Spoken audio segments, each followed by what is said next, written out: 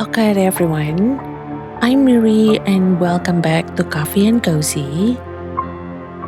In today's video, we're continuing our adventure with Kejora, Jaka, and Guntur in this beautiful hand-drawn game, Kejora. And before we begin, I would like to give a huge thank you to SoftSource for sponsoring this video. Thank you so much for collaborating with me on Kejora. And of course, a special thank you to Nat from SoftSource for reaching out to me and for making this collaboration possible. And along with that, if you enjoy cozy and relaxing playthrough like this, don't forget to subscribe to the channel if you haven't. Give this video a like and feel free to share it with anyone that you think might need something calming to accompany their day. My goal has always been to bring more cozy and relaxing playthrough to this channel, all created with the same dedication and passion I have poured into every game I have played so far,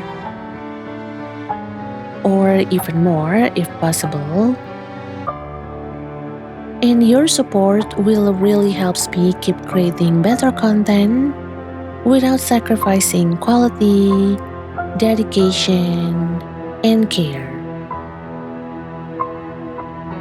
But for now, as usual, it is time to caffeinate yourself, make yourself comfortable, and let's continue from where we last left off, which unfortunately is not the safest situation for us. So I believe I might need a little bit of luck for this one.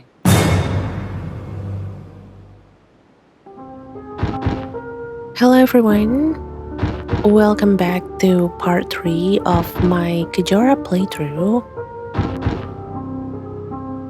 First of all, I'm really sorry if this feels like we are immediately thrown into a dangerous situation with zero warm-up. I mean, I believe you all can see that behind us right now, we got two monsters walking back and forth. I admit this is not the best way to start a video, to start a playthrough, but this is exactly where we left off in part 2. So we are literally picking up right from the middle of the war zone, from the middle of the chaos.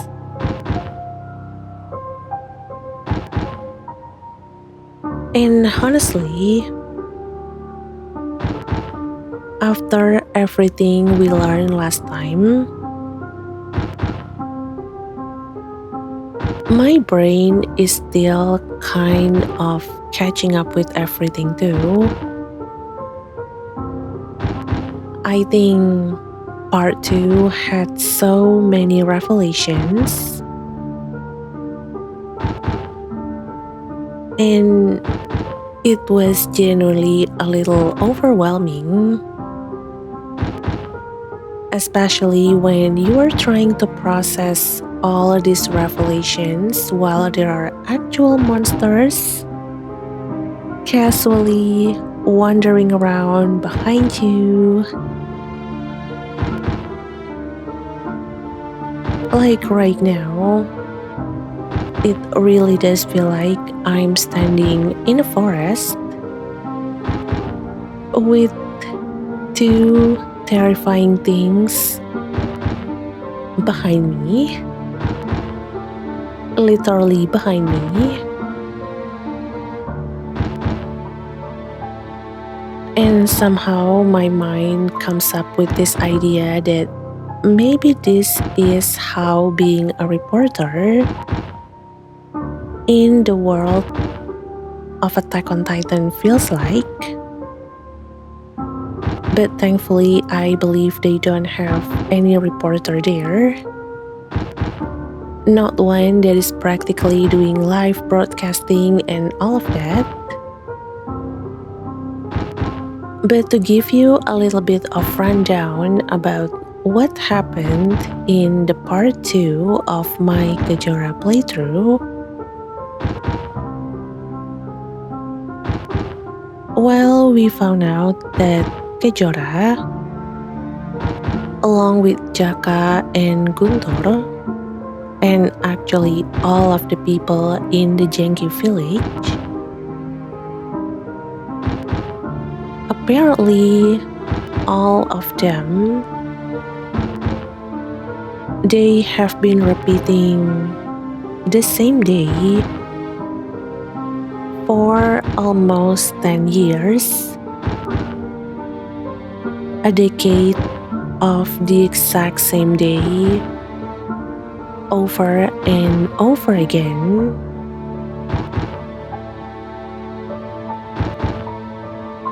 And the reason we even know that is because the game decided to reveal that to us through Aditya,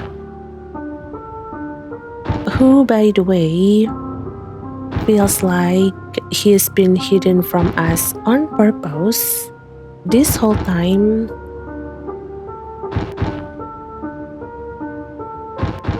And now that he's here, he tells us the truth. He gave me personally an emotional damage with his look. And he told us that he comes from the present. He actually does not belong in this time. And he was also kind of, well, showing off his smartphone to prove it to Kejora, Jaka, and Guntur that he is not from this time. And now here we are, about to check out that abandoned village that Aditya mentioned might possibly have some clues about the spell that is causing this whole time loop. But as you can probably tell from our current situation right now, getting there is not exactly going to be straightforward, smooth sailing, or in this case, maybe smooth walking.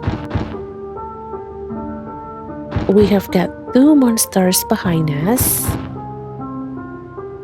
So for now, we are just going to focus on sneaking past them and hopefully not doing anything stupid. And I will be honest, I might sound very calm right now, but I am still very scared of them. So please, wish me good luck, and I do hope that you enjoy my playthrough of Kajora so far. And of course, I do hope that you are going to enjoy this video too. But for now, please pray for me.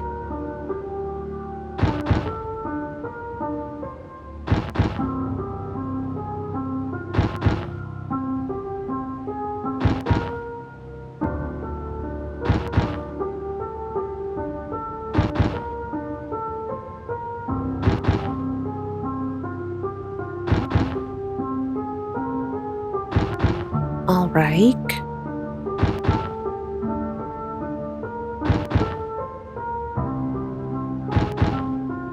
Let's wait until they are a little bit far.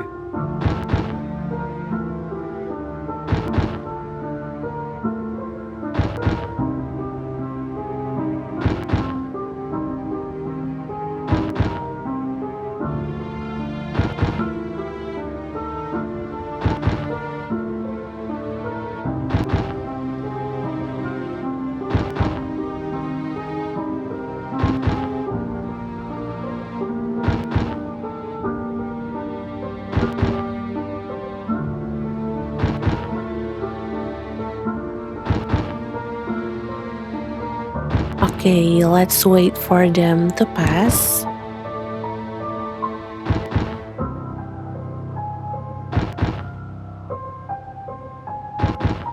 And I think we need to get rid of those twigs in front of us. And I'm not sure if we can hide behind that trunk, but we will see.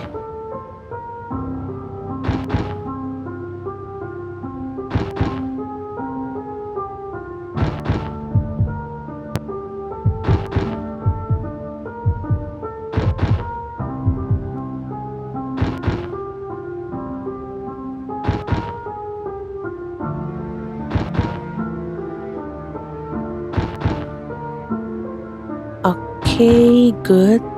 We can hide here.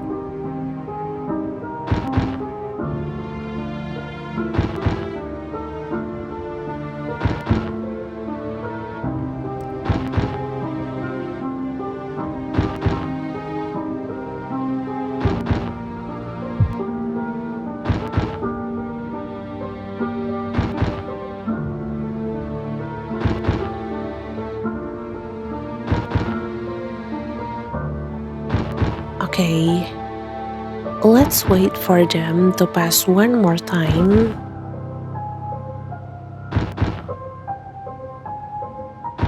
I'm sorry, but I want to be really careful with this.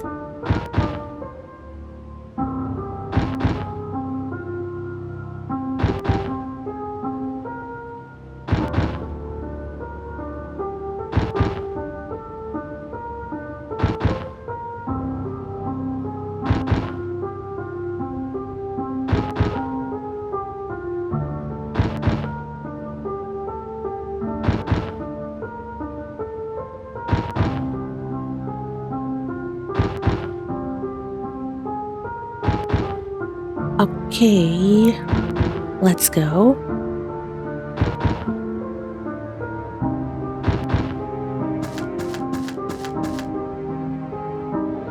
Oh, okay. Okay, we made it. We managed to get through them.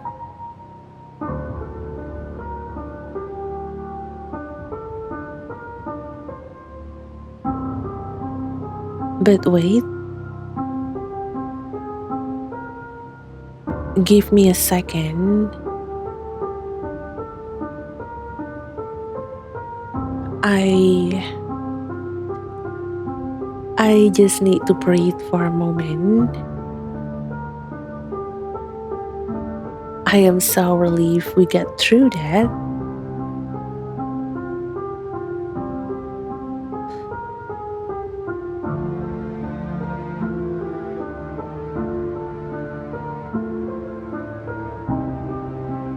But yeah, stealth gameplay like this is honestly not great for my mental and emotional well-being. It really gets to me.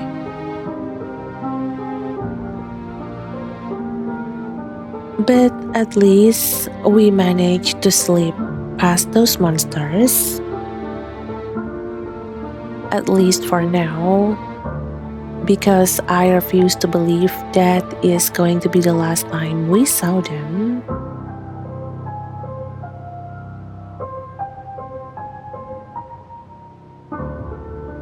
But alright,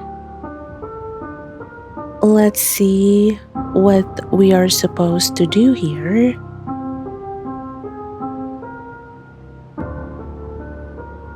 Do we need to set up a trap for them?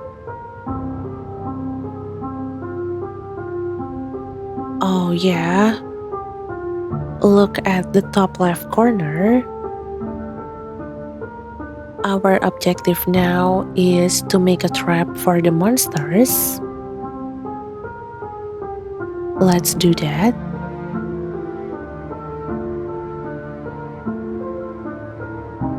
But where can we make the trap?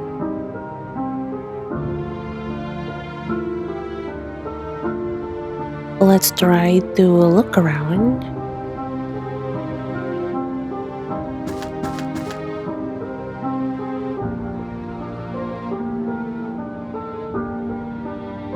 Oh, there is a path here. Let me check it out.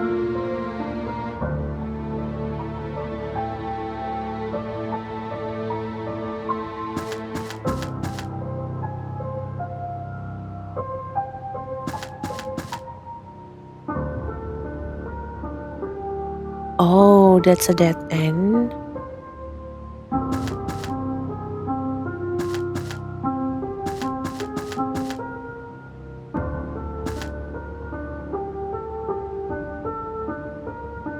And over here,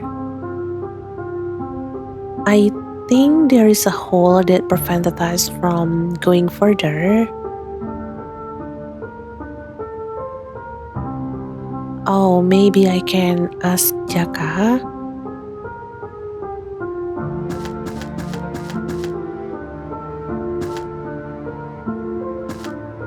Maybe here.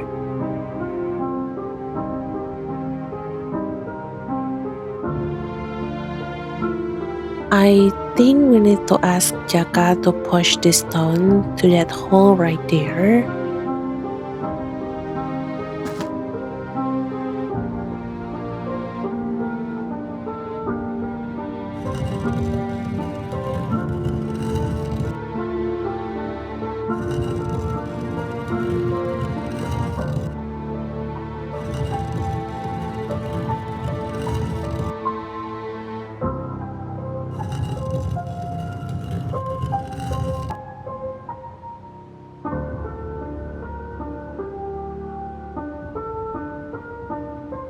Wait, that's it?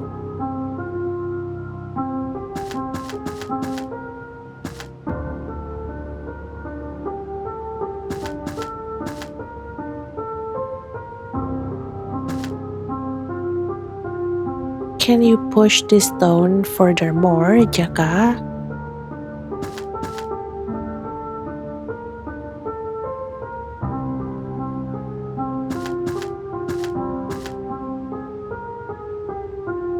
No? Okay then.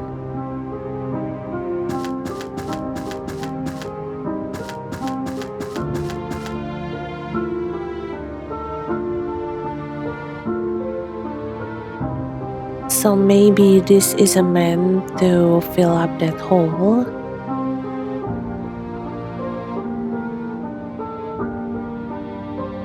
Okay, but let me push the stone again from the other side because I can't go back to the previous area now.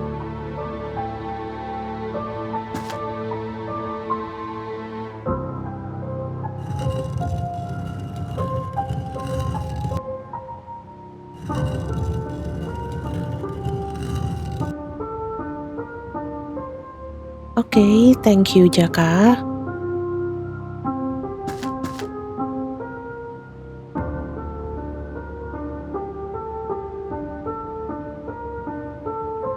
Let's see.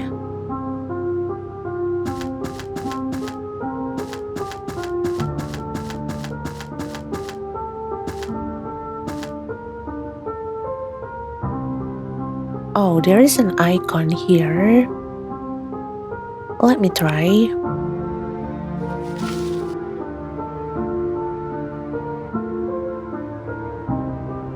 Eh? What are you doing, Kejora?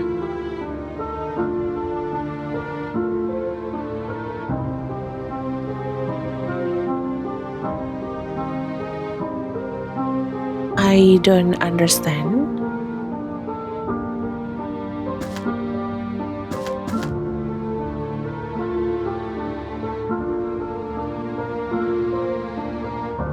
Do I get something from doing that? No?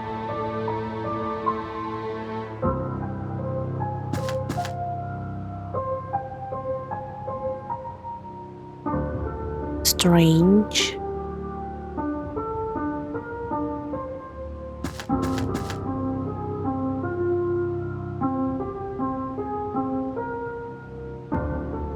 Oh, but I can also do the same to this grass. Wait.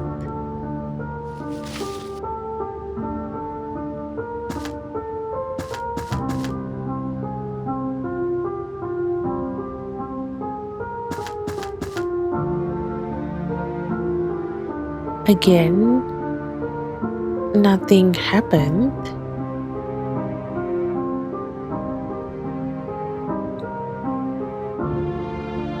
Wait, maybe we need to find something so that what we are doing with all of this grass are going to make sense later.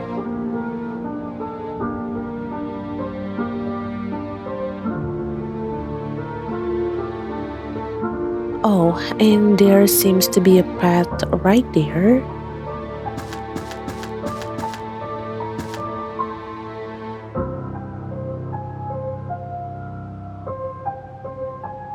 And wait,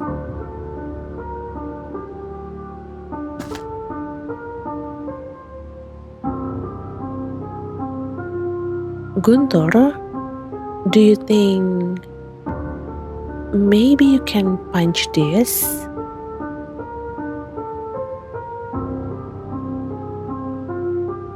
Actually, no, I think it looks a little bit too sharp, but let's try.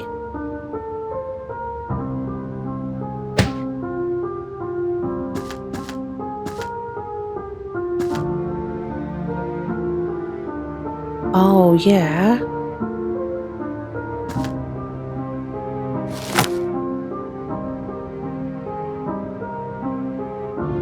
And we got, well, a twig.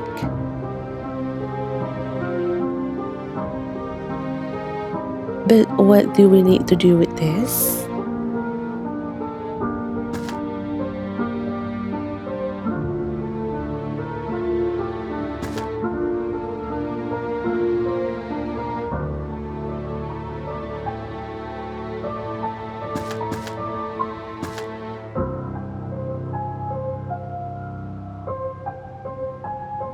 Oh, wait, there is a puzzle icon.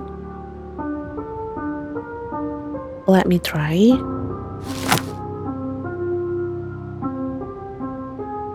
Like that.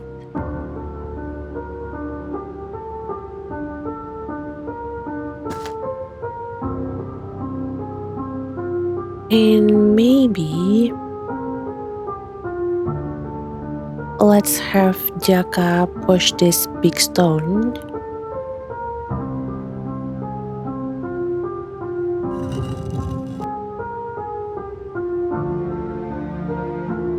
Oh, okay. Oh, do you think we can take that with us? It looks like a snake, but I believe it is not.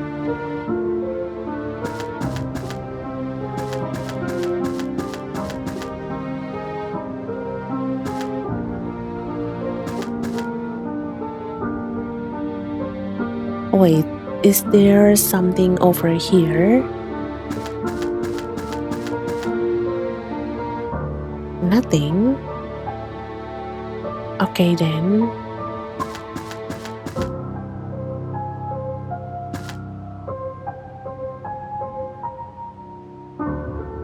Let me see. Guntur?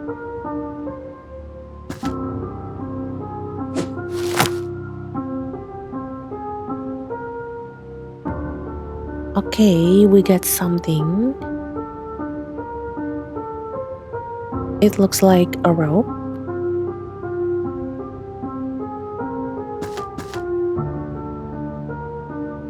Let me try to bring it there. Over here, no?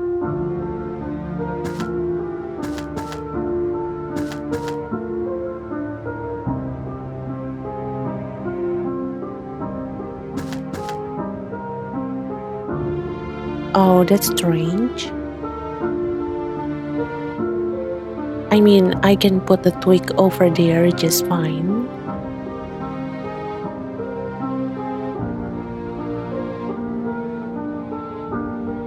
Do I need that stone back?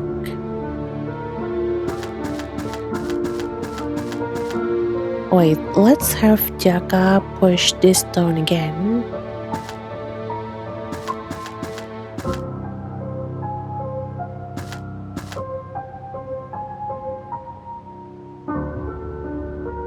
No, he doesn't want to push it.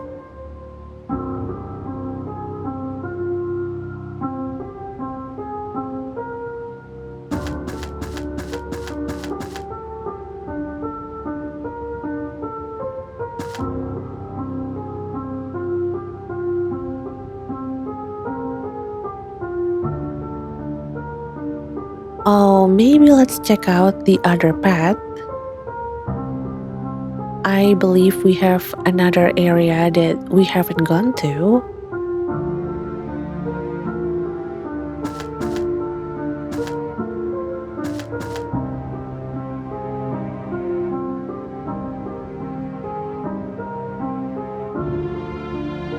Oh yeah, this way.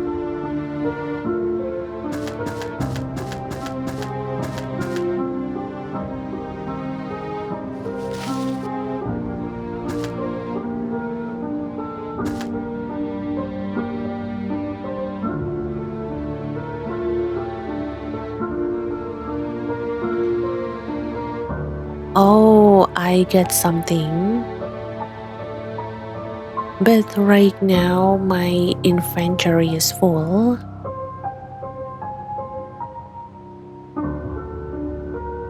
Wait, I think I saw that puzzle icon just now.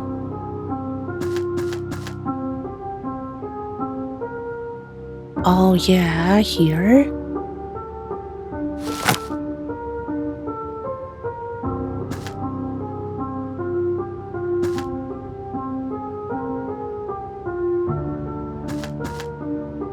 So now can I pick this stone up? And can I put it right there?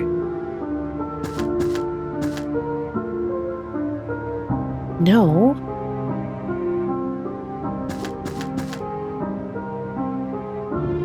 Okay. Oh wait, I see another icon. Here.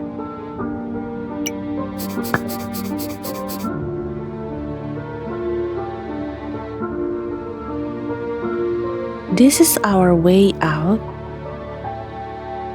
But how do we lift this big lock?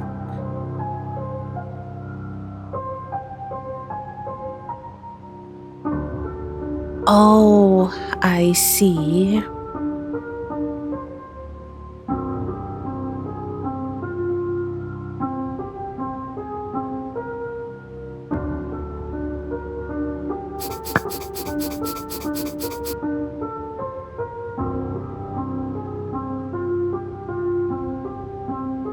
Hey, I have an idea. What if we lift it up with something like a rope?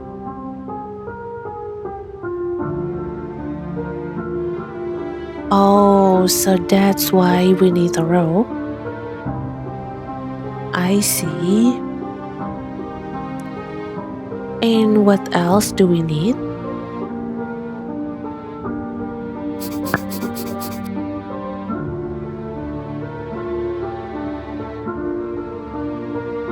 Oh, so we can pass underneath it, right? That's true.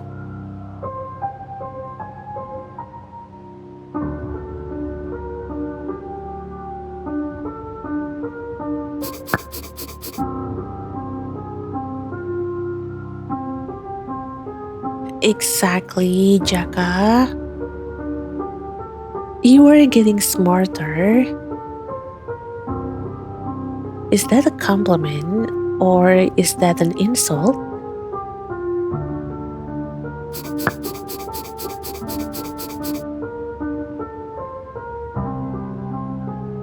Anyway, that's a great idea. Let's find some rope and a stick or something to tie it with. Okay.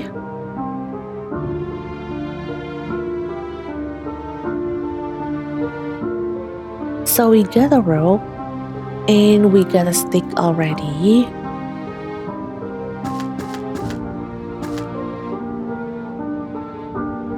But I think this is not enough.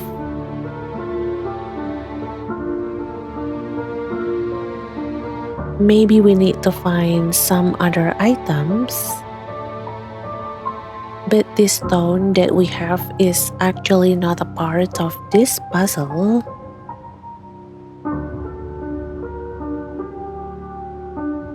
So I wonder where can we use this?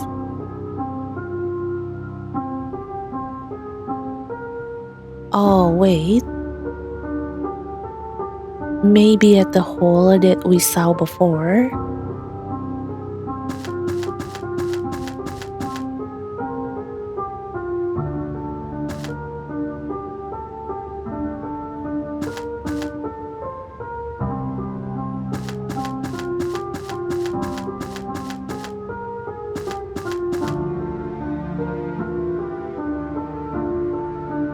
This one? Oh yeah.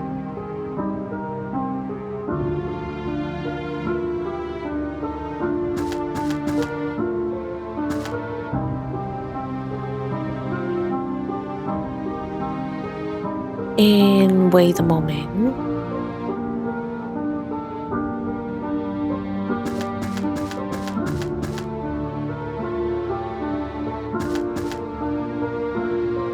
Maybe let's have Jaka push this again.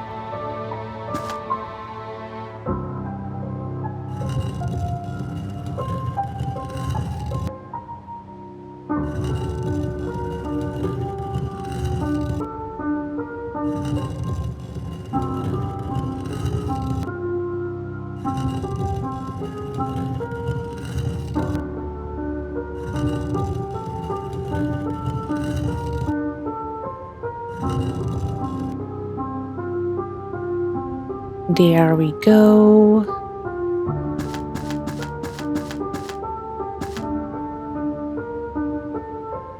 Oh, and I can pick this up again.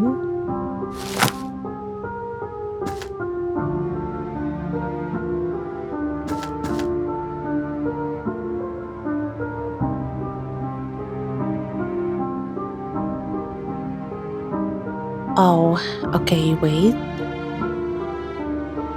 I think we need to use this stone to fill up that hole so that we can push the stone on top of it.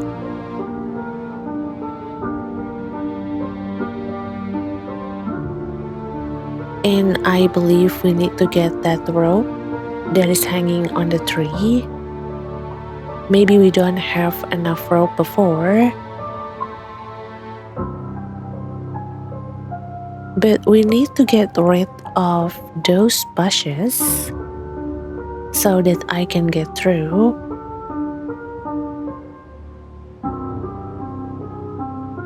Oh, maybe. Jaka?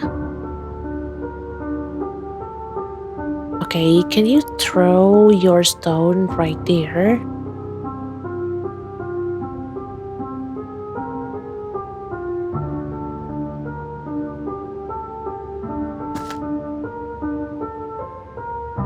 I think we got rid of that.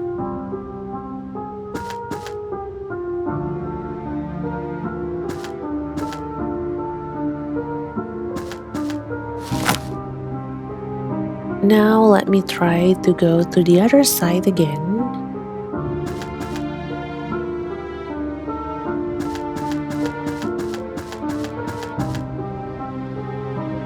Oh yeah, look. Now there are no more bushes right there behind the stone.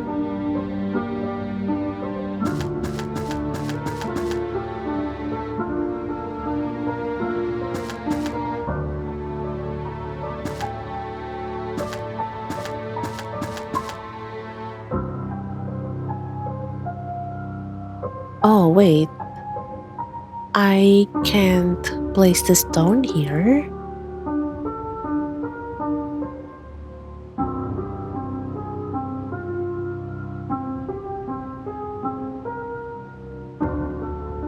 So I just need to push the big stone. There is no need to fill up the hole.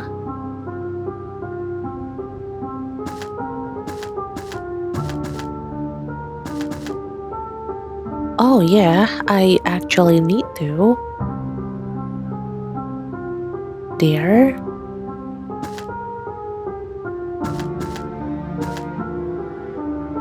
And now Jaka.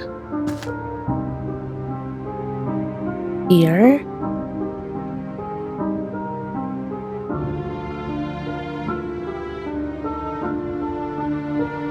Alright.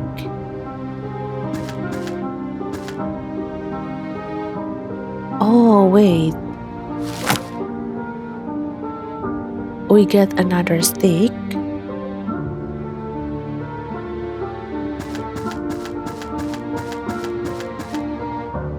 Let's place it here then.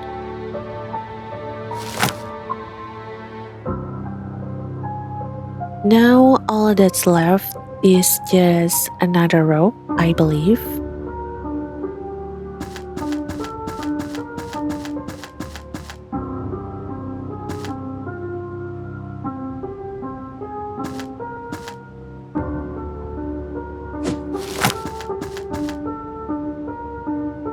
Okay, thank you, Guntur.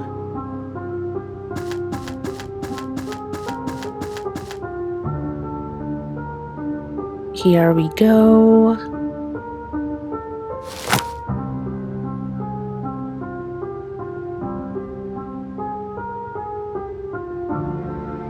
Okay. I believe now we can go through.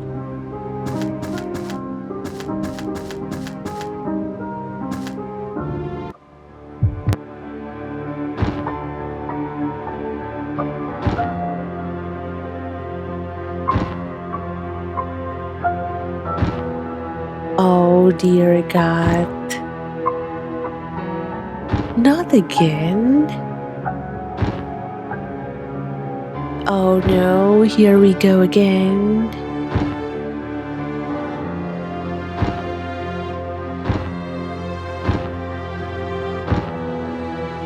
We have two of them. Okay, let's be careful.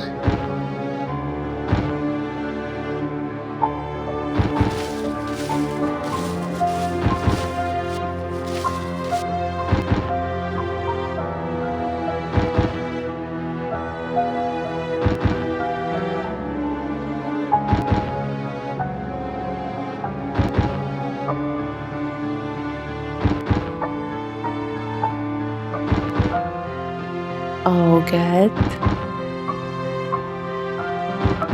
I'm really bad with stealth gameplay.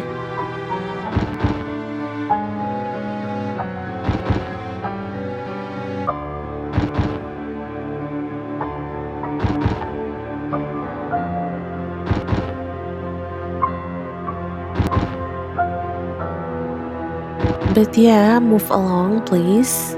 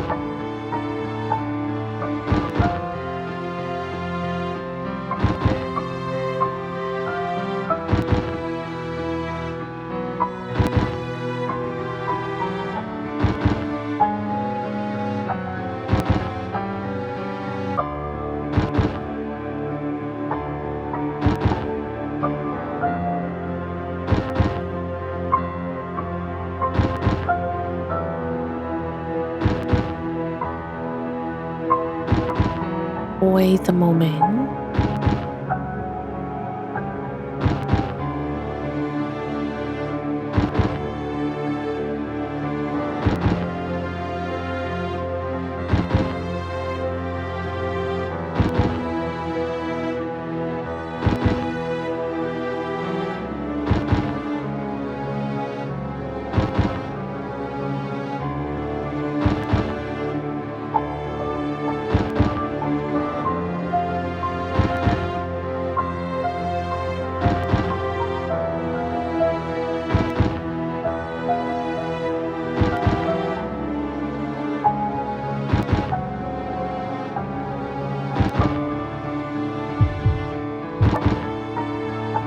Oh, careful.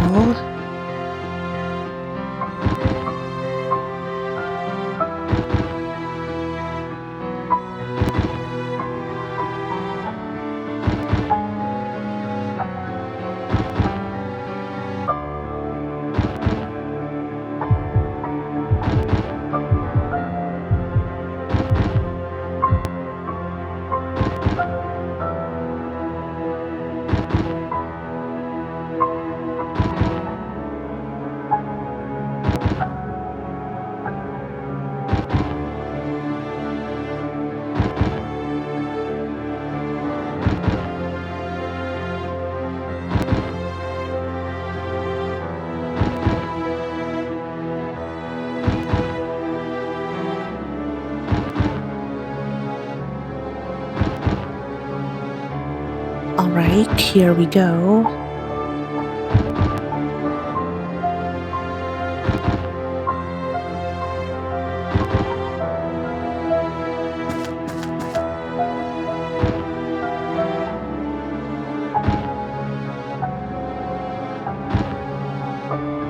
Oh no!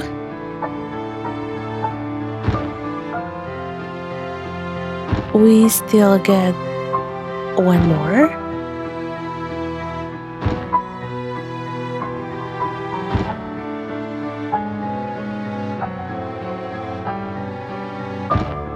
Wait, are you sure you are alone?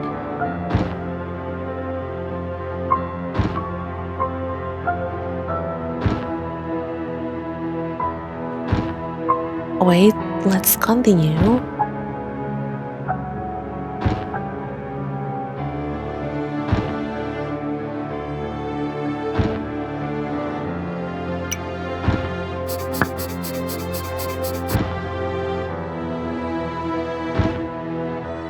Of course, it is not going to be one monster.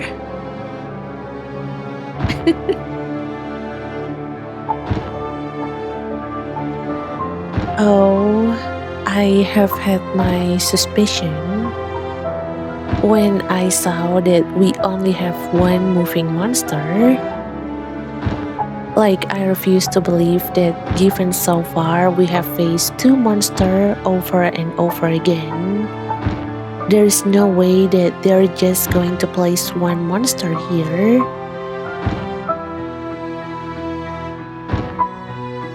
But well, turns out that monster, the other one, it did not move at all. It is blocking our path. I agree with what Jaka said. So what should we do?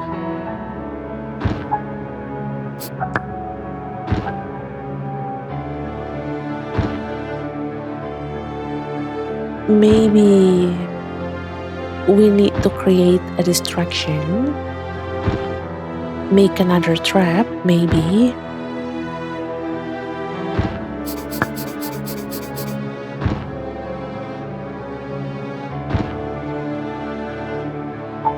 But Mr. Aditya told us to move in this direction.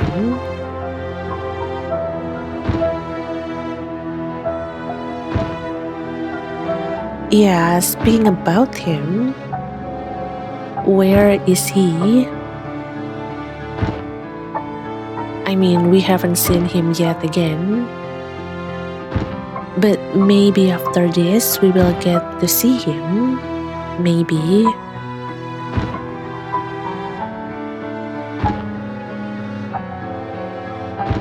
But well, let's continue first.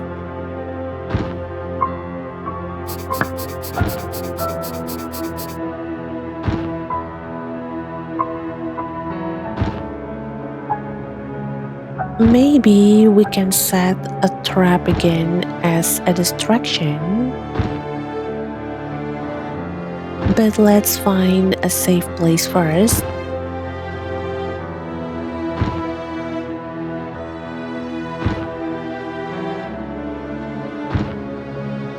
Safe place.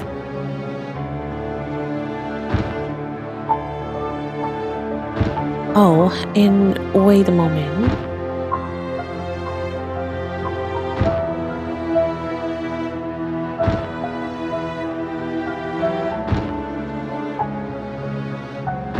Why there is a question mark right there?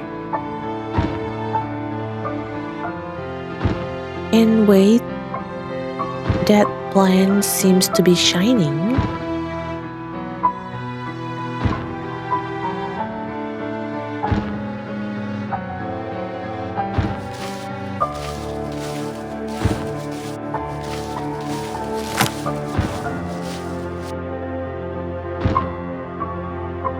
Oh, I get a leaf.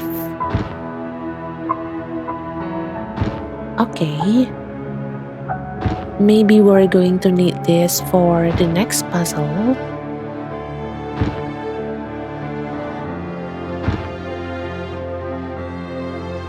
And let's check out the question mark that we have over there. Let's wait until this monster turns back.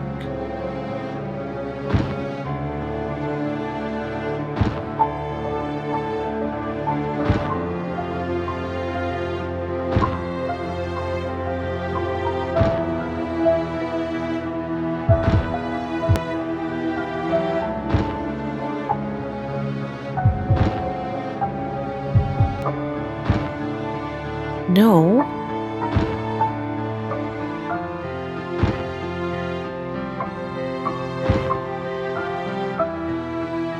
The question mark is not there though.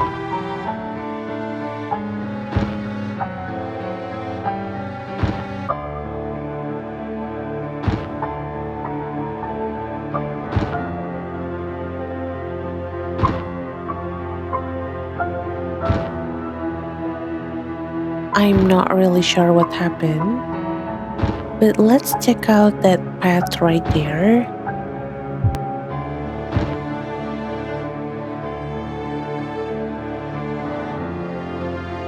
Oh, okay.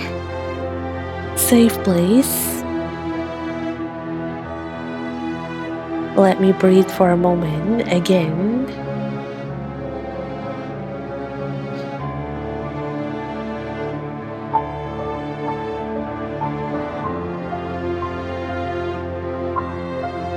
Okay. And let's see. What do we have here? Oh, a bear trap?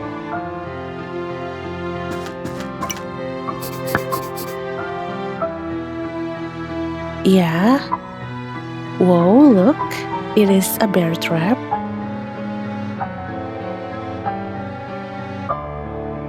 Oh, I think I know what we need to do. So I think what we are going to do is we are going to set up this bear trap and we are going to hide this bear trap with this leaf that we picked up. And maybe that question mark that we saw earlier, I think it is probably the spot where we are supposed to place it. Like a marker. maybe for the trap location. I mean, it is either that or we are meant to place the trap closer to the monster, the one that is still walking around, so that maybe it gets caught in the trap and maybe it is going to get hurt. And maybe the other one, the one that is practically blocking the road, maybe that's going to alert that monster, and maybe they're going to finally move away from their position right there. But I'm not sure. Let's see what Kajora plans to do with this bear trap first.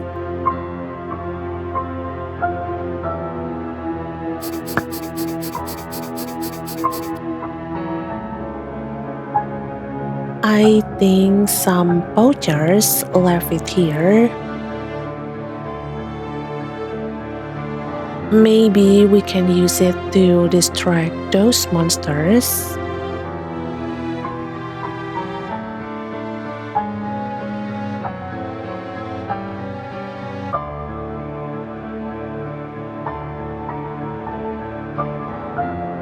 But I'm not sure I can open it with my bare hands. It looks dangerous. Yeah, exactly, Jaka. Please don't open that kind of trap with your bare hands. Don't do that thing horror movie characters most of the time like to do. You know, those desperate little move that makes you want to yell at the screen? Because it's like, do you realize how dangerous that is? Do you realize you could literally hurt yourself? And you are possibly going to let out a scream because it is hurt and it is painful. And of course, those monsters are going to be notified because of your scream, and they will come running at you. So yeah, let's not do that. Thank you, Jaka, for noticing that. We are going to be smart for once here. We are not going to do that.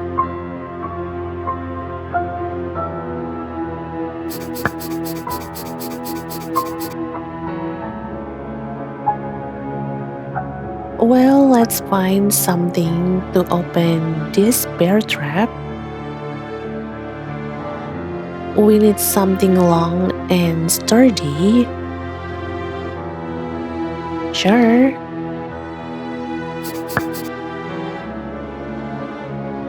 Yeah, I can do that.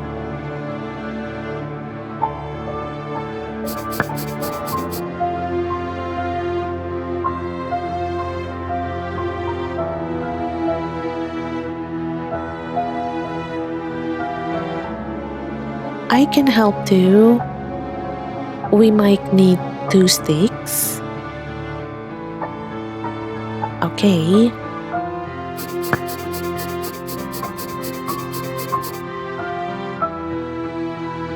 Oh, I think we will also need a leaf to carry it safely. I have one, don't worry. I come prepared. No, I'm not. I just saw something sparkling and thought that I should check it out. But yeah, I don't want my hand getting caught in this trap. Don't worry. We are going to use this leaf that I brought with me.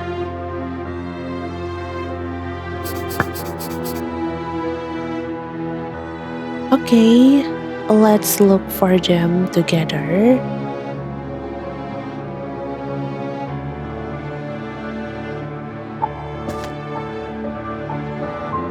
First of all, let me place this leaf right here.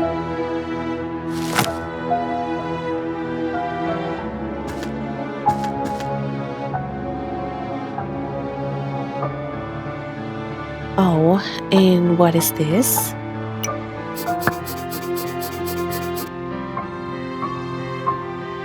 Oh yeah, I need something to pry open the chain so I can carry the strap.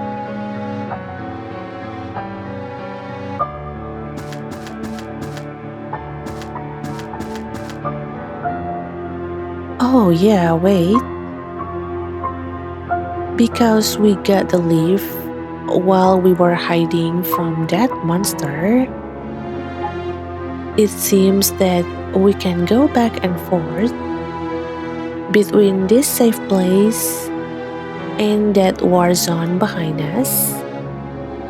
I'm sorry, I'm calling that war zone because whenever I go and I saw those monsters, I really feel my anxiety spikes up. Like it is so intense. I am so nervous being in the vicinity of those monsters. But let's see. Hopefully we can find maybe a stick or maybe something like that around here.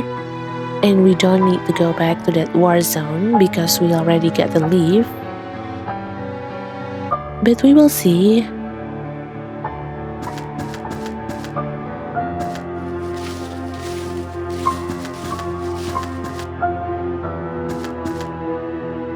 Can I use this? No.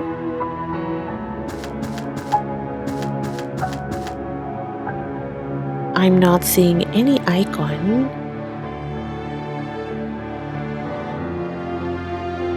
And there seems to be a stone right there.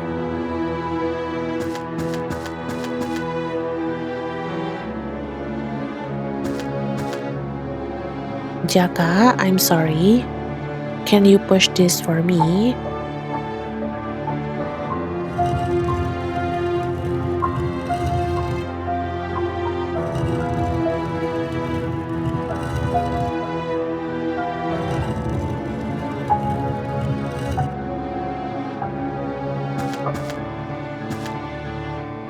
Let's take a look inside this grass.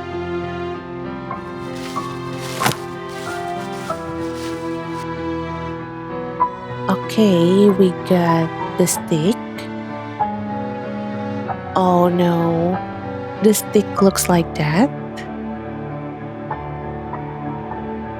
I'm pretty sure I saw one in the previous area. But maybe it is just my feeling. I mean, one stick should be enough, right? Wait, let me check.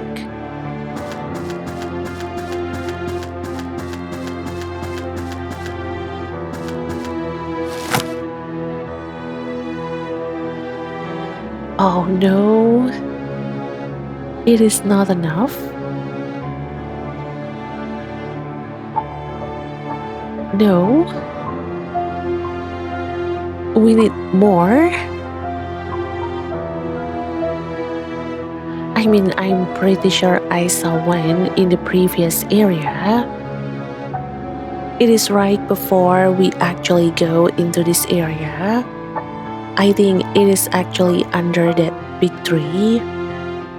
I'm pretty sure I saw one. But do I really have to go back there? Wait, let me try to check again on the other direction. I refuse to believe that I have to go back out there again into the war zone.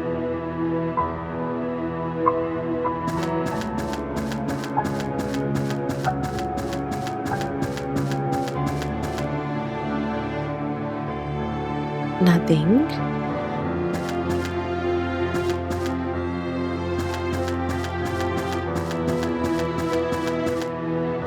And I can't even get any stick from here. Oh no. And yeah, actually, can we not talk to Jaka and Guntur anymore? Like previously, we can actually have a separate conversation with them. Like I can just summon them and I can actually talk to them. But I believe ever since getting out from the cave, I haven't been able to talk to them. I haven't been able to talk to them separately. Wait, let me try.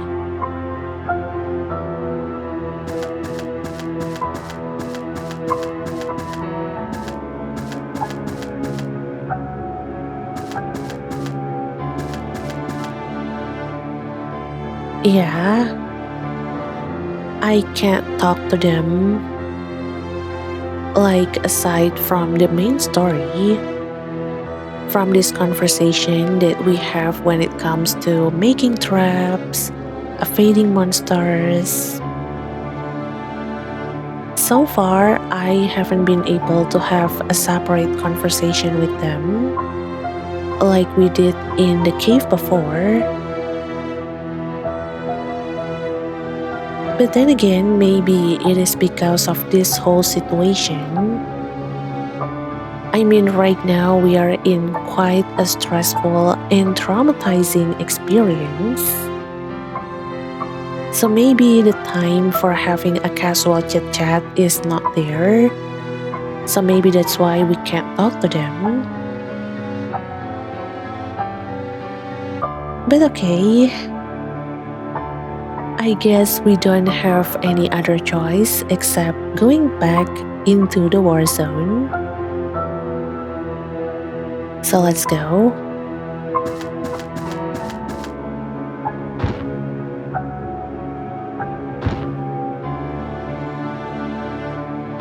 Here, this is the stick, right?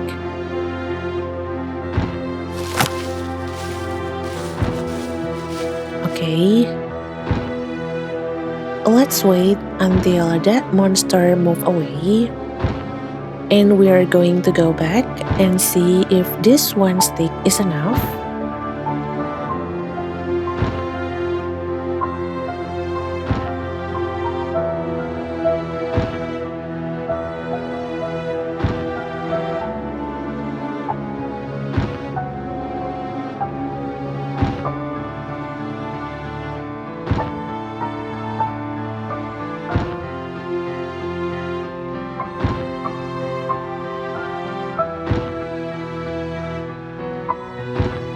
Okay, let's go.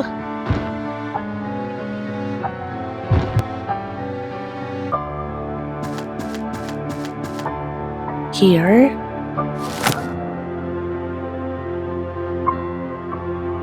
Oh, there we go. I believe this should be enough. Let's go back to the previous area again.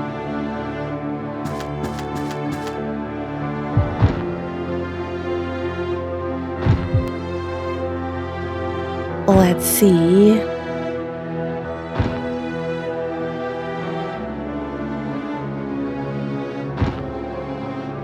I'm pretty sure I saw the question mark around that red plant.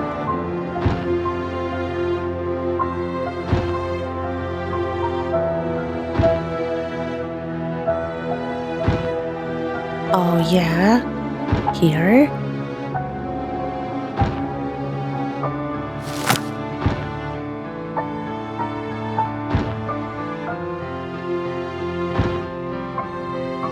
Now we just need to wait for that monster. I believe it is going to get caught in the trap and it is going to alert the other monster. Oh yeah, there you go. Just a little bit more.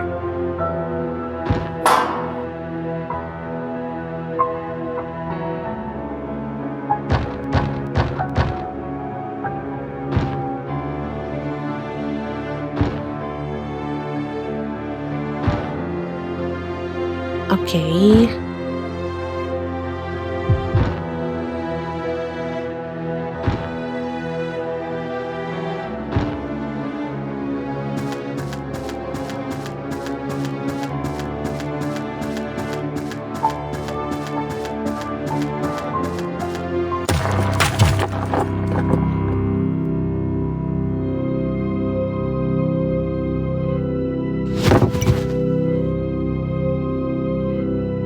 Oh no.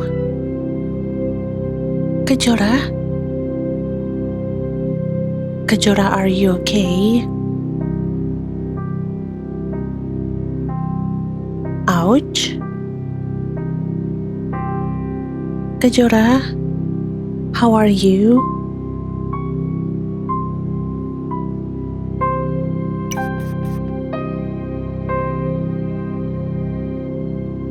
I fell quite far. Luckily, I'm okay. Oh, thank God. Good to know that you are okay.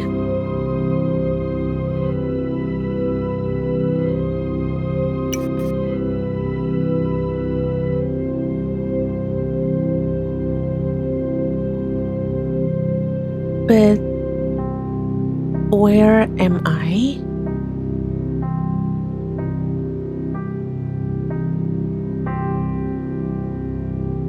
Oh, Kejora.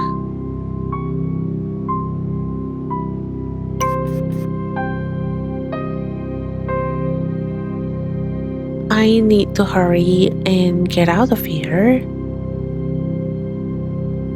I agree.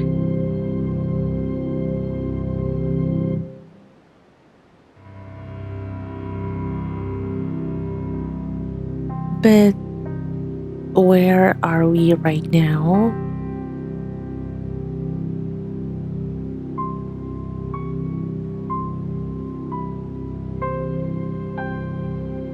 Honestly, I'm really grateful that Kejora is alright.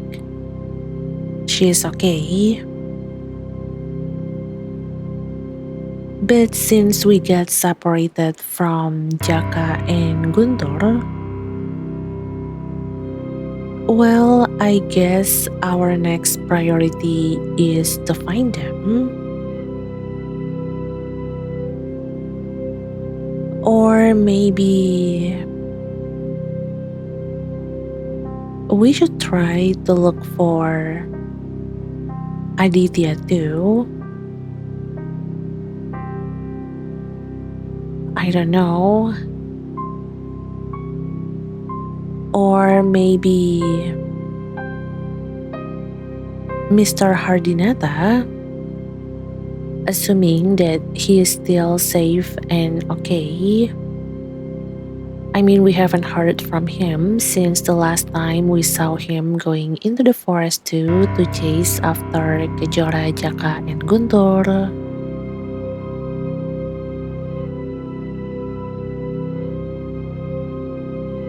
I'm not sure yet, but I definitely can't shake this feeling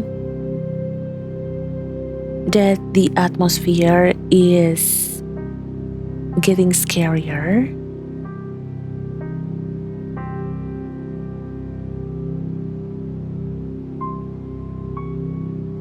I mean, we literally just escaped all of those monsters. And now we are all alone, separated from Jaka and Guntur. I mean, I understand that in a horror game or movies, I think it is actually a mandatory to always has that sequence, that time period or that scene where you have to go through everything by yourself. So maybe that's what we are doing right now. This is a mandatory requirement for every horror game or for every game with a little bit of horror tendency. But alright, let's just start moving. Although I'll be honest, I don't like this. I don't like how the background music is actually getting maybe a little bit more creepy. It's making me nervous. But okay, let's keep going.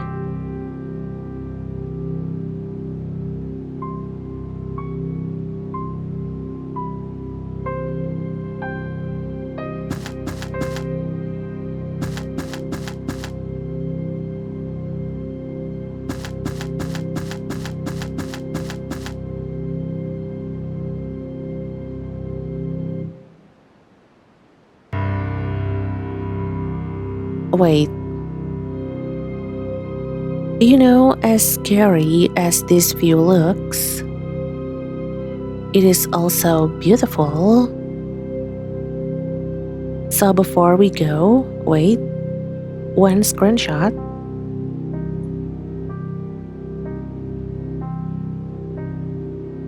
Alright.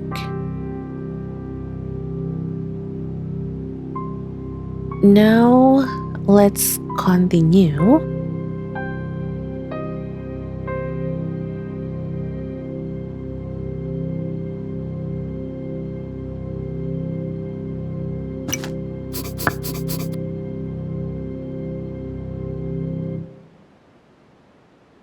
Oh, we got a dialogue, okay.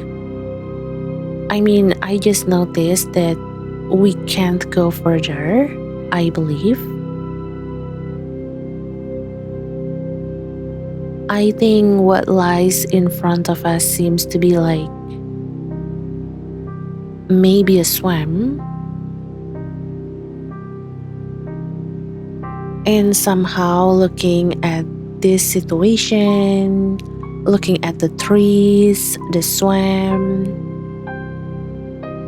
it reminded me of my Valheim experience. I don't know why it suddenly comes up to me, but I get reminded of my very traumatizing experience in the swamp. I believe it is the third biome in Valheim. But well, oh shoot, I am all alone. We, Kejora, please include me. We are alone.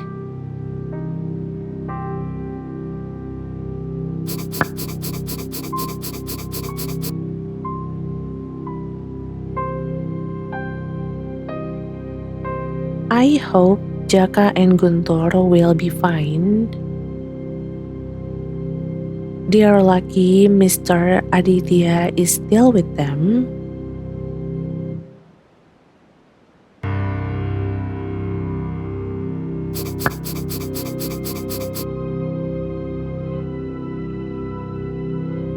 But those monsters are still back there. I can't turn back.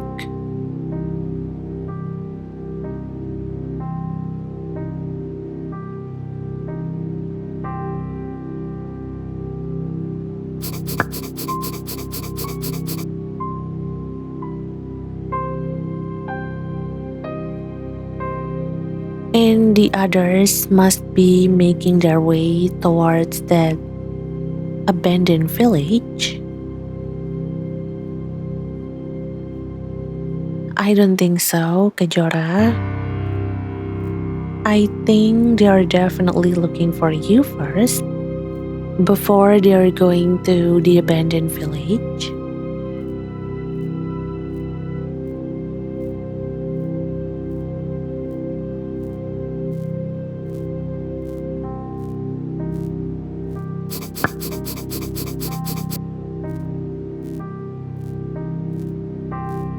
If I get through this swamp, Oh yeah, I was right.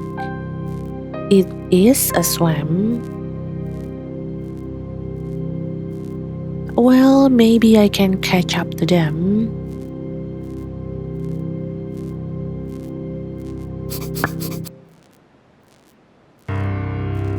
Might be safer too.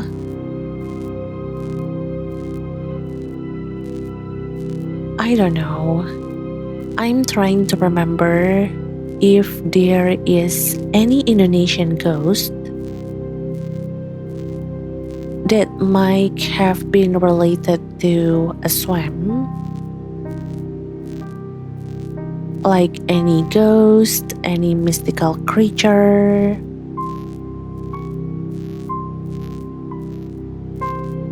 But honestly, I don't think we have one.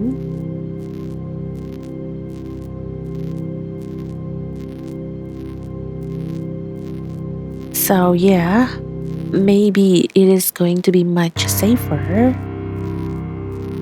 I mean, rather than going back and facing all those monsters. Like, I don't want to do that stealth gameplay again.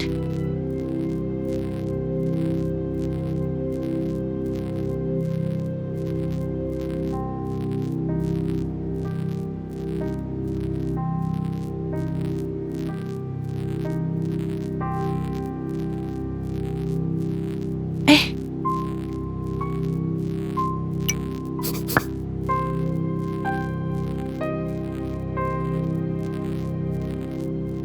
ya ampun. Eh,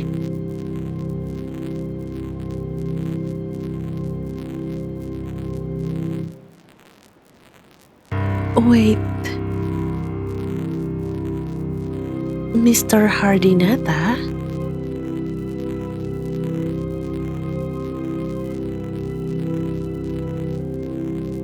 Oh my god. He looks like he's in a really, really bad condition. For a second,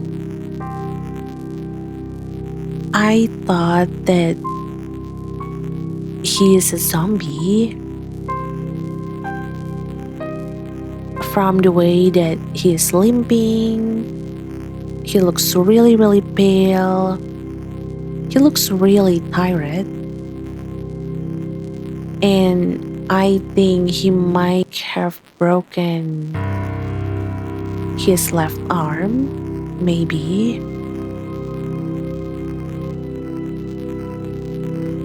But Mr. Hardinata, are you okay? Oh no. I don't like that we are meeting him here.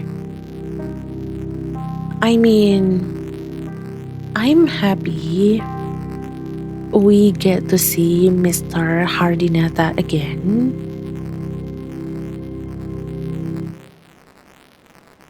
But considering what is going on right now, and the fact that it is just the two of them, Mr. Hardinata and Kejora, this really feels like a bad recipe for something to happen. Like, trust me, this is the kind of setup that never ends well.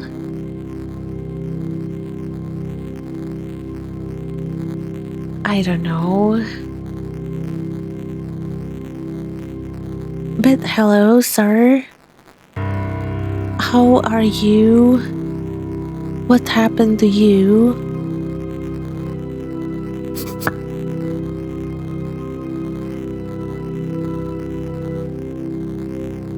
Kajora? Yeah, it's her. Oh. He definitely looks like he's been through a lot.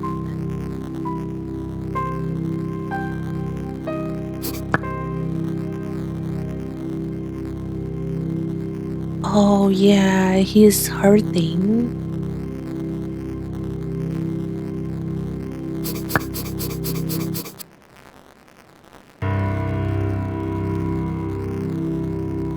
Where is Guntur and Jaka? It is. It is not safe here. We know, sir. We really, really know that it is not safe here.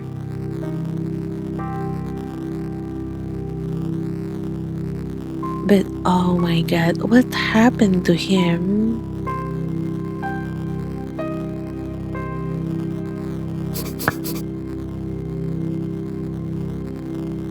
And yeah, they're fine. But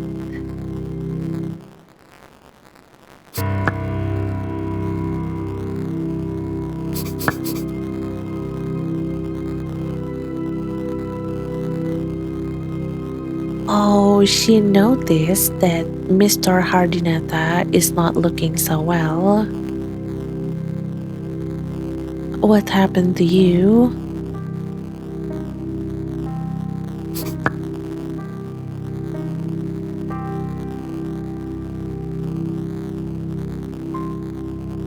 This is really painful. I think this might be the part where I finally starts crying. I mean, I'm a crybaby and I don't know, but looking at Mr. Hardinata's condition and knowing that he is still pushing through, trying to find Kejora, Jaka, and Guntur, and Mr. Sutoyo too, despite his injuries. Like, I don't know how to feel.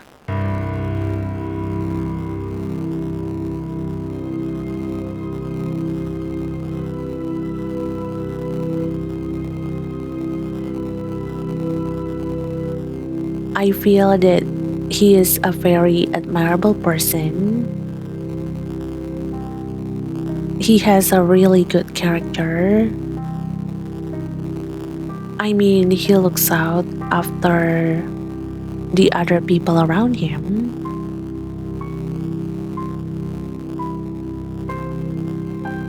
But then, seeing his condition right now,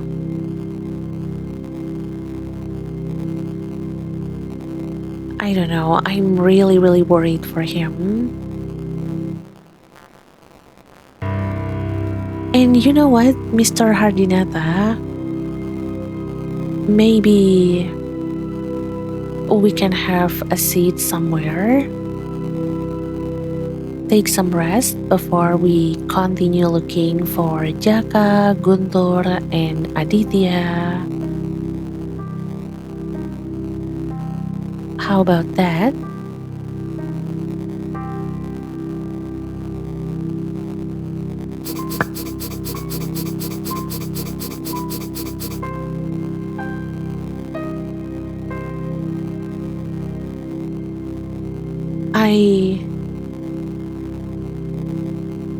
I don't know how to explain that,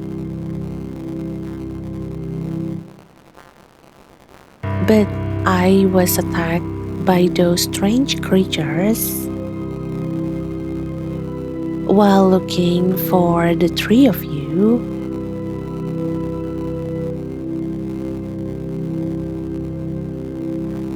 Oh, see?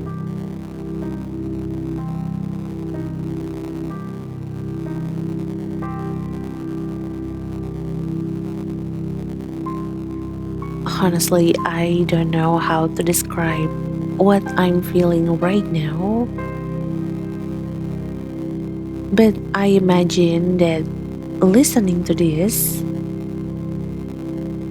I'm pretty sure that Kejora will feel guilty because since the three of them went into the forest, Mr. Hardinata followed after them, and now we have ended up in this situation and him in this condition.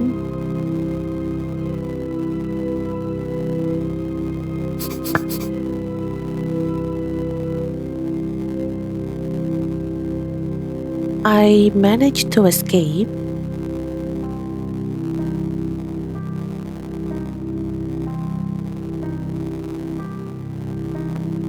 I see. I'm glad that you are able to escape, Mr. Hardinata. I really wish that we brought some medicine with us.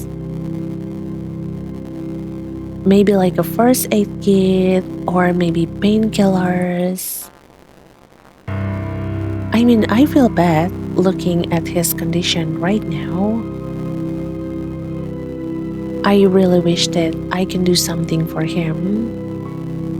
Unfortunately, I can't. But yeah, I'm glad that you managed to escape those monsters, Mr. Hardinata.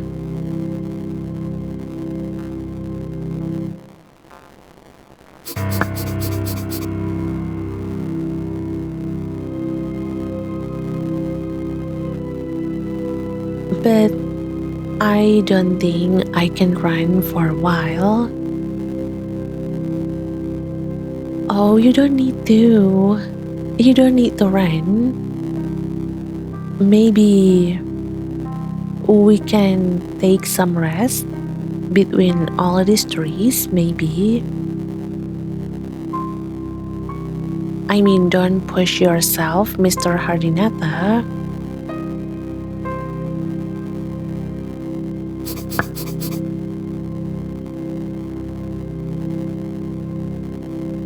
I'm sorry. It's my fault. There, she starts feeling guilty.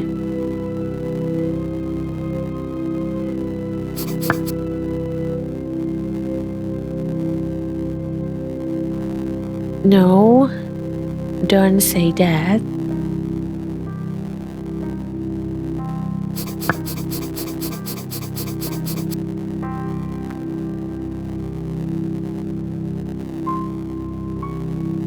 I already promised your parents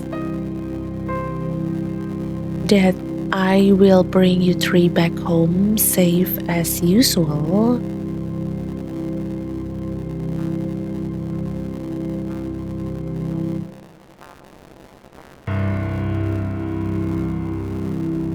Well, thank you, but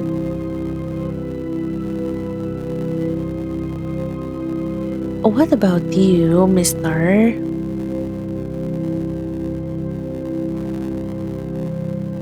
Have you promised your own parents, Mr. Hardinata, that you will come back home safe as usual too? I mean, caring about other people, looking out for them, protecting them, that's a good thing.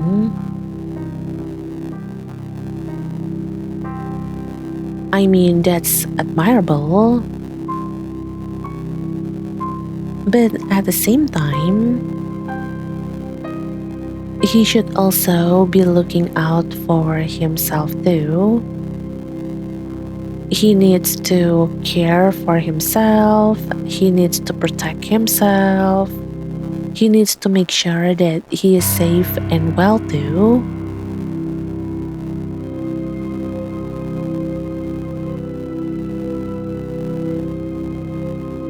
But, well, back to the conversation. Thank you. Thank you for making that promise with Kejora's parents, Jaka and Guntur's parents. Thank you.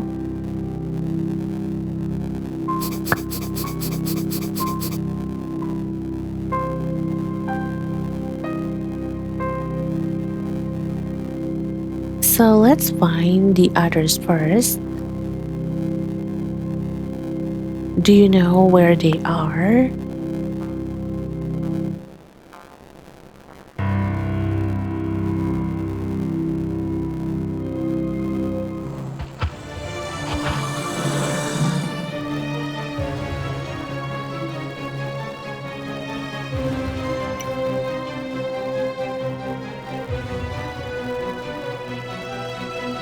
No.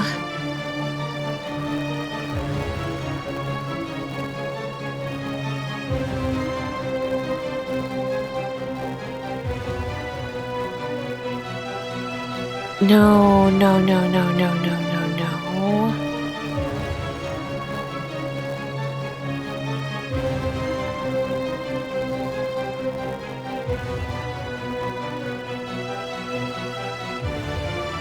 Oh no.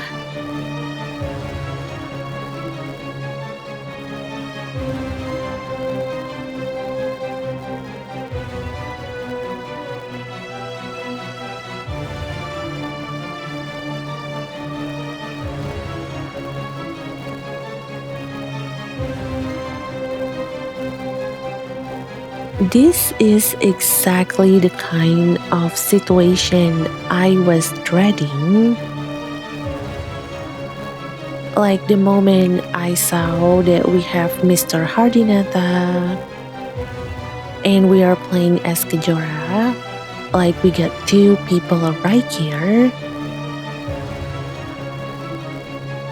Honestly, this is the kind of situation that I most dreaded. Like I have a feeling that this kind of situation is going to come. But I don't want to believe it. I don't want this kind of event to happen. Because you see, in this kind of situation, most of the time, someone is going to stay behind and the other one is going to be running away. And the moment I see Mr. Hardinata says, Kajora, run. Kajora, lari. Well, the moment he says that, it really feels like my biggest fear at this moment, it is actually coming true.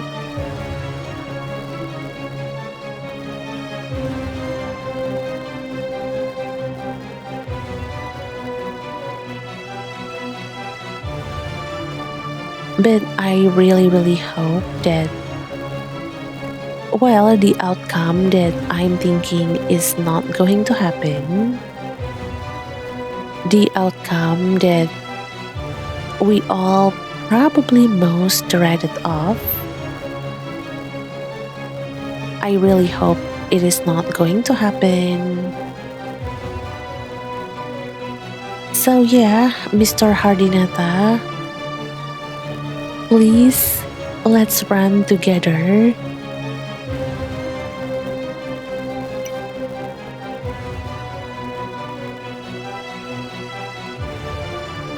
But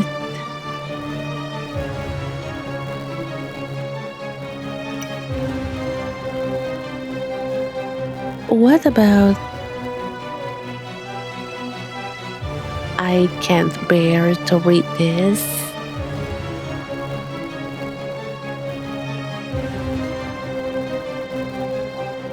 I can't. Oh no.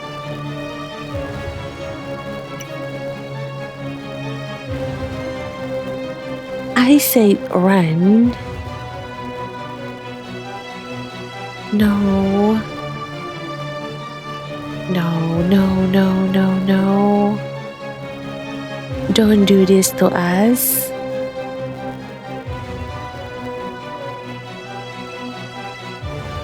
I'm actually afraid to continue to the next dialogue.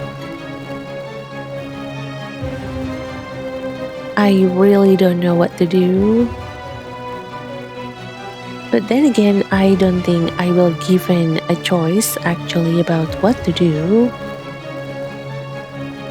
But please, Mr. Hardinata, let's run together.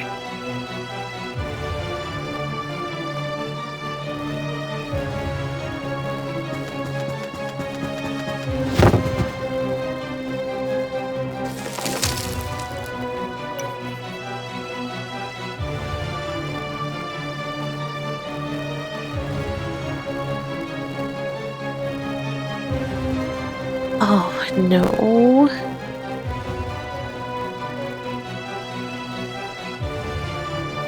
Well, I guess this is it.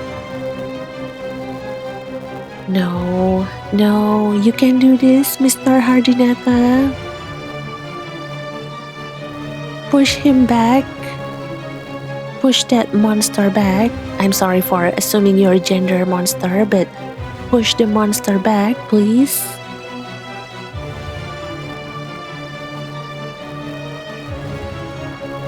No? Mr. Hardinata?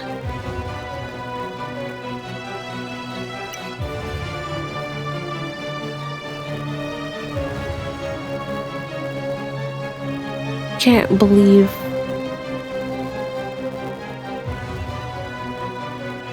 it would end like this.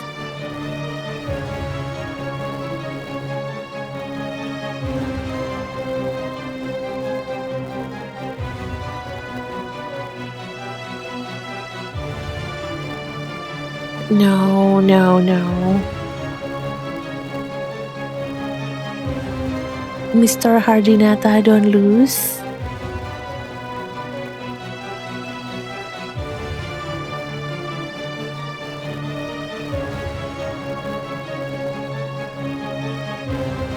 I'm really, really afraid to continue.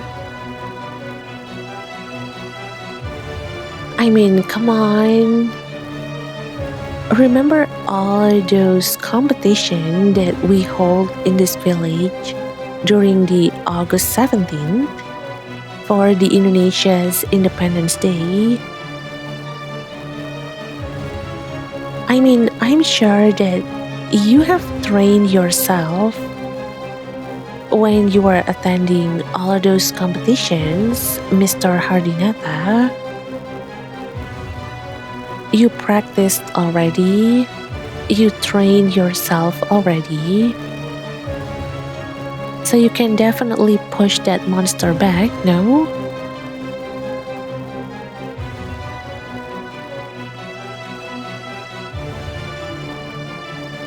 Oh no. Okay, I'm going to continue. Here we go.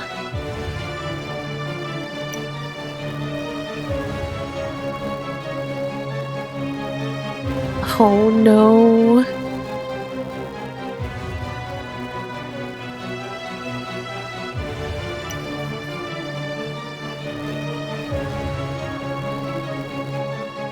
Why can't I think of any goodbyes?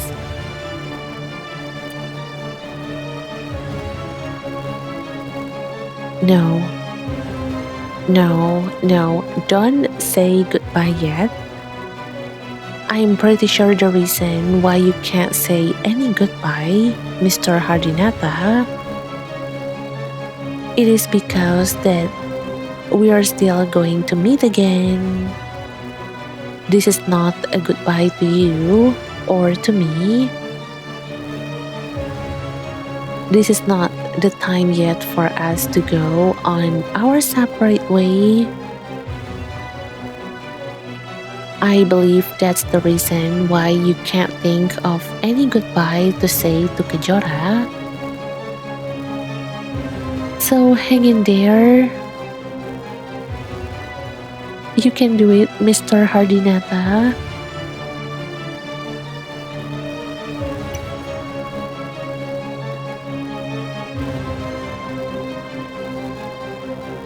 Oh, damn it.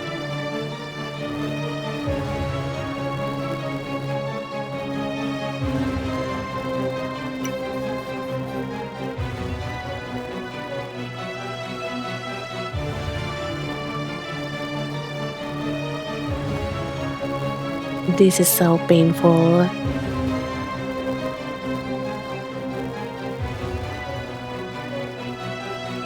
I could have left this village and gone to work in the city.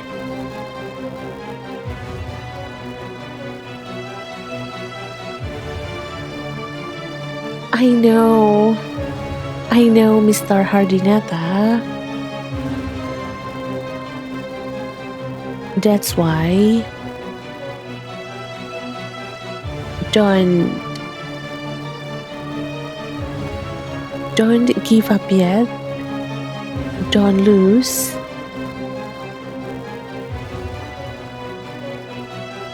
You have to keep living. I mean, I don't really know what is going to happen.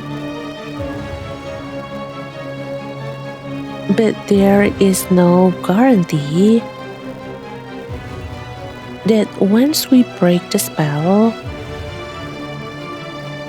everything will just go back to how it was before.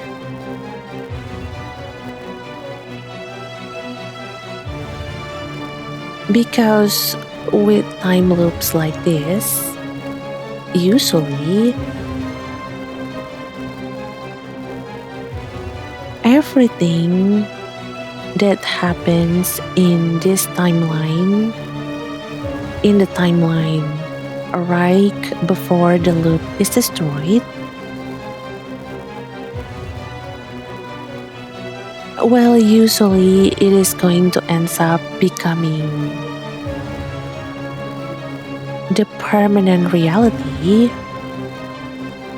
once the loop is finally broken.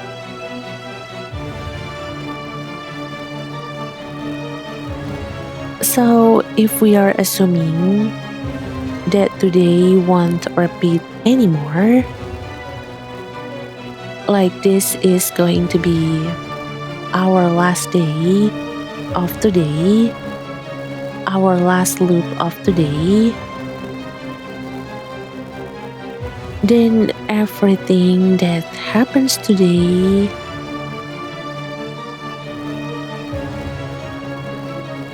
I'm afraid that it is going to become final the moment the spell is gone. So if Mr. Hardinata, oh, I don't want to say it, but let's say he passed away here in this loop, well, I believe that if we break the loop right now or soon after, but it is still the same day, it is still the same loop, well, then it is going to be a reality of him passing away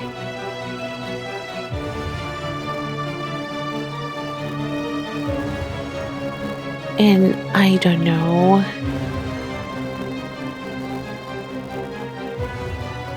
Oh no.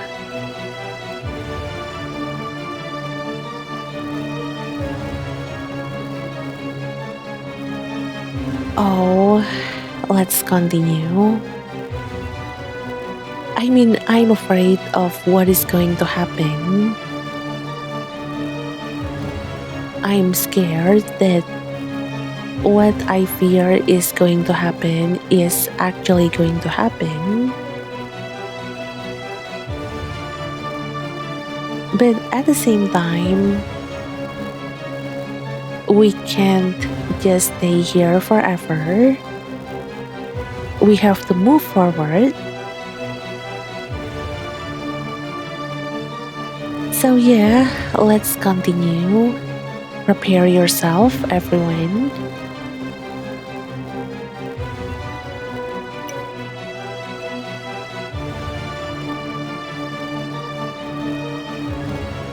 Instead, I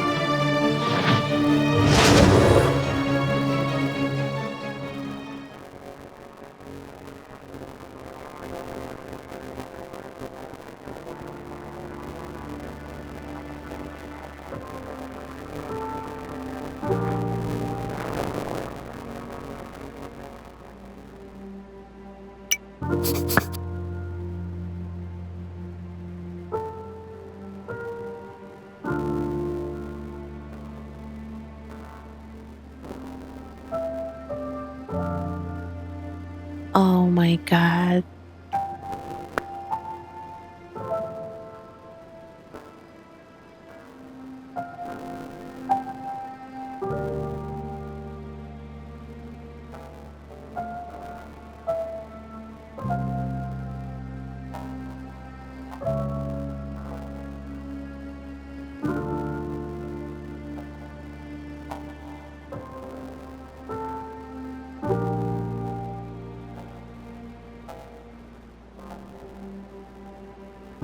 I'm sorry.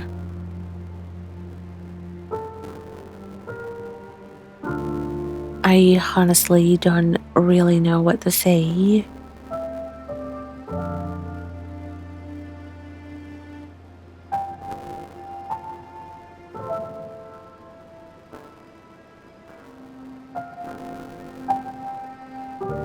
Like, there is a part of me that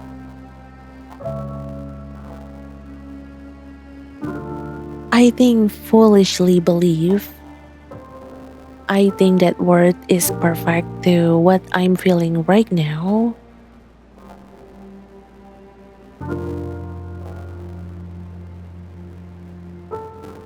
But honestly, I would like to foolishly believe that he is going to be okay.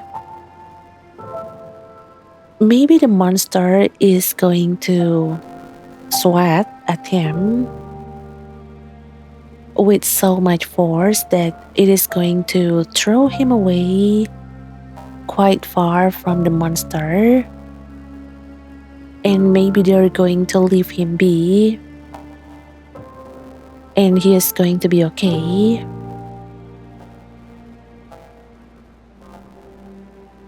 But I don't know. It is such a foolish hope. It is such a foolish scenario that I'm making inside my own mind. I'm copying right now. I'm inhaling copium.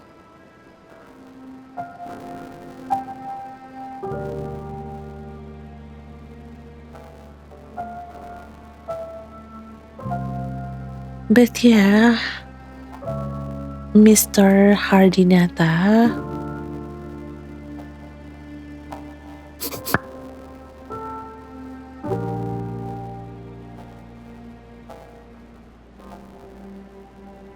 Oh, she's crying.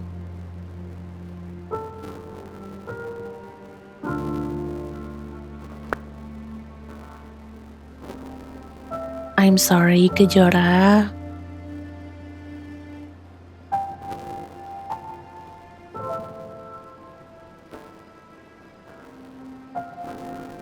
It must be very traumatizing for her.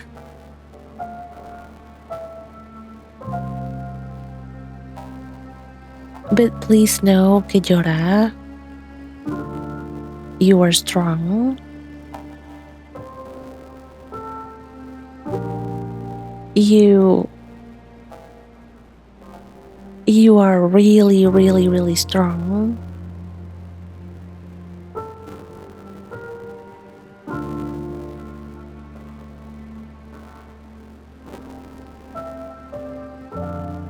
I mean, to be able to go through all of this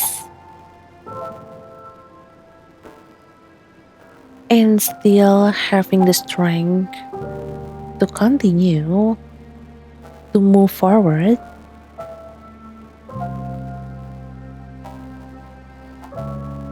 honestly, it is really, really admirable.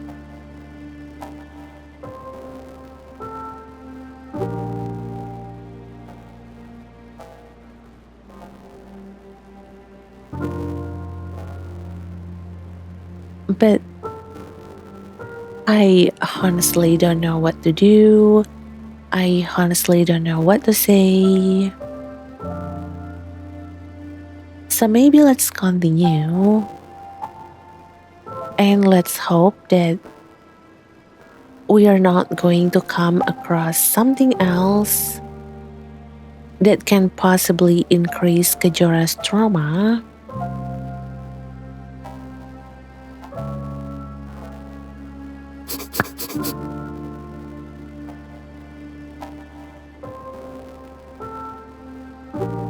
It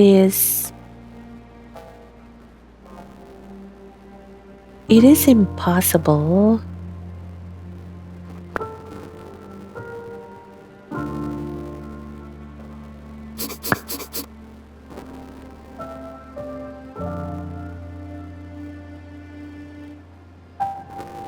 This must be a nightmare.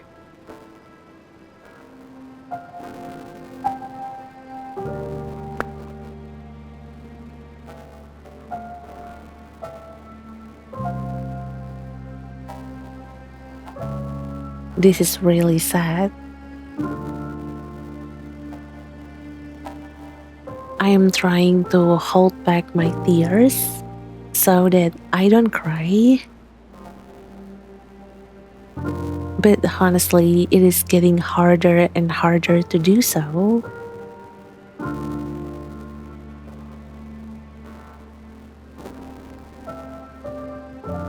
But let's continue.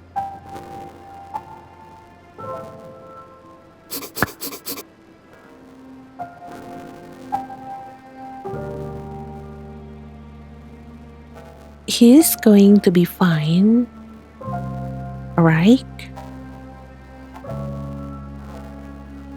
I really hope so, Kajora. I really, really hope that Mr. Hardinata is going to be okay. I mean, maybe a little bit banged up, but okay. Alive and well and intact. I don't know. I'm slowly losing my capability of talking English. I'm so sorry. But again, let's hope that he is okay, that he is alright, he is alive. Okay, Kajora?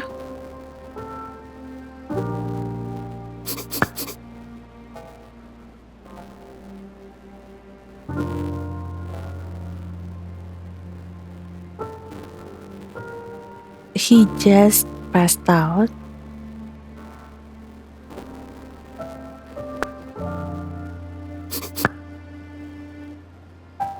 and not.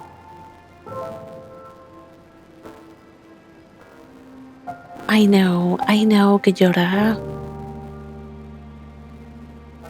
Let's hope that he's okay.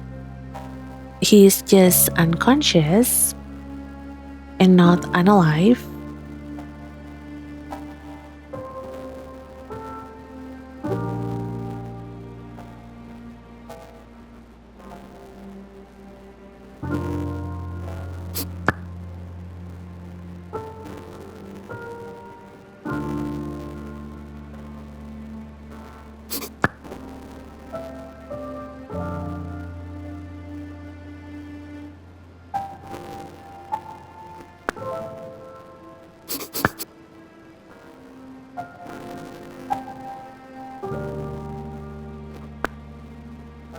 It is impossible.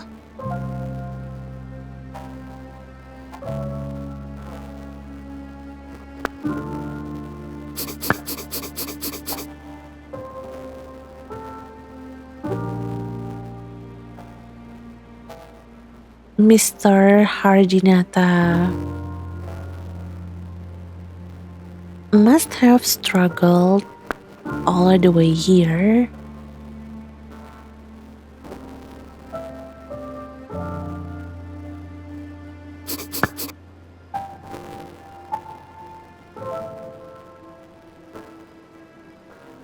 And he is injured.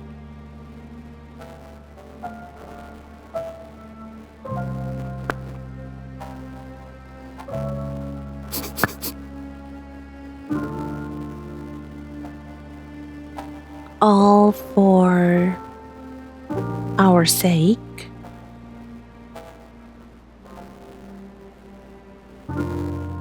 He is a really, really good man. He is a really, really good person. And I'm still going to use is instead of was, because again, I'm hoping that he's actually still alive. He's just unconscious. He's just passed out, like what Kejora said.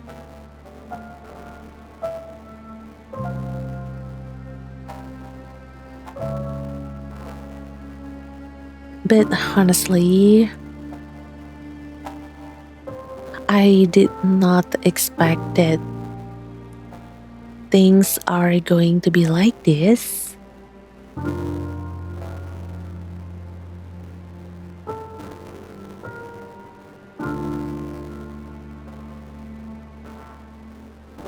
Anyway, let's have Kajora continue with her musing, with her talking to herself.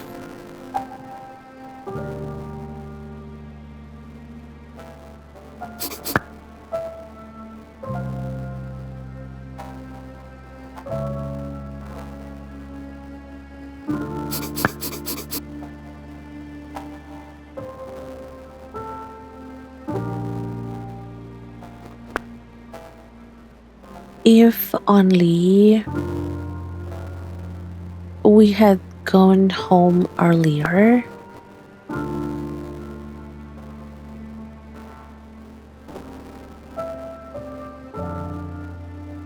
I can feel the regret, the sadness, and that feeling of being angry to yourself, blaming yourself for the choice that you made in the past.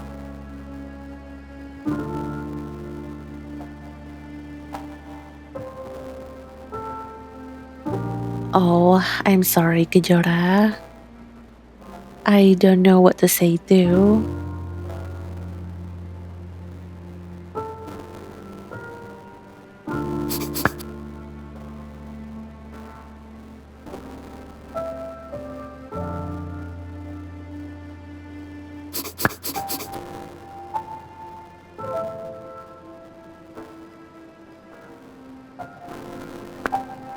Why did it happen like this?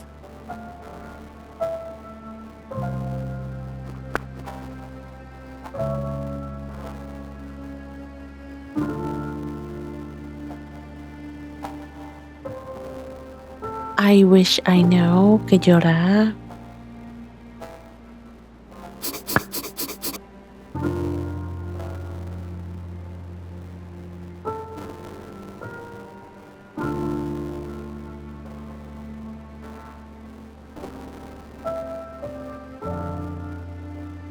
I didn't mean for this to happen.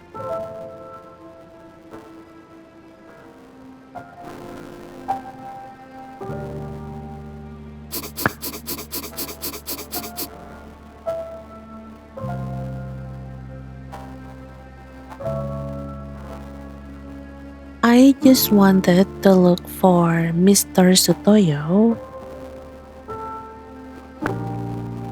because I was worried about him.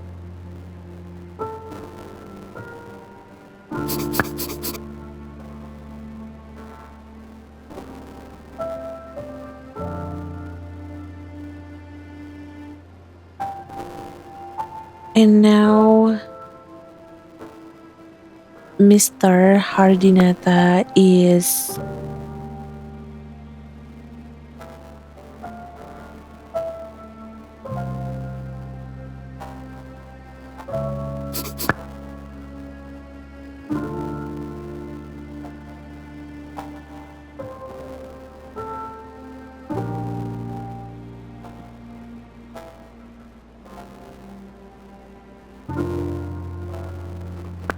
oh Kejora.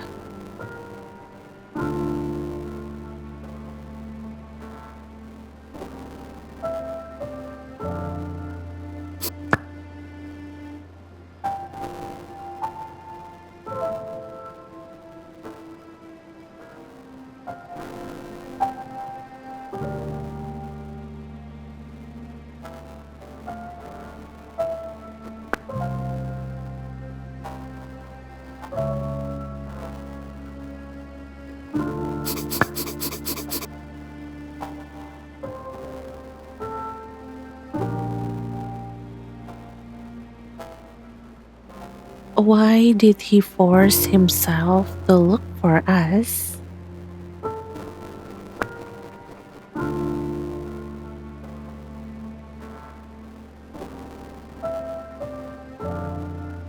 Because he cares. He cares for you, Kajora. And he cares for Jaka, for Guntur, for Mr. Sutoyo, and maybe for everyone in the village too.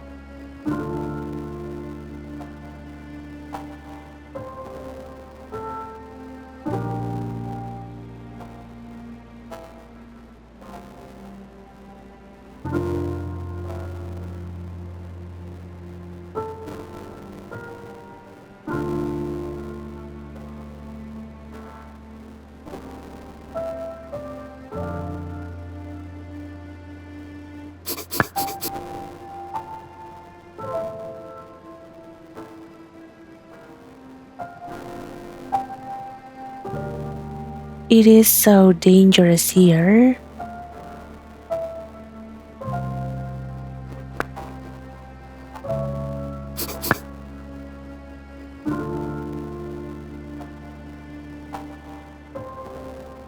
Only if we had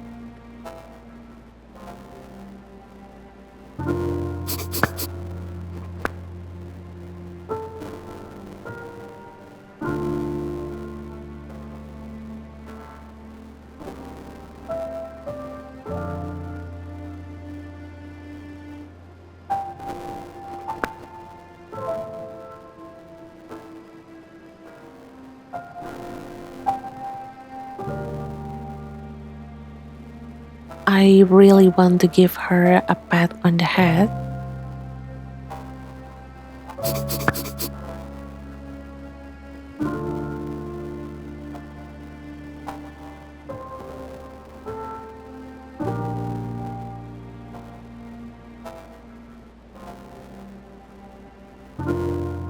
Now what do I do?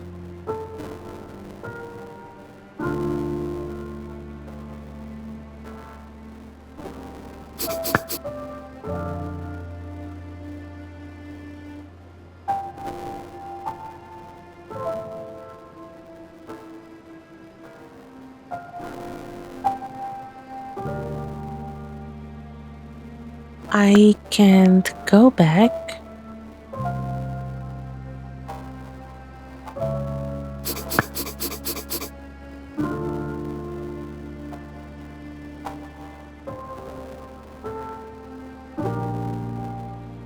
And if I go forward, it will be dangerous.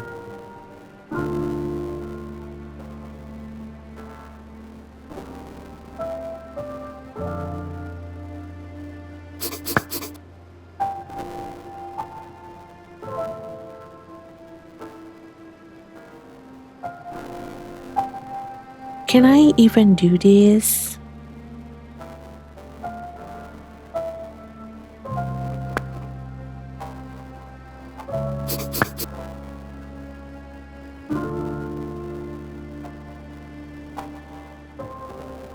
Jaka, Guntur,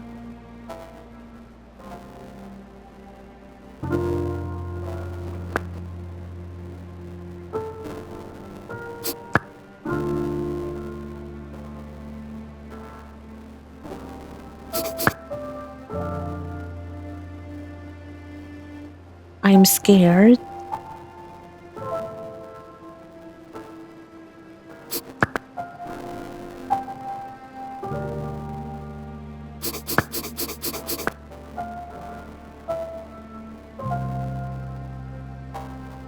I'm scared that I can't carry on like this.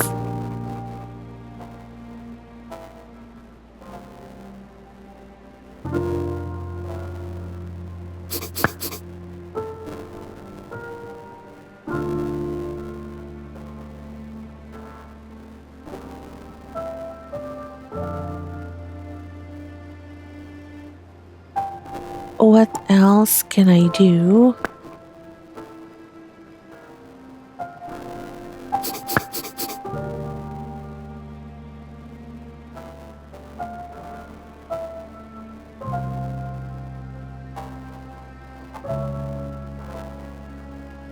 If I meet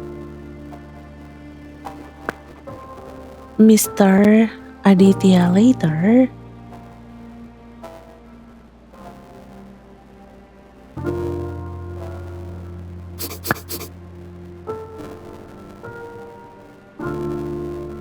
can he protect us?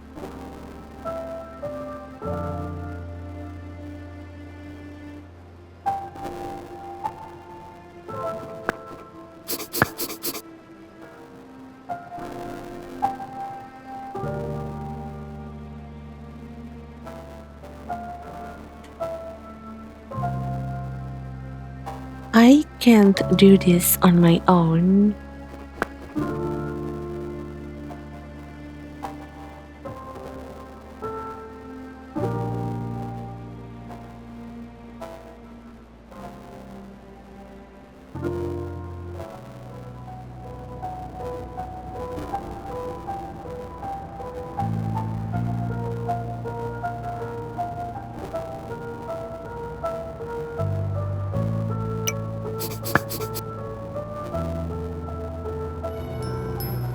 Oh, I am so relieved to see Aditya, Jaka, and Guntur again.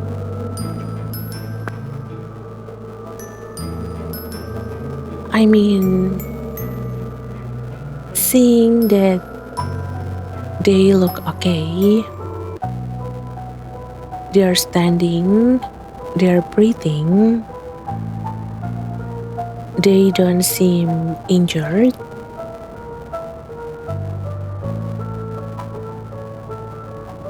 Like, honestly, after what we have been through and what we have just witnessed,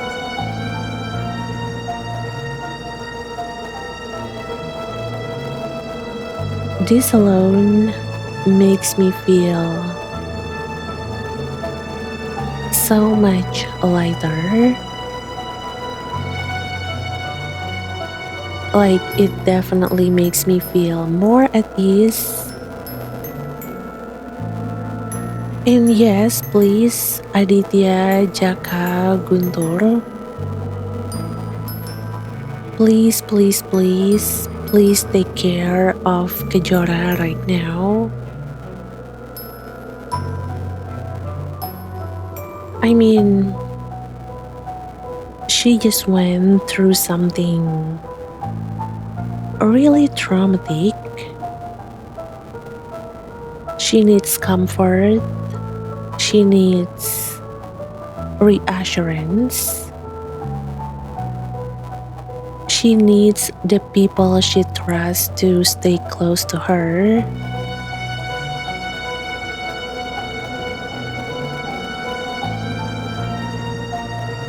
So please, please help Kajora.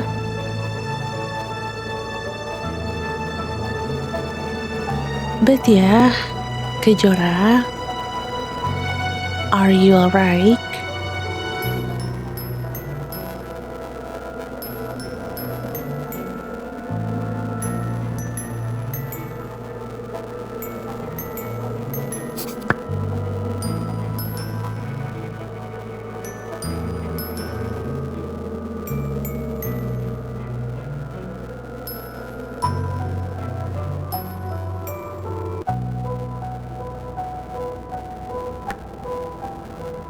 Oh, look at her.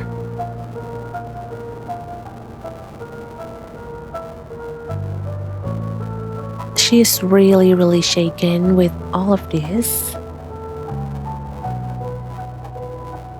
And I understand. This is not something that a kid should witness. She just went through something that, honestly, in my opinion,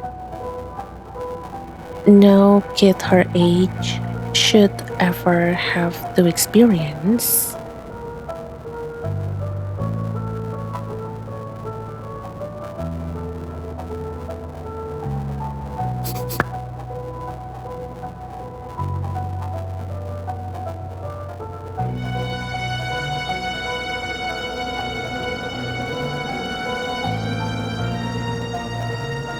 I really, really wish I can give her a nice big hug.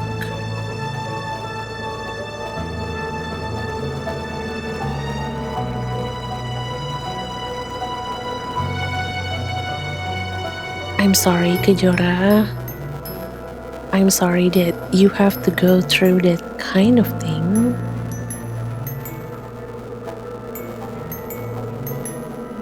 And I am sorry too for what happened to Mr. Hardinata.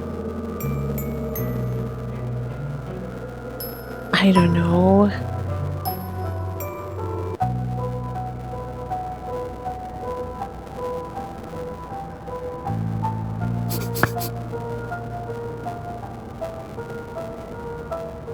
Why are you crying?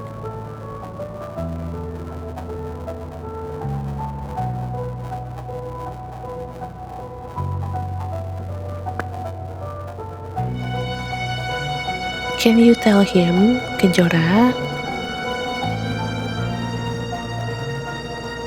Can you talk about what happened to you before?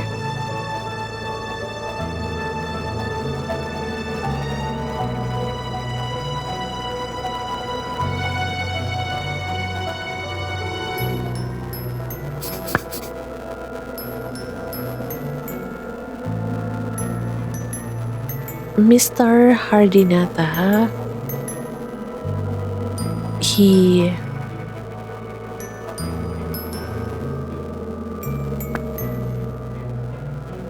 Oh, I'm so sorry, Kajora.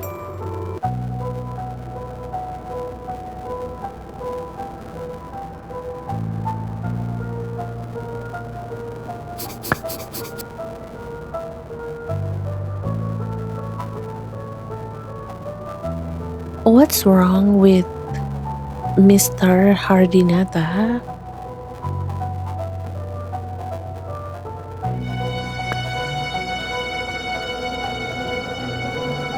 You know,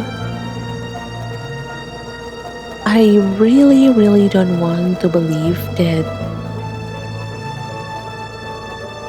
Mr. Hardinata is no longer with us. Like,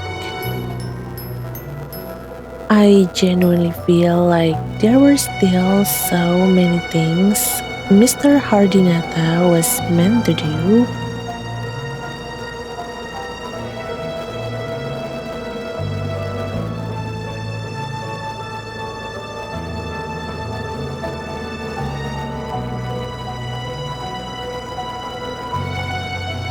I mean, he's a good person. He cares about his family. He looked after Kejora, Jaka, and Guntur. He cared about them.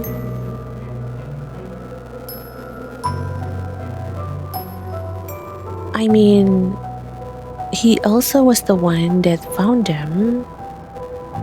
The first time Kajora, Jaka, and Guntur went into the forest, and apparently they got lost before Mr. Hardinata found them and took them back to the village.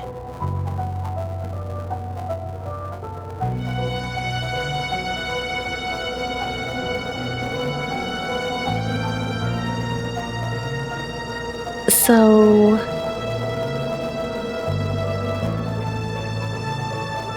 to see his life to just end like that,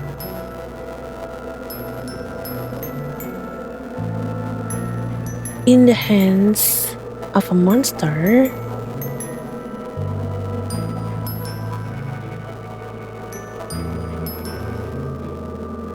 I'm sorry, but even I'm still having a hard time processing this. For me, it doesn't feel fair. But then again, if you think about it, there is nothing fair in this life.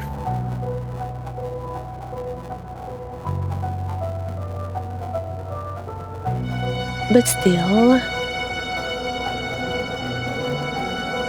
let's go back to the conversation first. I do want to know how Kajora is going to explain what she just went through to Aditya, Jaka, and Guntur.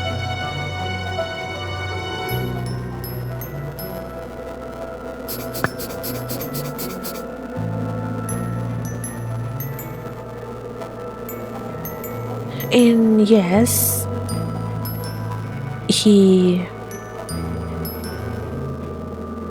found me, but then a monster showed up, and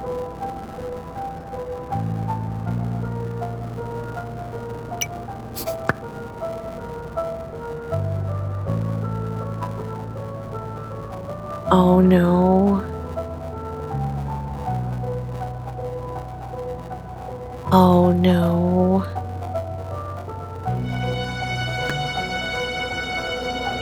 Well, I think everyone, Aditya, Guntur, Jaka, I believe they can put two and two together, with Kejora mentioning that she was with Mr. Hardinata before, but now she's alone.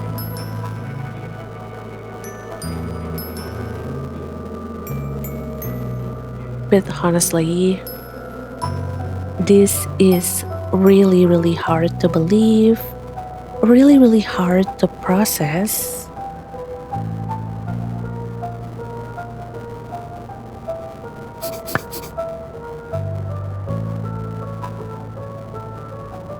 So, Mr. Hardinata is.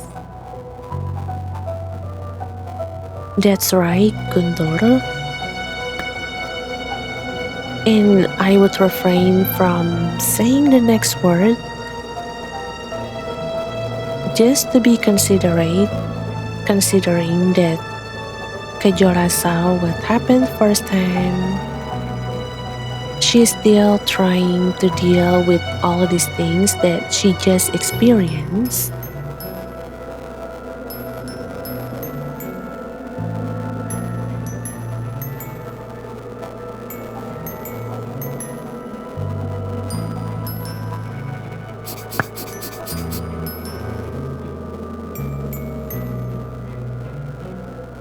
I'm sorry, Kajora,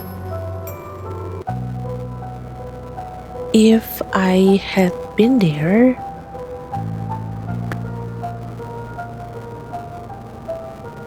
No, that's okay, Aditya.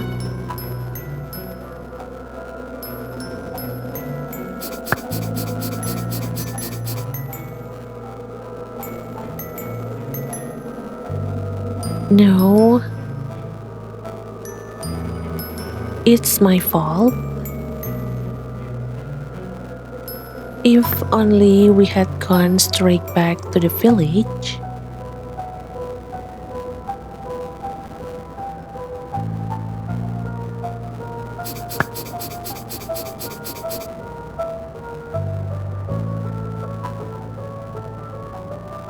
Mr. Hardinata wouldn't have had to look for us. And then,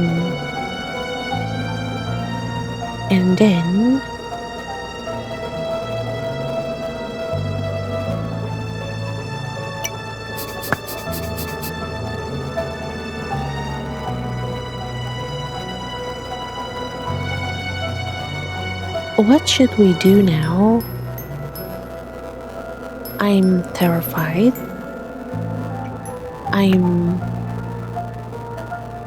I'm not sure as well, Jaka.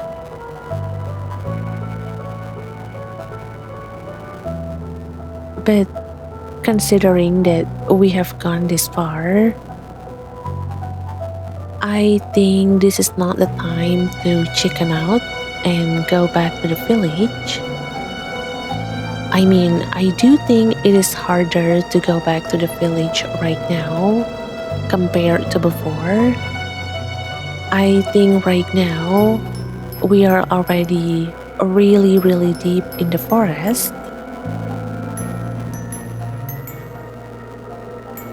But at the same time, I understand that what is happening right now is very terrifying to everyone. Not just to Jaka, but to Kejora, Guntur, and I believe Aditya too. I mean, one mistake and you can possibly lose your life. But at this point, Jaka, I do think that there is no other path than to continue moving forward. But we will see what others say. I do think that all we can do right now is to just continue to the abandoned village, and hopefully we can find some clues regarding the spell. But here we go.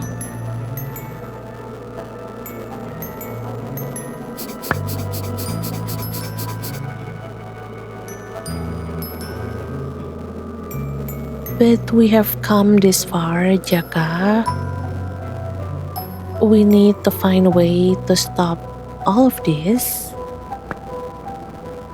Again, I agree with Guntur.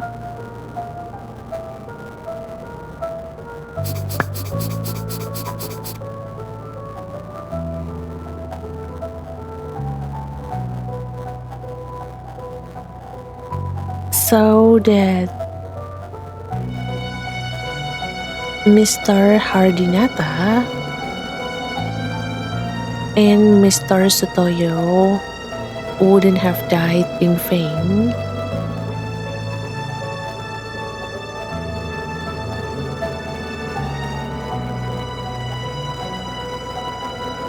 Wait, I'm sorry. I don't think we have gotten any confirmation that Mr. Sutoyo have also passed away. I mean, so far, all we have seen in regards of Mr. Sutoyo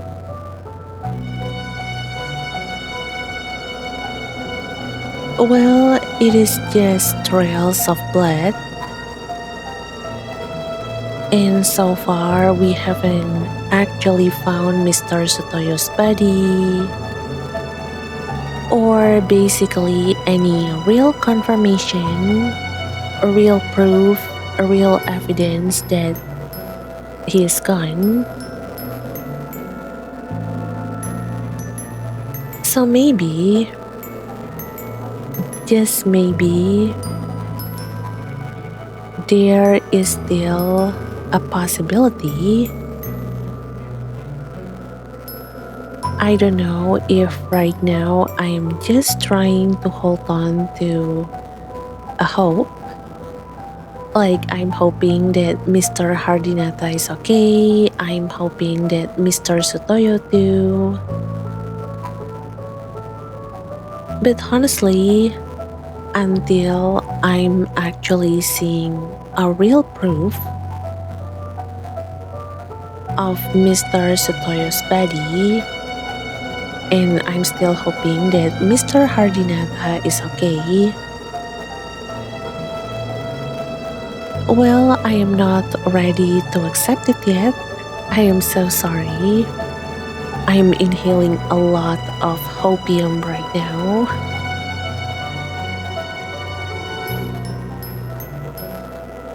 But let's continue.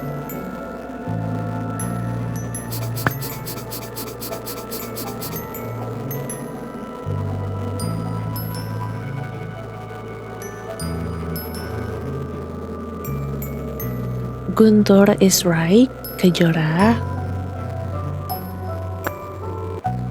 I think we should look around for clues about that shaman.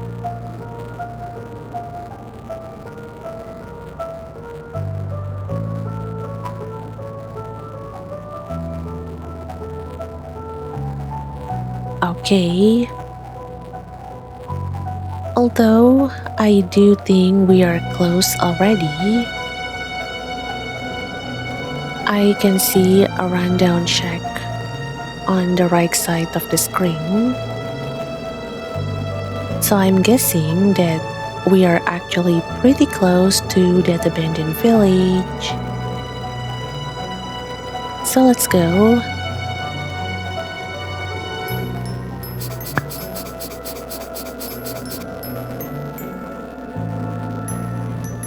So we can find something about the spell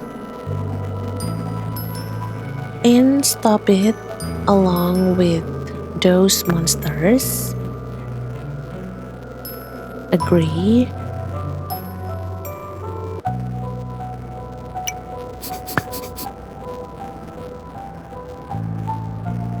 Yeah, you're right. I'm sorry, Kejora, but I need you to be strong. We still have a lot that we need to do. We need to break the spell. We need to protect the villagers too.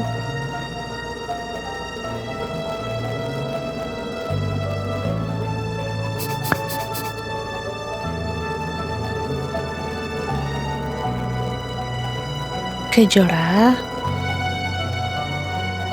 do you need our help? Oh, definitely, Guntur. She needs you and Jaka to stay close to her right now. She needs people to talk to her. Like, just talk about anything. Just so that she can be distracted for a little while from what she just went through. She needs someone to sit beside her. She needs a friend to talk to.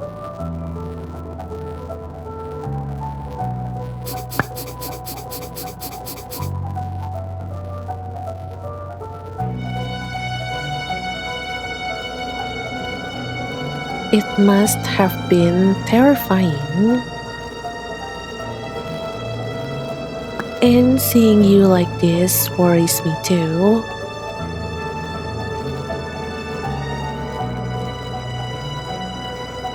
Oh, Jaka, thank you for caring for Kejora, you too, Jaka and Guntur.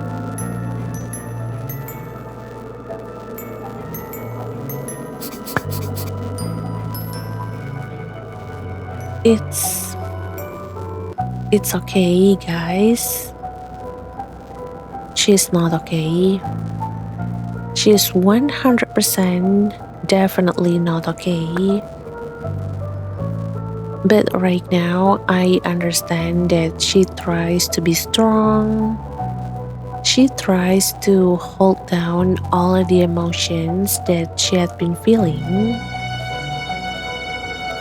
She doesn't want to make them worry about her. But I'm hoping that as we are going to continue with our journey, we will probably be busy investigating that abandoned village and maybe even checking the shaman's house. I do hope that because Kajora will have something else to focus on, so maybe because she needs to constantly be moving, she needs to look for clues, she needs to investigate stuff. Well, hopefully, it will help distract her a little.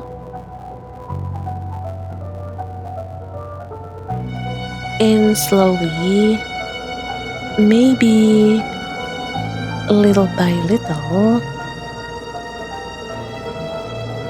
she will be able to smile again, and all of these burdens, all of these emotions that she had been bottling up inside, like all of these pains that she had been bottling up inside, hopefully it will also heal. Hopefully. Anyway though, let's continue.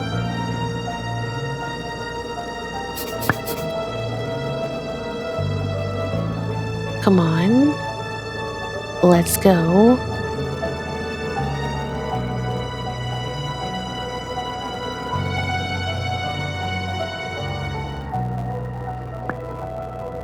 Okay, let's see what is over here. Oh wait, 1 second.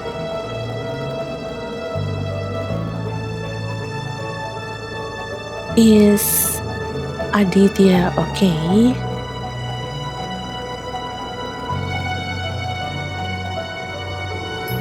I mean, Why is he like that?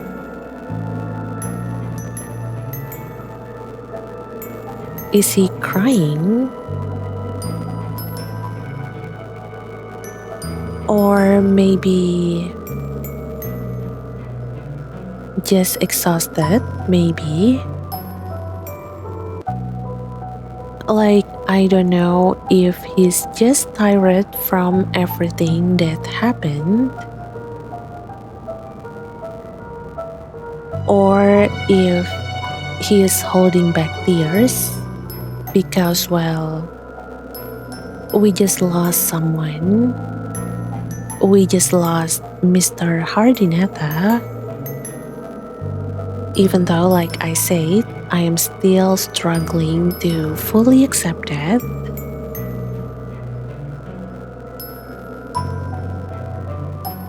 But maybe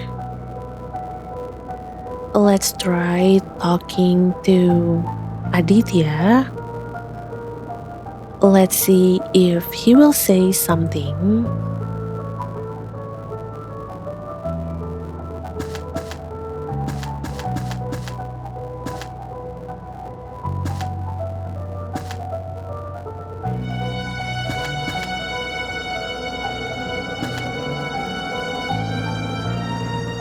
Oh, I can't talk to him though.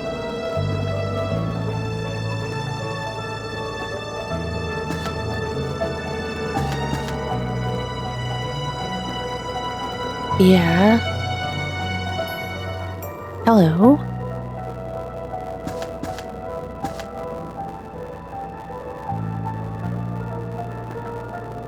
No, I don't think we can talk to him.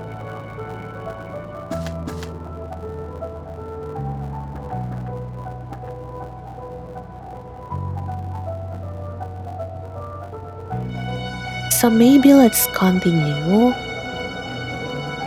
Right now, our objective is to find clues about the shaman.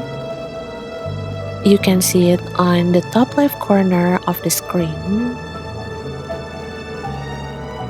So maybe right now, we need to find the shaman's house. So let's see.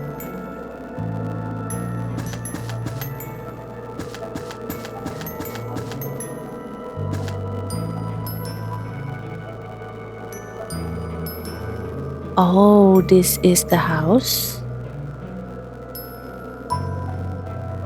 Wait though. Let me check if we have something on the right side.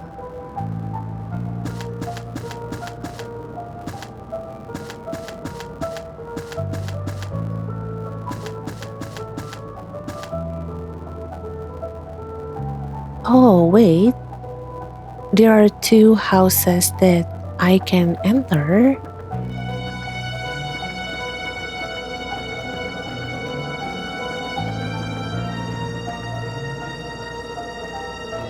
Well, which one that belongs to the shaman though?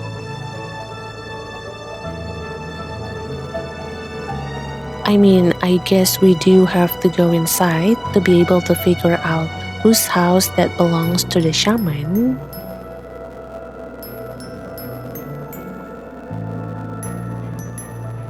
But is there really nothing else around here?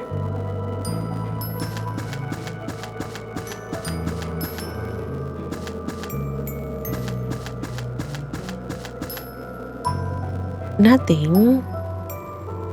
Okay then. Maybe let's go check out this house first.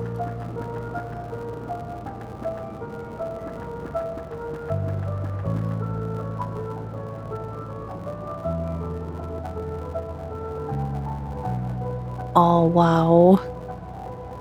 It looks so scary.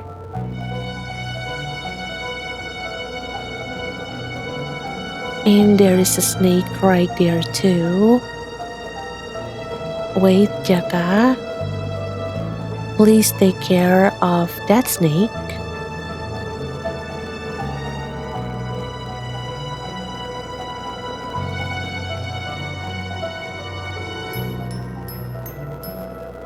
Oh, I can't?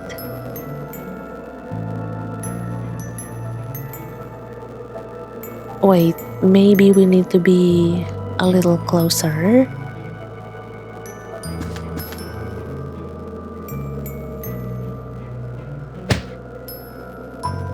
There. Thank you.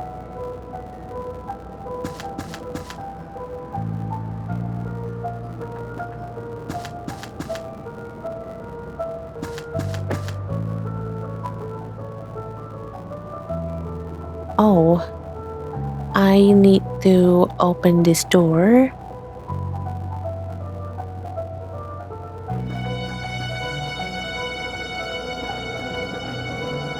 Hello, I'm coming in.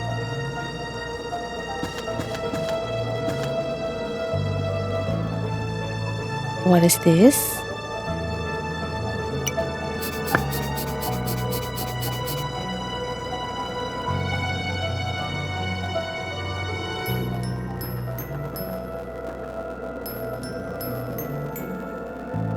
This is news about a car company. Okay.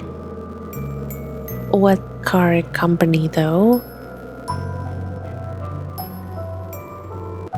Working together with Indonesia, my country is mentioned.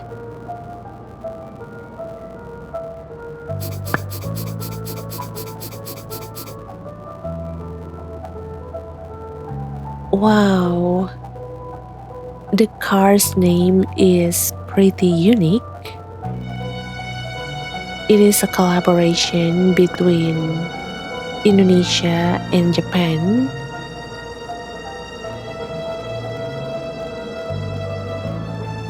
Wait, what is the name of this car? Suzuki XL7? I'm sorry. But really, what is the name of this car?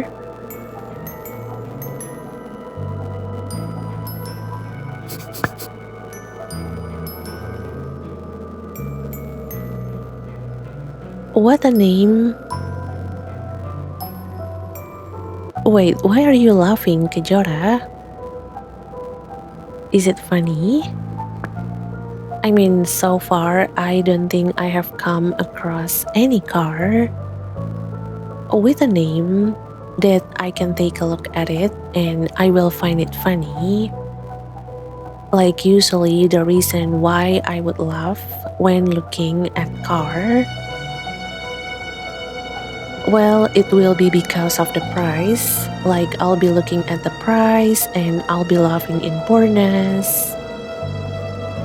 But never about the name, it is always about the price.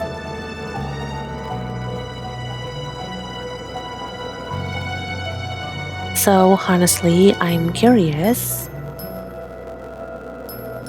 I'm honestly really curious about that.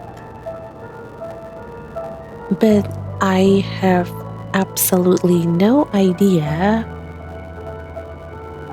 what car name that could be a collaboration between Indonesia and Japan that would actually make Kajora laugh like that. So maybe if any of you that are currently watching this video and you have an idea about what car she might be referring to, please let me know in the comments. I would genuinely love to hear your guesses because right now I'm really curious. I would like to know. But moving on, I think we need to punch this old crate. Guntur, please help me.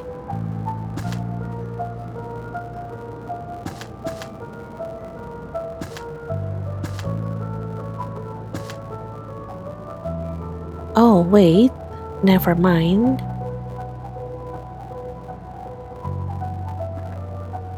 Apparently, I can't just destroy the crate like that. And I can talk to Guntur too. So maybe let's talk to him.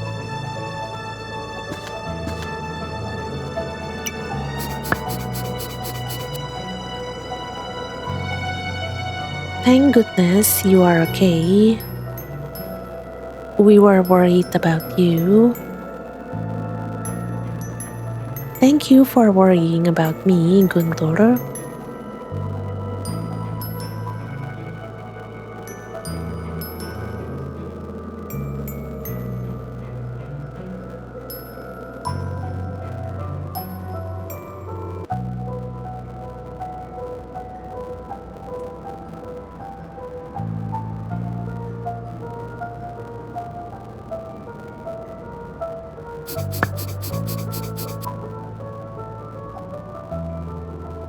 Look, you can take a rest if you have to. You look so tense.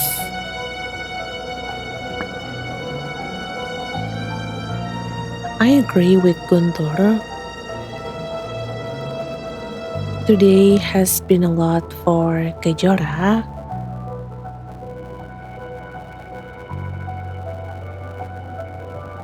But honestly,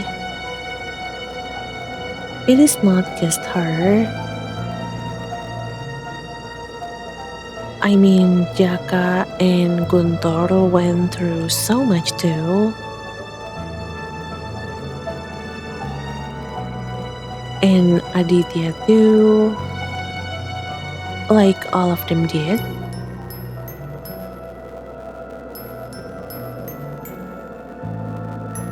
And rest is definitely something that they all need. Like a moment to breathe, to sit down, to process everything.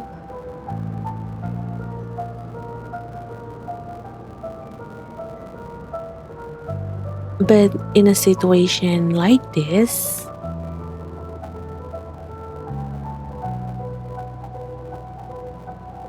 they don't really have that luxury. Right now, we are running on a very tight clock. We are getting closer and closer to midnight.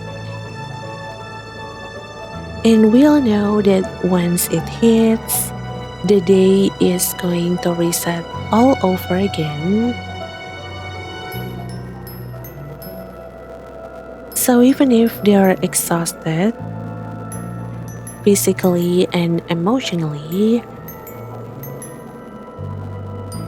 unfortunately, they have to keep moving. Rest is something that we can't afford to do in this moment. But thank you for your concern, Guntur.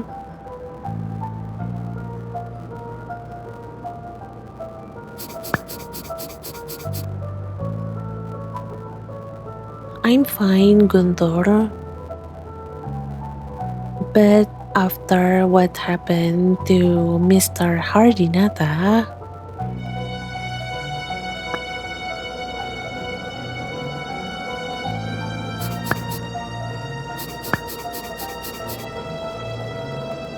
oh, I'm sorry. I accidentally clicked on the next text.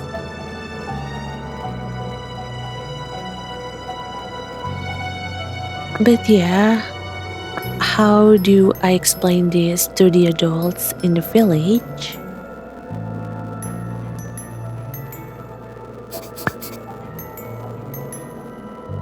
And to his family?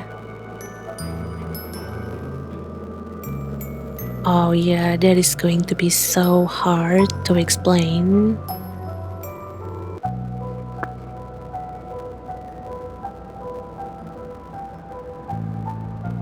Like, how are we supposed to tell Mr. Hardinata's family that their precious son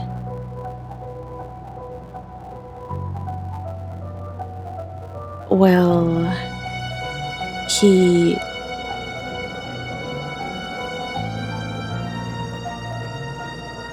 he lost his life in the forest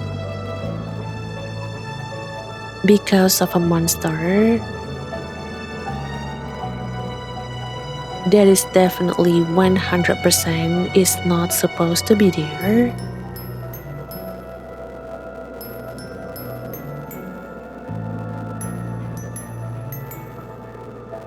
Honestly, I don't know.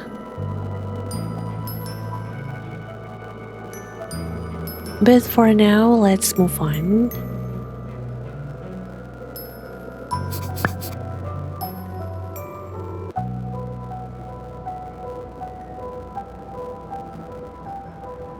They will blame me. No, no, no, no. I don't think they will. I mean, it is going to be a really painful news for them, but I really don't think that they will blame Kajora for that.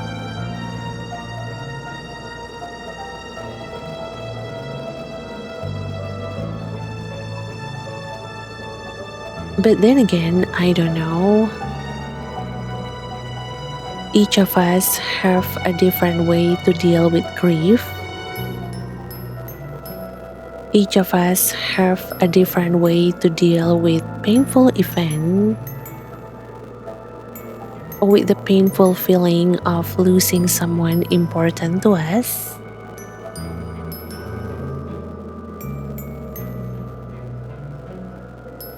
But again, this is way too much for someone like Kejora, for someone her age.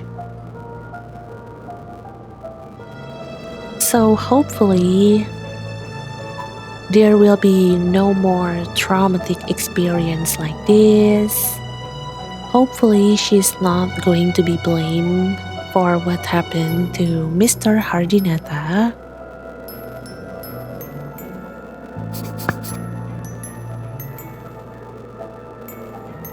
And yes, don't worry. We will back you up. I will explain to everyone when we get back. Oh, Guntur, you are a real friend. Thank you. I think that is something that Kejora needs to hear.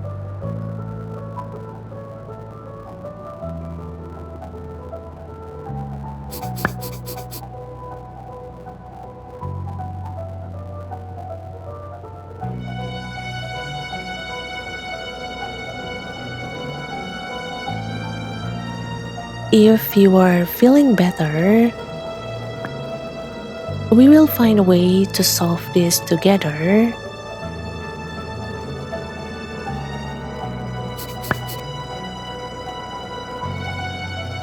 I'm sure everything will be fine.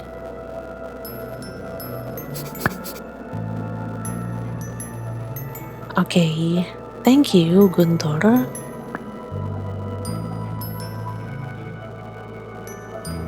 Alright then. And I do think that we might need to go to the second floor of this house.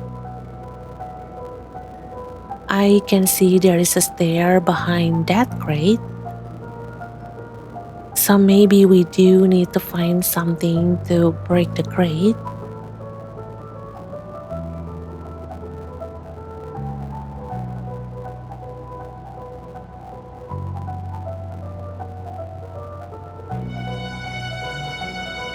But for now, I think we need to check the other house. So let's go there.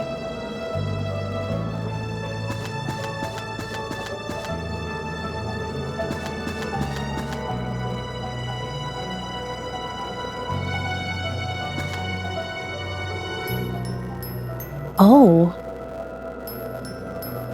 I get an achievement?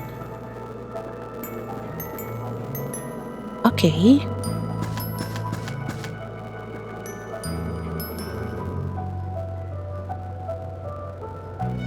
Oh, but wait. I think Jaka also wants to talk to Kejora.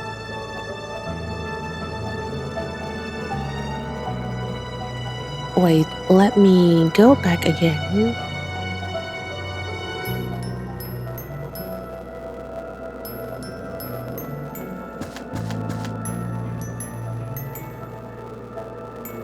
Oh yeah, let's go talk with Jaka then.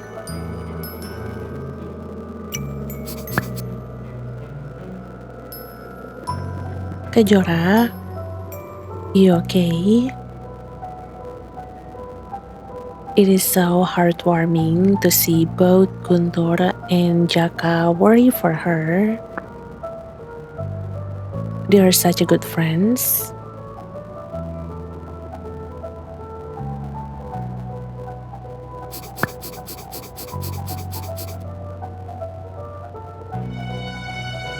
We were worried about you. I didn't think Mr. Hardinata could even find you. I agree, Jaka. I feel the same way. Like, I really didn't think that Mr. Hardinata is going to find Kajora in that kind of situation. And they are going to be forced into another situation that ended up with him passing away, with him losing his life. I mean, if that really was the last time we see Mr. Hardinata, I have to admit,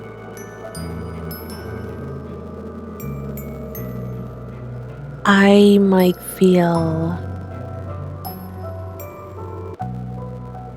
a little disappointed, maybe. Like a little sad, a little disappointed, and maybe also feels like it is actually unfair.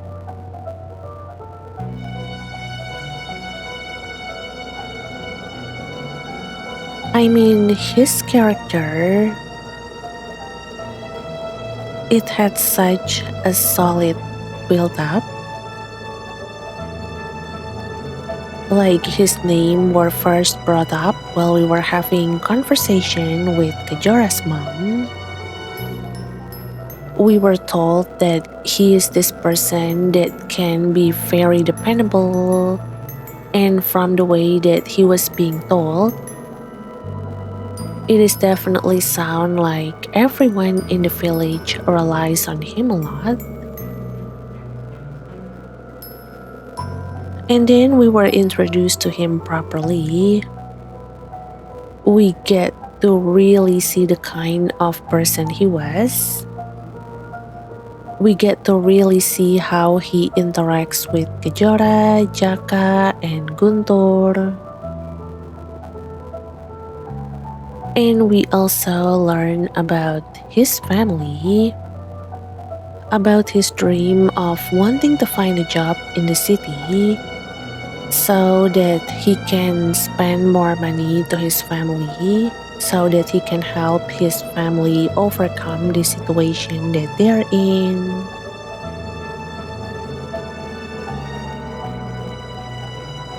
So of course, I ended up getting attached to him.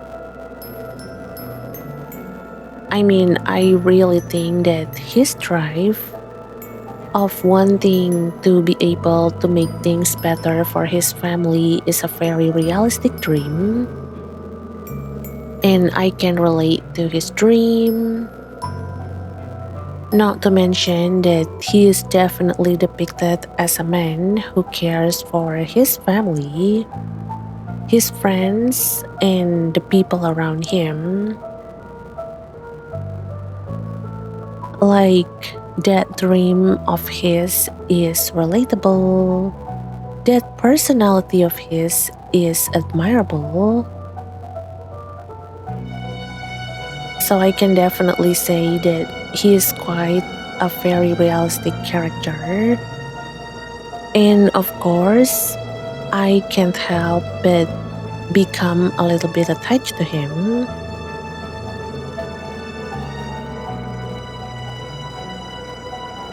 So, seeing him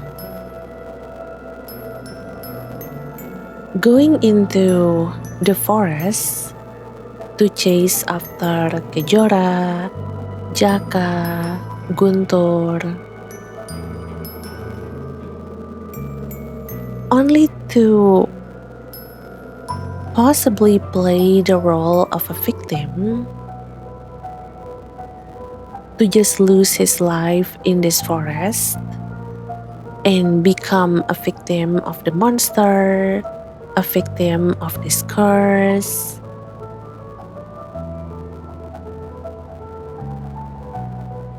Personally, it feels unfair. Like, I don't know how you are going to think of this event, but for me, it is almost like his death and maybe his character as a whole, like Mr. Hardinata himself, only exists mainly to underline how cruel this curse is. I mean, I'm assuming that the curse is not just about the time loop. I think it might has something to do with bringing all of those monsters that we saw in the forest. So, in a way, it is almost like Mr. Hardinata's death. It exists mainly to underline how cruel the person behind the spell is,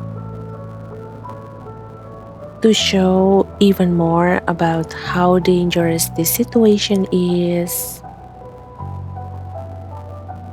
And while I understand that from a storytelling perspective,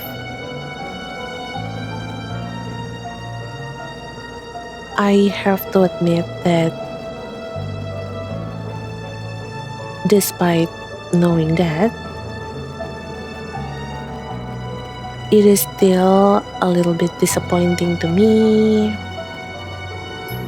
Like, it just make me wish that he had more time and he had more roles to play.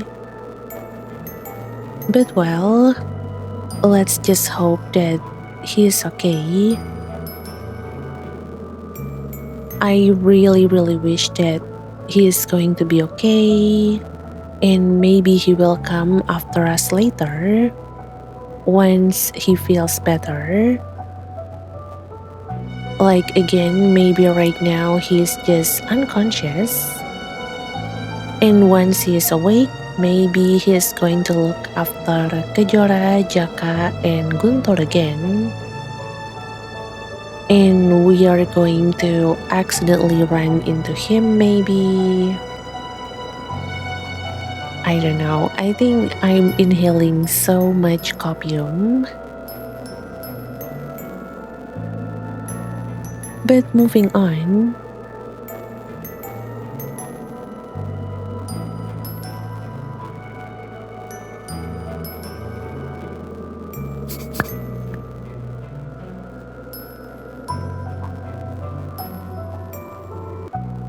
And now, He is... I know, Jaka.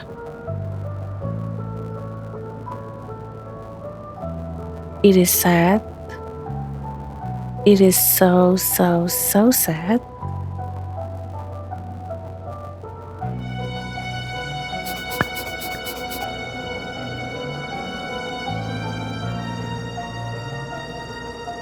I'm fine. Mr. Hardinata saved my life.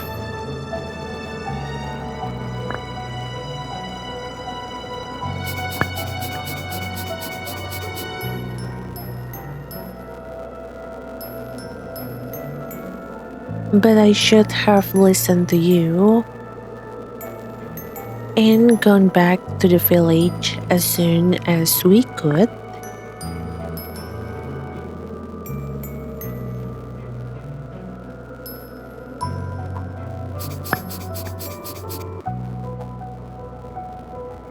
Maybe then Mr. Hardinata would still be alive.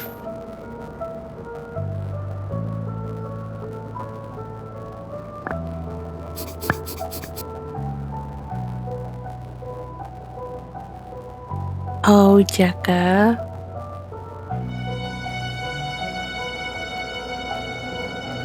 Honestly, what he is going to say is actually what I'm thinking inwardly too.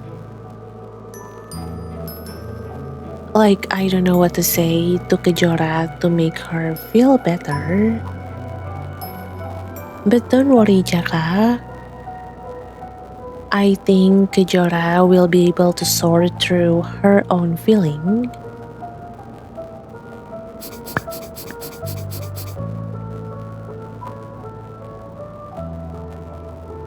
But you are not alone. We will get through this together.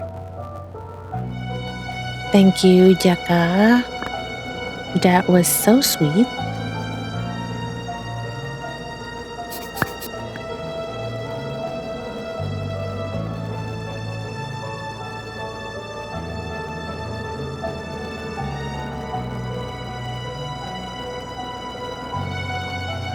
Oh, even Kejora said that.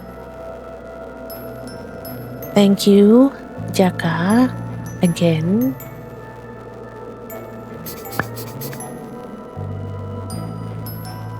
That's it. That is our captain.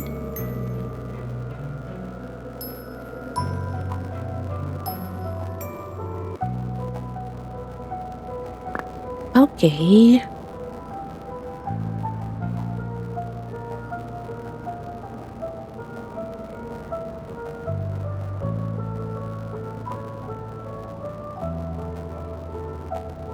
And speaking with Jaka actually gave me a nice idea. Let me see if maybe the crate that we have at the end of this house, maybe it is not meant to be punched by Guntur. Maybe it is meant to be pushed by Jaka.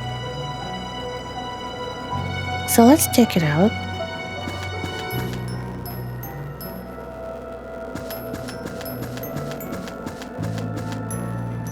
Hello, Guntur. Excuse me.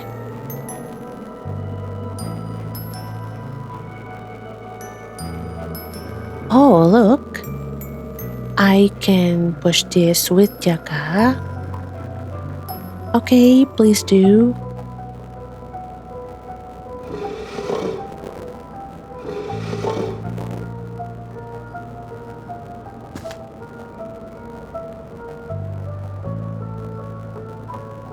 Oh, look at that. Now we can go to the second floor. Let's go.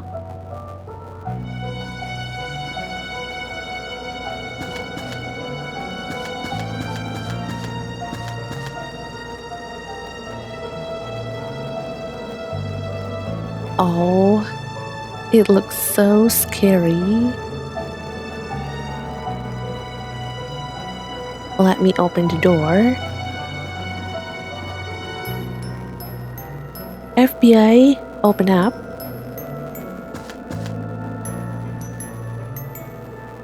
Oh, there is something here.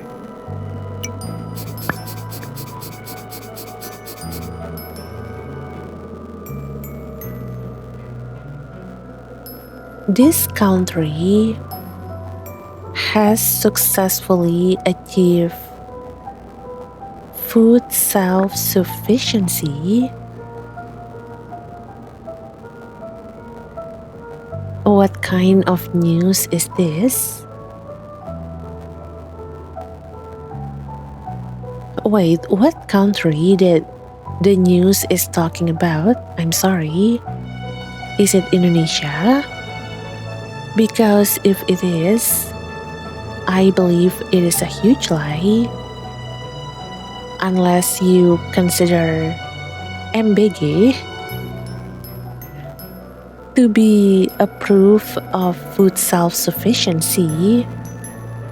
No, I'm joking. I'm sorry. But let's continue reading this news.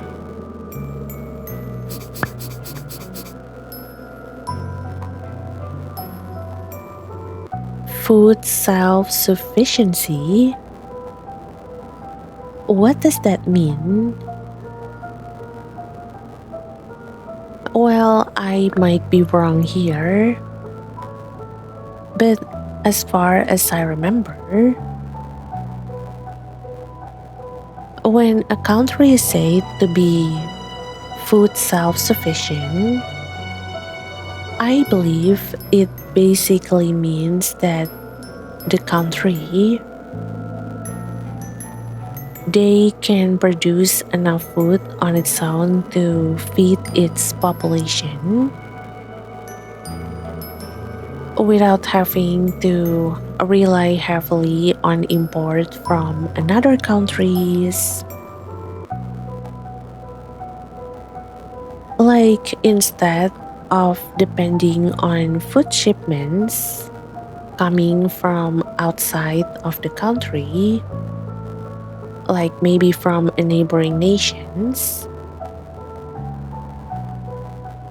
When a country is said to be food self-sufficient, that means the people in that country,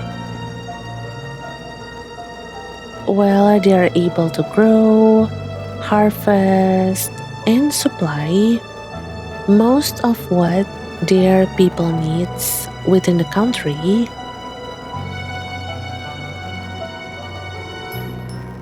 So in simple terms, it is about being able to feed yourself as a nation rather than depending on someone else to do it for you.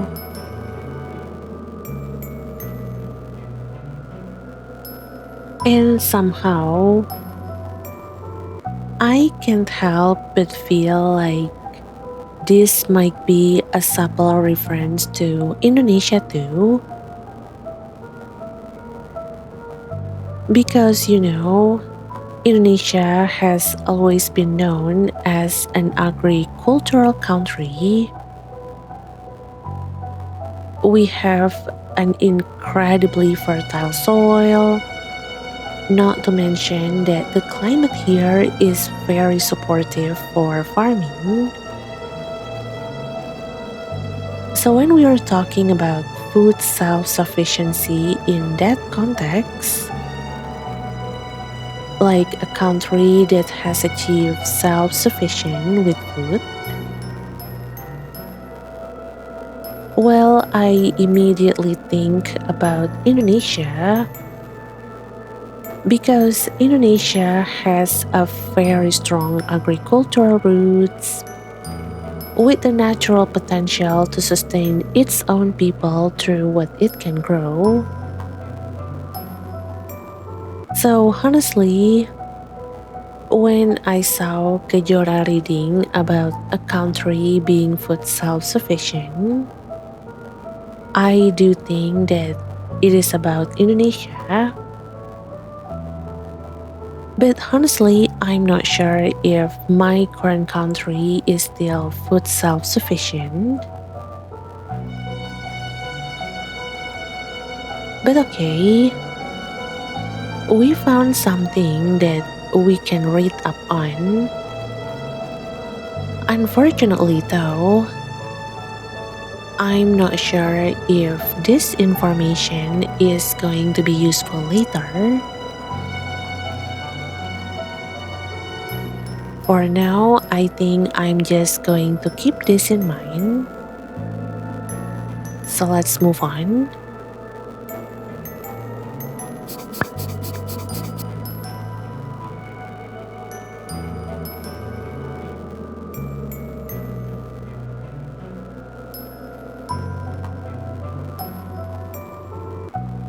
Maybe it means there is more food available now. Maybe.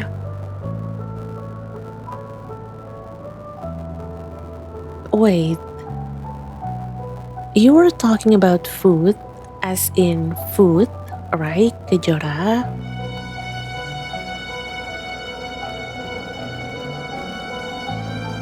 Something that we can eat, something that we can consume. I mean, if we are talking about food program, I think I might need to hold myself back. Let's not talk about Indonesia food program. I'm sorry. But continuing, I don't want to turn this cozy and relaxing video becomes the opposite of that. Because if I were talking about food program in Indonesia, I'm afraid that I will be far from cozy. I will be far from relaxed. But yeah, let's continue.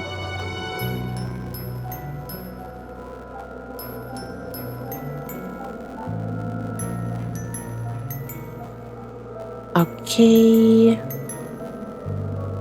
And we do have a closet there.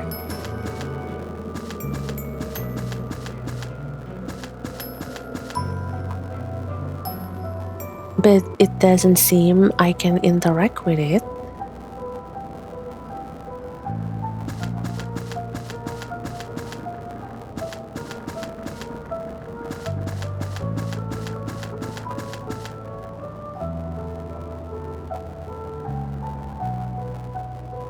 Well, I think that's all for this house. I'm glad that I went back to check on Jaka, and I'm glad that I tried out using Jaka near the crate. But apparently that is everything that we can get from this house. So this time, let's go check the second house for real.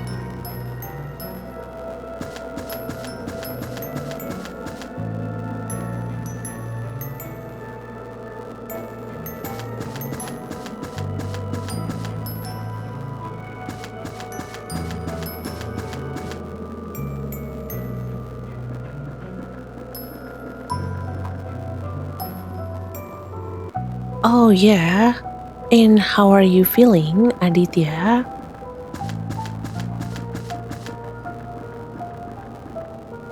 Are you okay?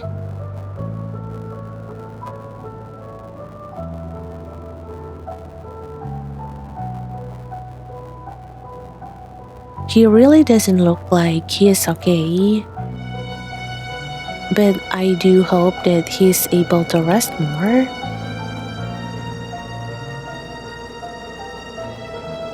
But yeah, let's check out the other house.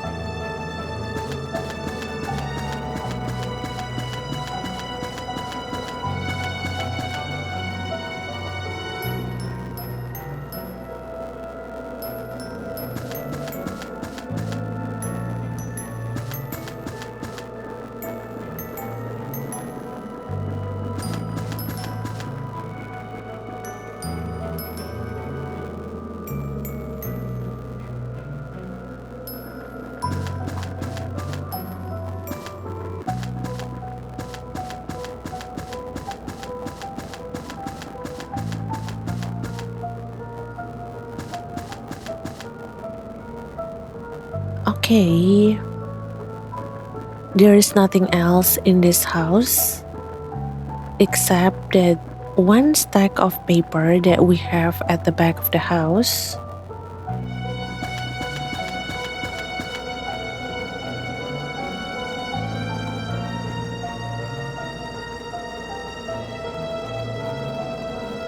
Oh, actually, I think it is a newspaper. Lots of newspaper, actually.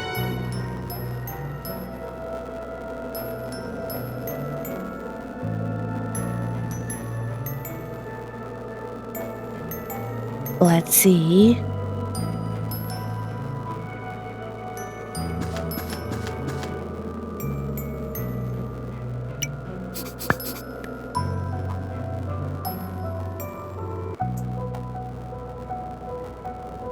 Oh,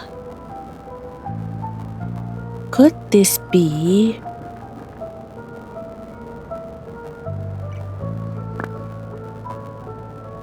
Be what, Kejora? What are those newspaper about?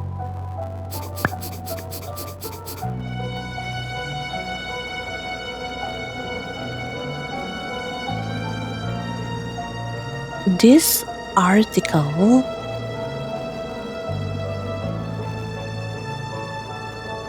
it is about a cult? Cult of the Lamb? I'm sorry. I actually had a conversation similar to this with my friend. Like we were chatting on Discord, and somehow the word cult comes up in the conversation. And then my friend answered it with Cult of the Lamb, and we laughed together. So somehow seeing the word cult in here, well, that conversation just automatically came up to my mind. And I just repeated the conversation that I had with my friend.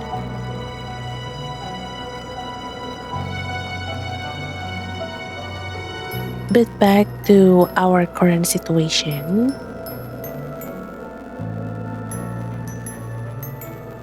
So this article is about a cult that was arrested in the city.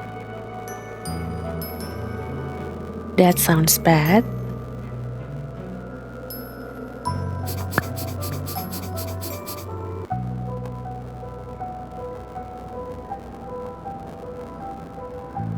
Apparently,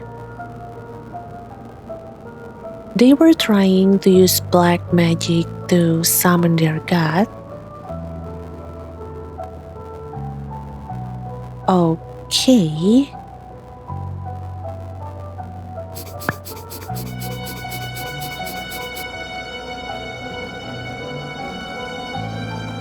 But now I'm trapped in a time loop spell. And there is Mr. Aditya too, with his knack of transforming his hands into wolverine hands. So magic definitely exists.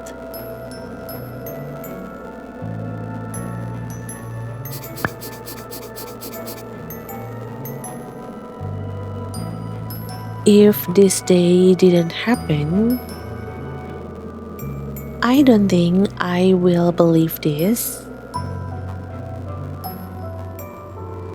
I understand, Kajora.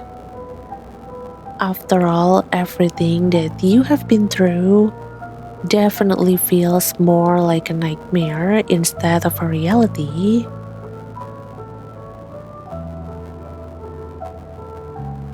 But you know about that cult? I wonder if maybe the person behind this time loop curse,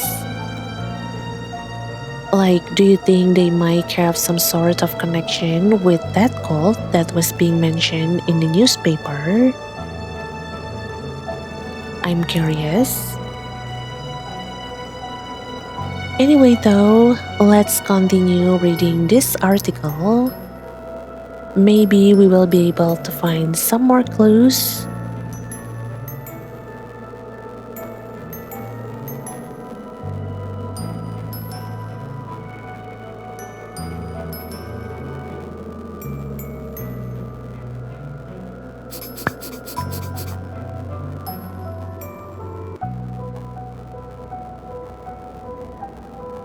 So it really is scary outside the village. I don't know, Kejora.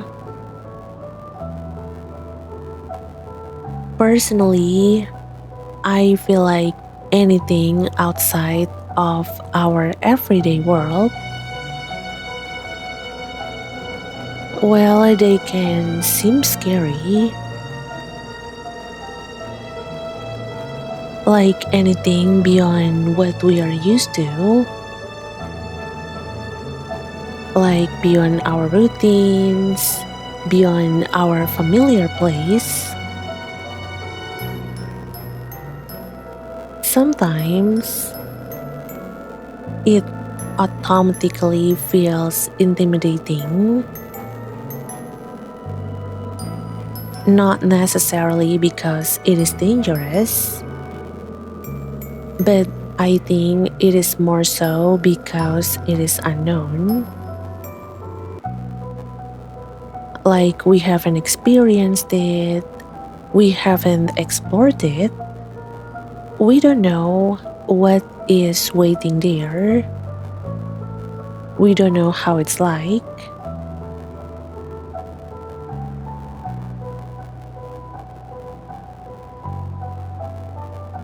So I think it is more like fear of the unknown. Like anything outside of our everyday world can seem really scary because it is actually more about fear of the unknown.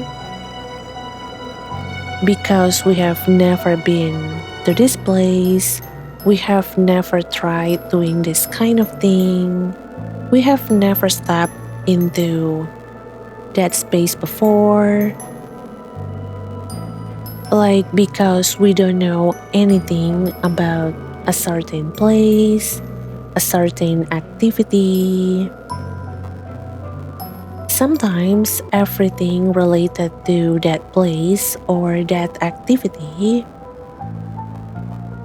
it is going to feel bigger, darker, more overwhelming than it might actually be.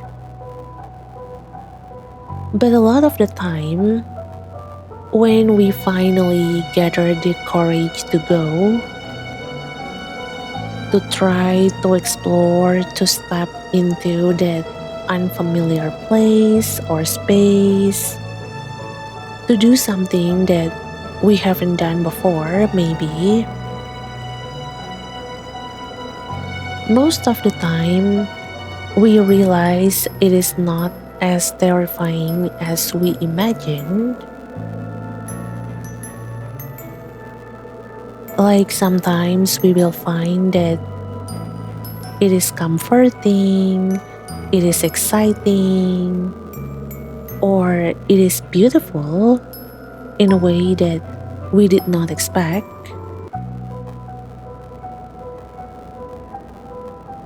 But honestly, I can relate to what Kajora is feeling. I mean, I am not really the type of person who travels a lot. I actually haven't been to many cities, even in my own country. Like the cities that I have been to, aside from the city that I'm living in. Admittedly, I can count them with one hand. And of course, I have never gone abroad too. So when I think about traveling, especially going overseas, I will be honest that it feels scary to me too.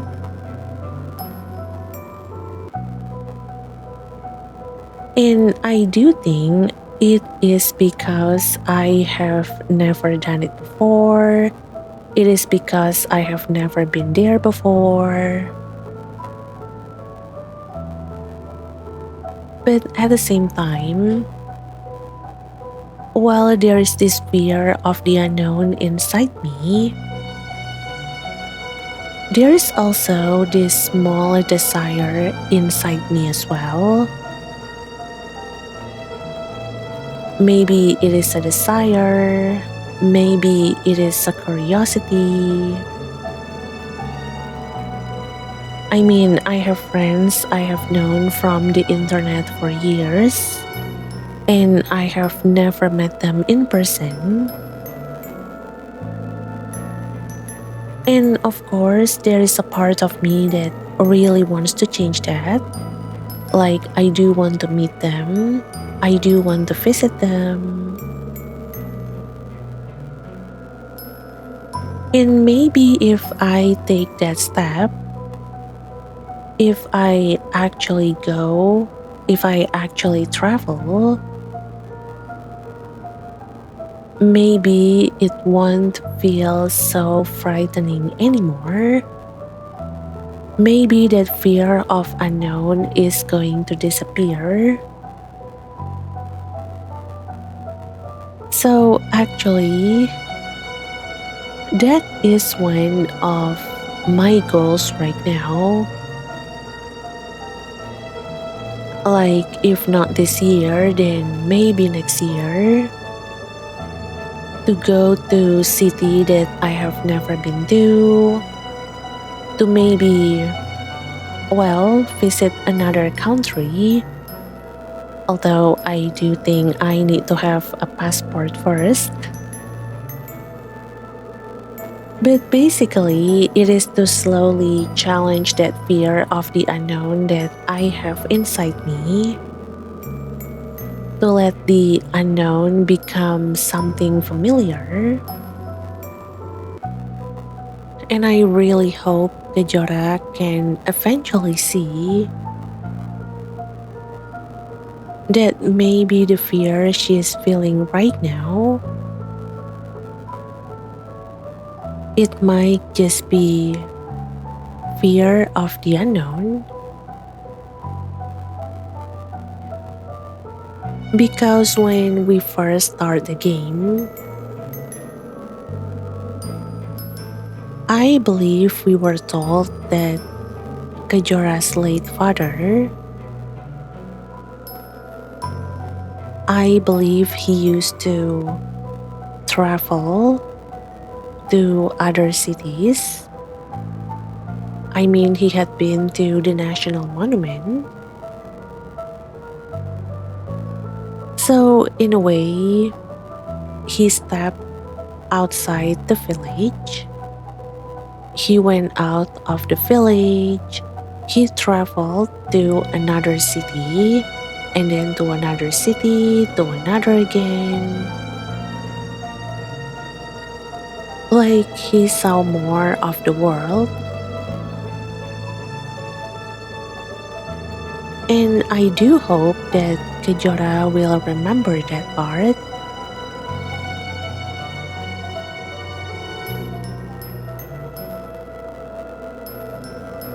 That her father has already seen the world beyond their village. And to her late father, the world outside of the village isn't that scary. It is not as terrifying as what she thinks about right now.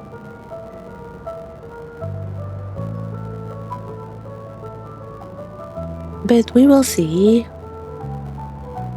For now, let's continue.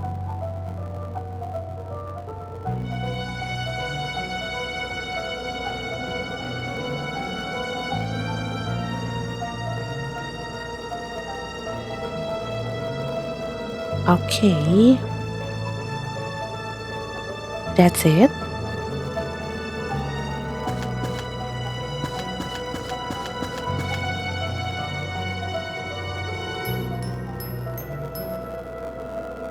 We really don't have anything else.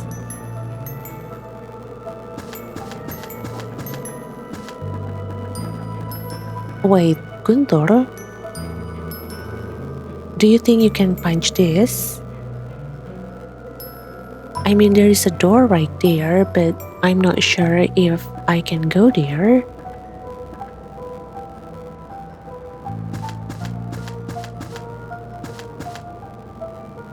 No. Oh, yeah. And since we are in a different house, do you have a new dialogue, maybe, Guntur?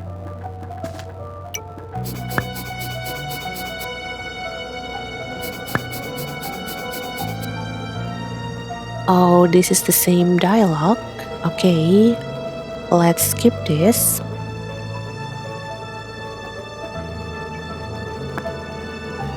But does that mean that we have looked through everything that we can?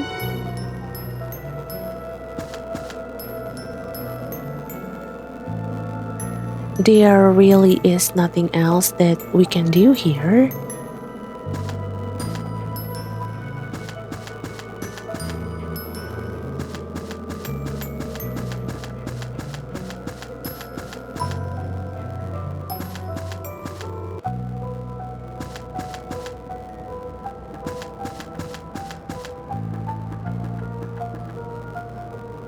No, I'm not seeing anything that Guntur can punch.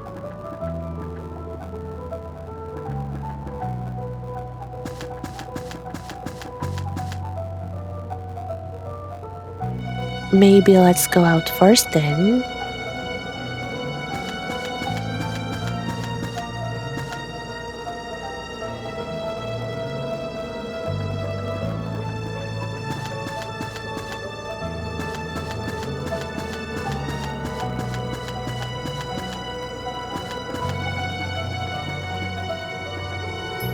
Mr. Aditya? No?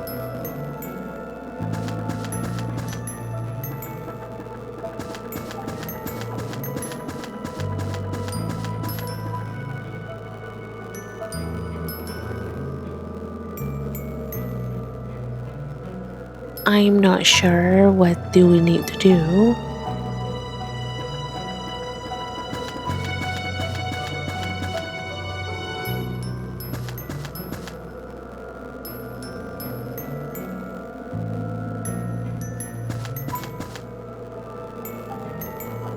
Wait, maybe let's go back again.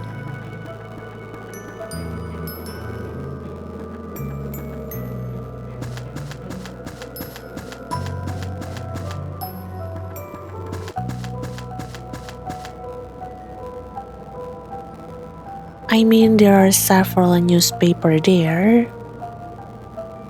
So maybe I need to look through them again.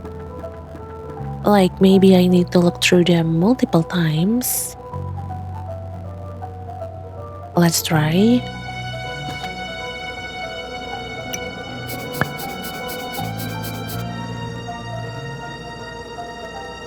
Oh, wait.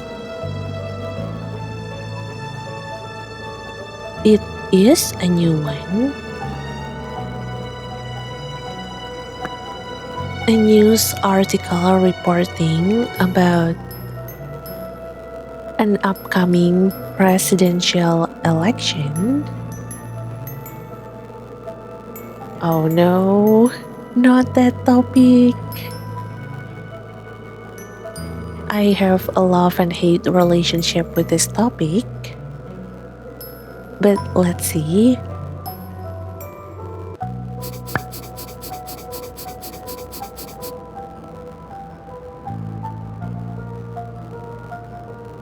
That one said that the winner is always the same. Wow, that's deep. And I shouldn't get involved with politics.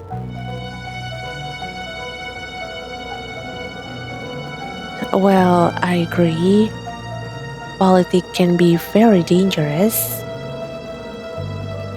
And I think that is like one of the many things that Game of Thrones has taught me.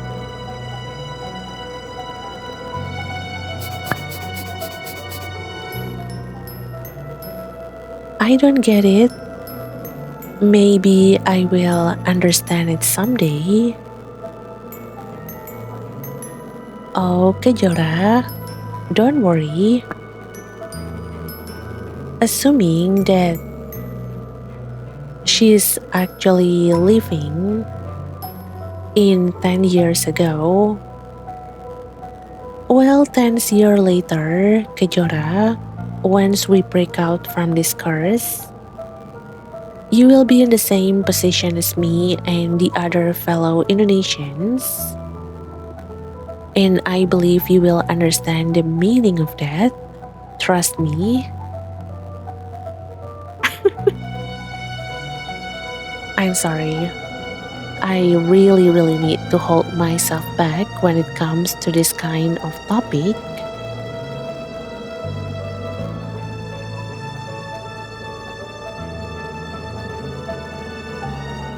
Oh, and look, one of the newspaper is gone. So maybe I do need to look through them again and again.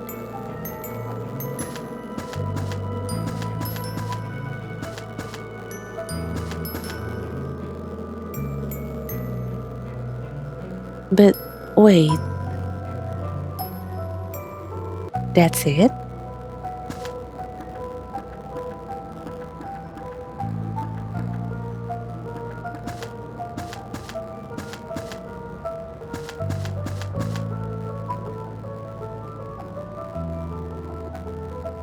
Okay. Oh, maybe let's go back to the other house too. Maybe I do need to look through them again and again and again.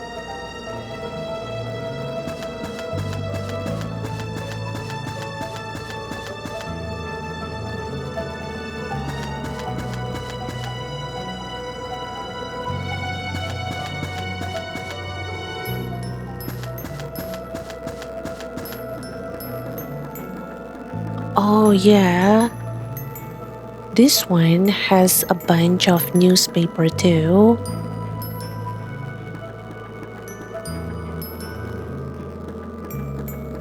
And since we have only read just one,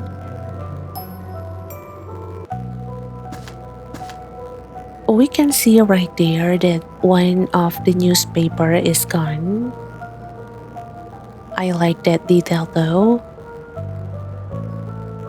But let's read through them. Maybe we can find other informations.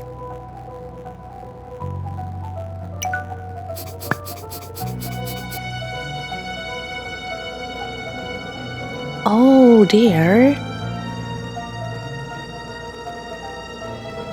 Guys, look at this. It is a news article about a shaman.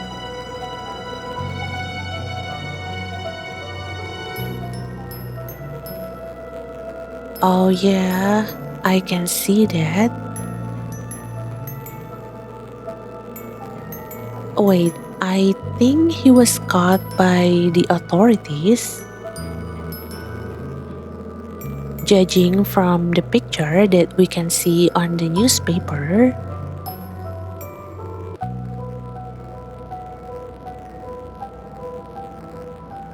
Well, let's continue reading.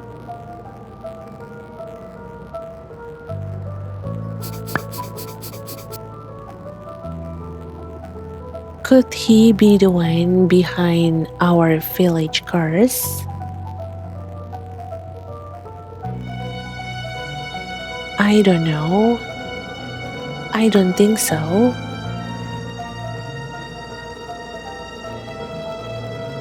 I mean, let's say that Mr. Hardinata did pass away. Well, in a way, it would eliminate my suspicion of him being the person in the cloak that we saw at the first cutscene. And if it's not Mr. Hardinata, honestly, right now I am very suspicious of Miss Intan, but I'm not sure. I think we do need to investigate more before we can point finger to anyone. But I really don't think that it is this shaman. I mean, he has already been captured. So unless he is able to escape from jail, well, the chance of him being the one behind this time loop, I have to say it is pretty small.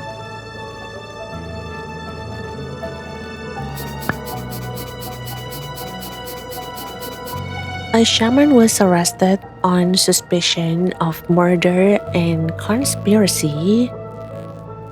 They probably had enough evidence to convict him.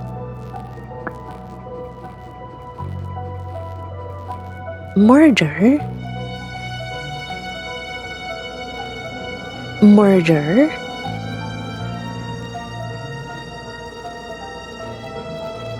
I mean, okay.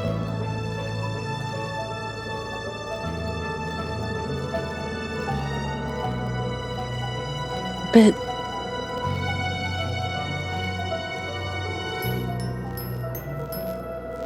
what kind of murder that he committed?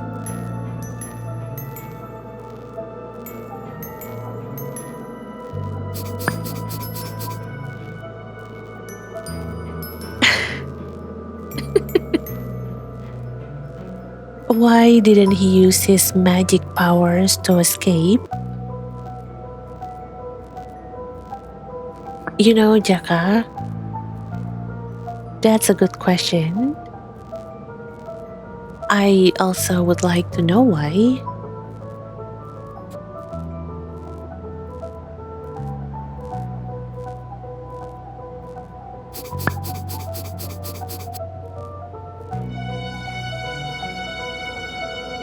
Wait, I heard that shamans can fly or become invincible to bullets. Wait, no, you are actually getting it wrong. That's Superman, not shamans.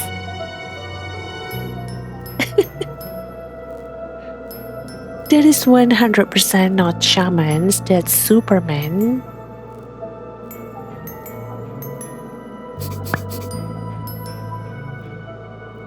Maybe he surrendered? What is this? Bad team com in competitive multiplayer games. Surrender?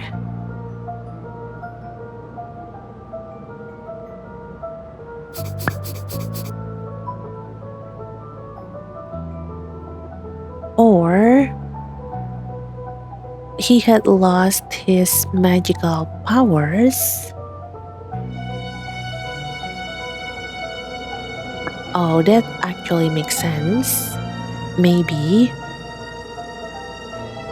I mean, that's very likely to happen. Maybe. I don't know. I don't know anything about shamans.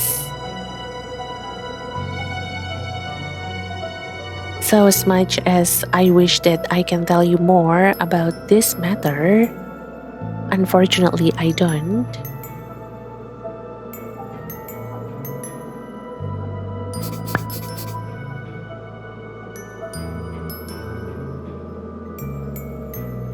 Wait, what? What if he only played along? Eh, wait, continue.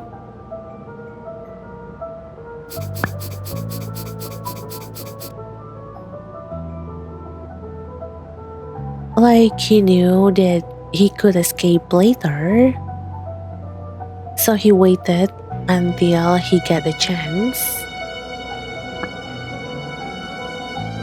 Oh, that's one way to look at it.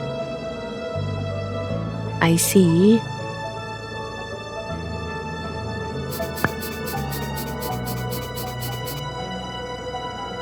Yeah, that makes sense. If I had his powers, I would just wait for the right time to escape.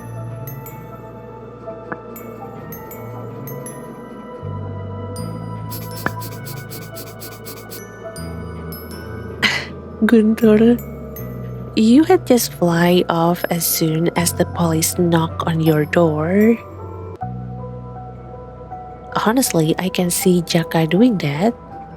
Like if he has a superpower, the moment he knows that the authorities were on his front door, it is more likely that he will be bolting out of the window and flying off instead of letting himself be caught and try to escape from his jail, from his cell.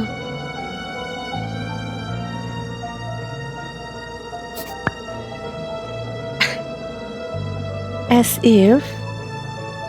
Thank you for this little banter, guys. It definitely boosted the mood, and I definitely think it helped cheer Kajora up.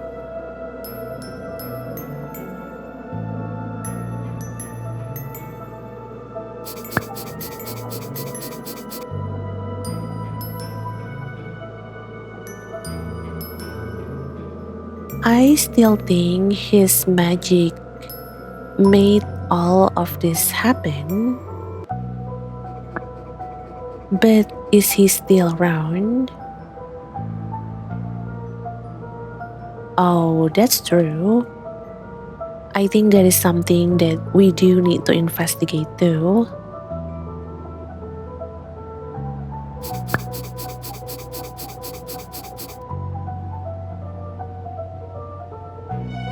I think he got his revenge by using his evil powers to drive everyone out of this village.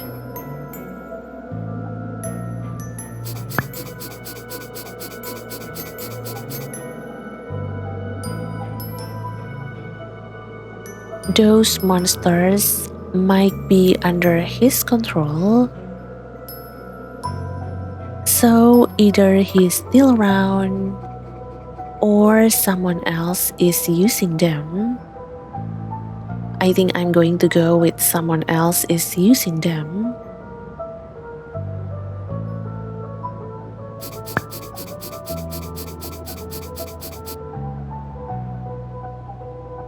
Well, we would better look around for more clues about this shaman.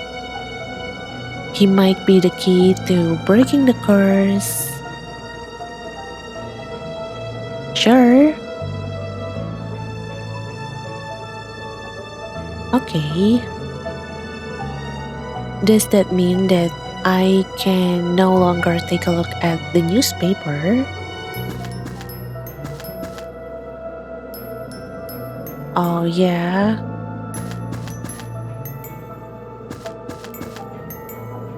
I can no longer take a look at the newspaper.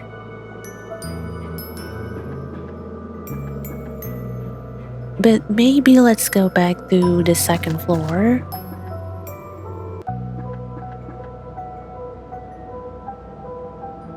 Let's see if I might have missed anything up there.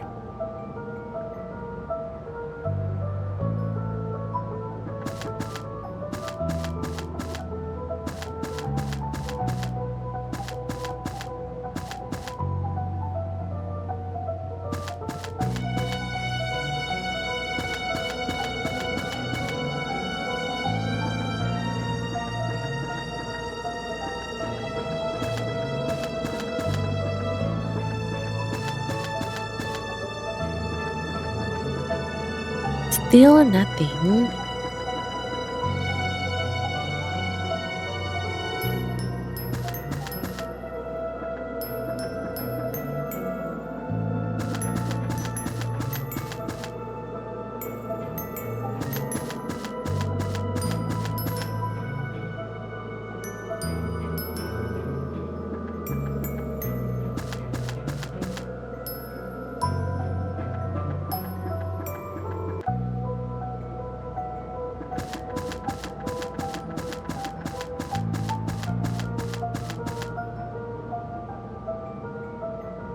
Nothing here too.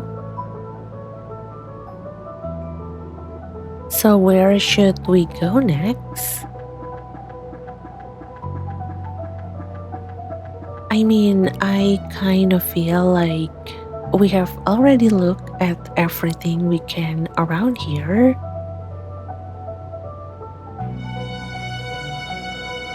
Like, we have explored all the corners, checked all the little details, and I think there is not much left to inspect in this area. So maybe let's go back to Mr. Aditya. Let's see.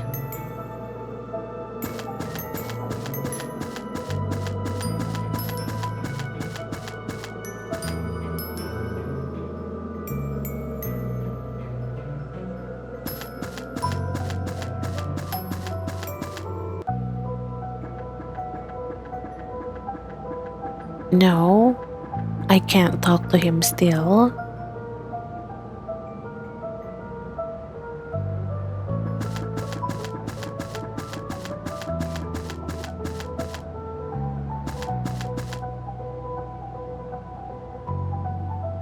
Oh, apparently we can go to the other area. Let's take a look around then.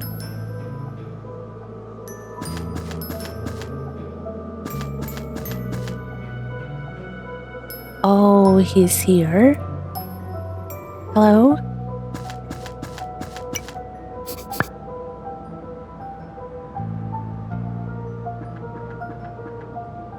Mr. Aditya?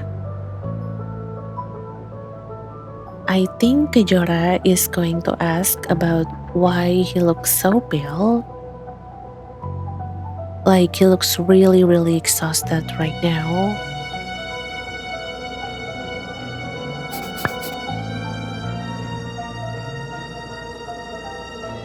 What are you doing? Honestly, at first I thought that maybe he was just tired.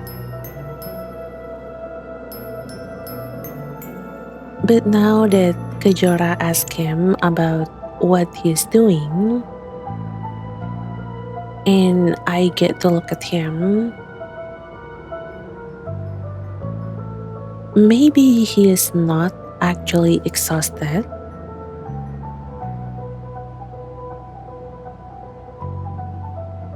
Maybe he is meditating.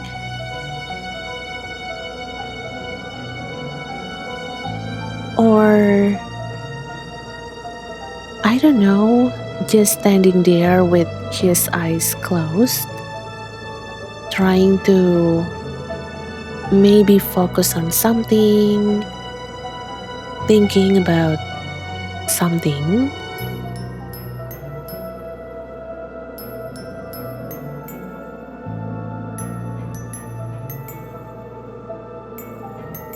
I mean, he's not actually sleeping while standing up, right?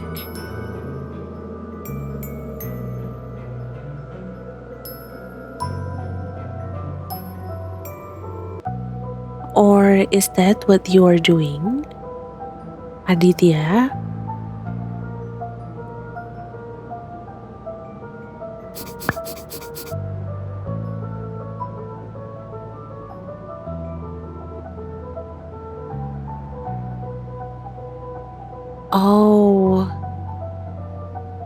You came at just the right time. Oh, what's wrong?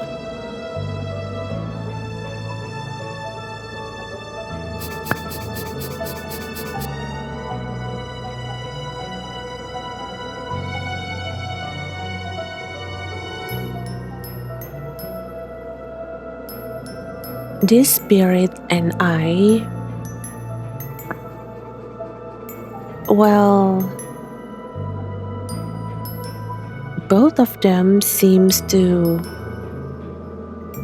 sense traces of magical energy in this area.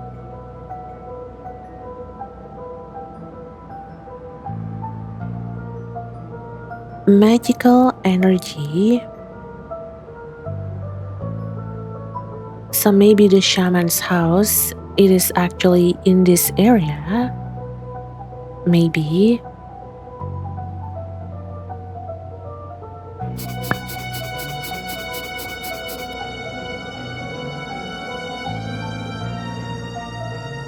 It is such a powerful magic. Decades may have passed, but its remnants can still be felt.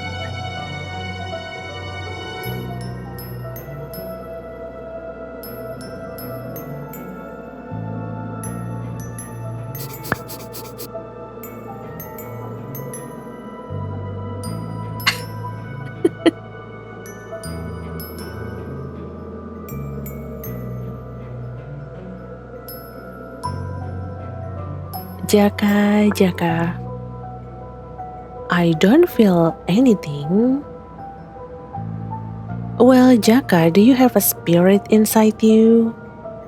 Do you have a hand that can magically turn into a wolverine claw? No, right? I mean, maybe it is something that only Aditya or someone with a supernatural power is able to feel, able to detect.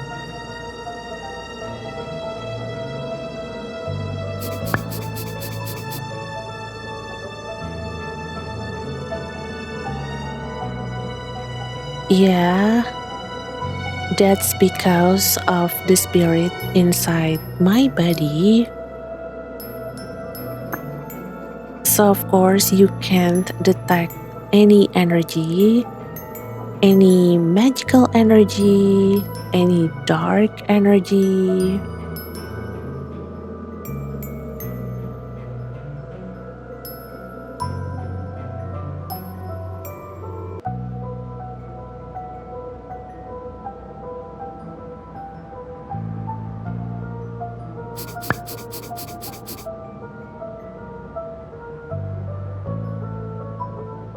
Whoa, Mr. Aditya.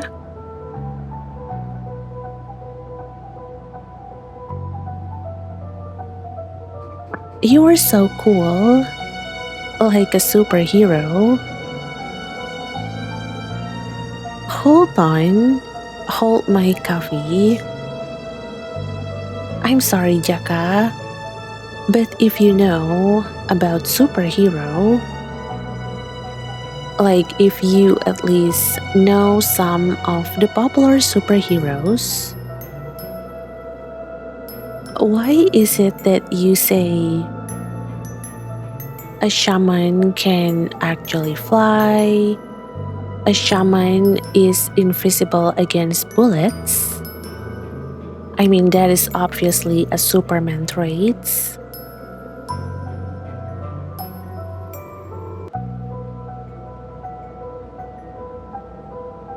And I might be wrong about this, but I believe Batman, Superman, Spider-Man, Iron Man, like maybe they're like the most popular superheroes that I believe even if you are not into superhero, you will definitely know them. You will definitely have heard of them somewhere. You will definitely see at least like one toy or one figure about them. So I find it strange why does Jaka, when he said like shaman can fly, shaman is invisible against bullets, like that is obviously not shaman, that's Superman. Although I do think that your knowledge about superhero, Jaka, well, I think you need to learn more about them. It needs to be expanded just a little bit. Oh, and I agree with you too, Jaka. Aditya is definitely really cool. He's like a superhero, but he's also like one of the male lead in Ghibli movie, I think. Like he really looks like a male lead that belongs in one of the many Ghibli movies. But yeah, let's continue.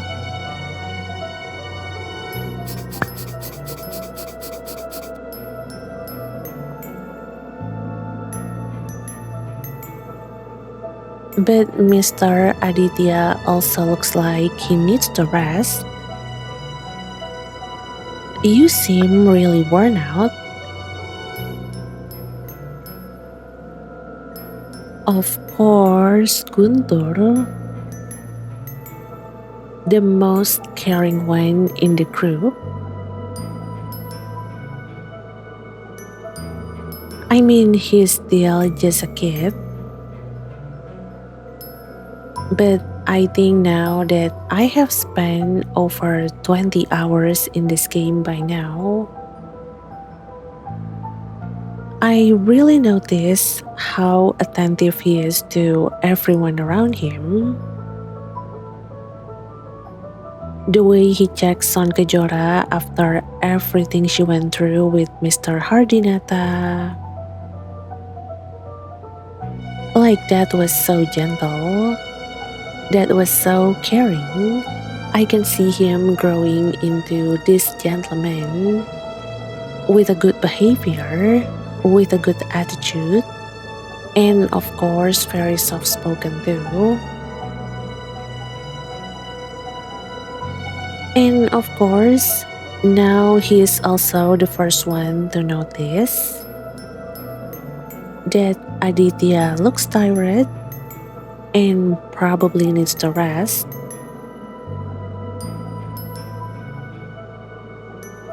And honestly, I think Guntur might be my favorite character so far. I really like how he constantly looks out for others, just like Mr. Hardinata, but I think it is in a much more gentle way. He pays attention to his surroundings, and of course, he cares for the people that he's close with, and he isn't afraid to show it. And you know, speaking of resting, if you ever feel like winding down, maybe with a long, obnoxiously long, slow-paced, turtle-paced, cozy playthrough in the background, something you can just relax to, well, don't forget to subscribe to this channel. I will be sharing more playthrough just like this one, all calm, slow-paced, although unfortunately it comes with so many TED Talks. But hopefully, all of these videos can be comforting to listen to. And yes, did I just casually promote my own channel in the middle of this emotional playthrough? Oh, absolutely.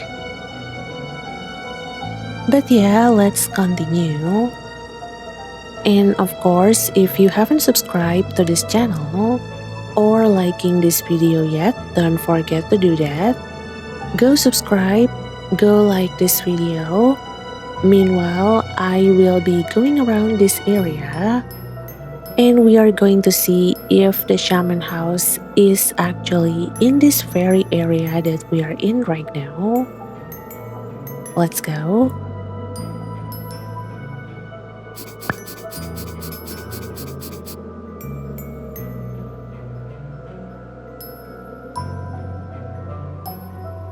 If you want to rest for a bit,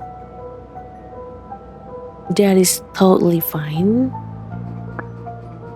It seems safe here anyway.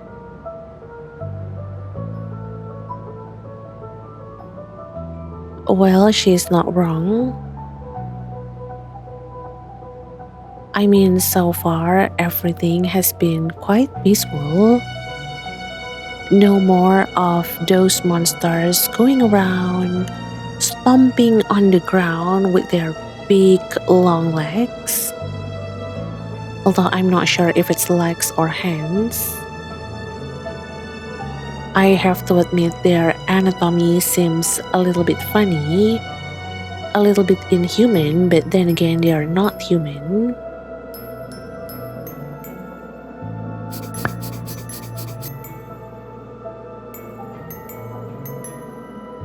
Yeah, Mr. Aditya, you have done so much already. Totally agree with Jaka. Take care of your body, take care of your face. And I'm saying this because I genuinely care about his well-being, not just his looks, okay? I mean, his looks plays about maybe 70% of what I just said. But trust me, I care about his well-being too.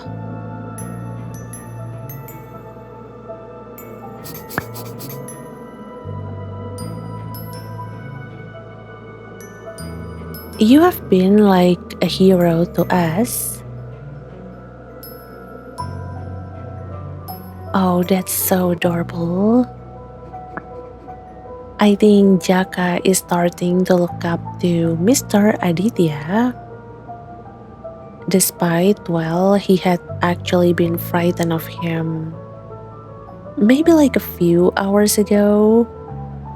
No, actually, it is like one video ago.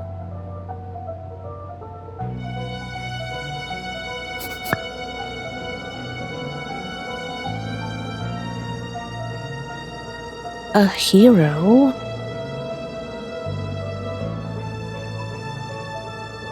What's wrong? You don't like being called a hero?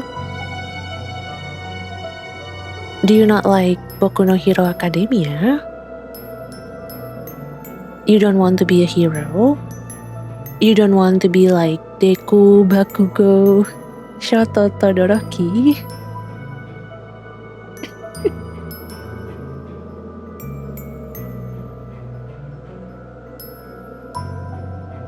I'm sorry. Remember, please, I'm an otaku. So sometimes you will see me referencing anime, referencing game. But yeah, what's wrong? I'm sorry, I think we need to start getting a bit more serious here.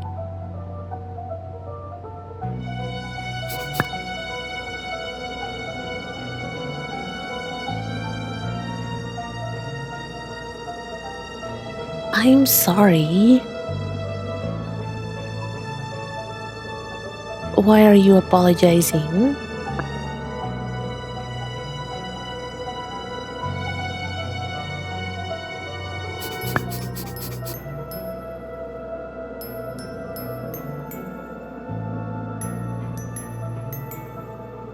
I am not the kind of hero you think I am?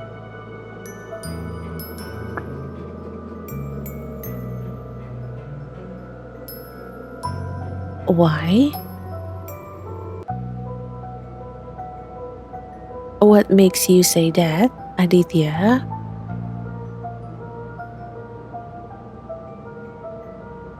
It seems that he might have his own problem. Maybe like his own past that has been bothering him for a while now. To the point that he doesn't think of himself as a hero. Maybe.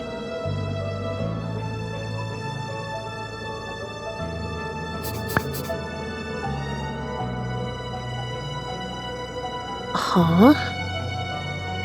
Why, Mr. Aditya?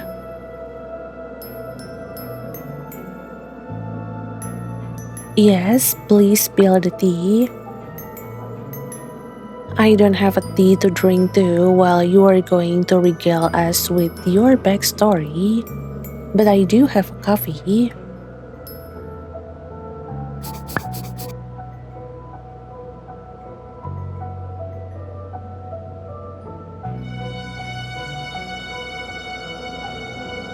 You have been trying so hard.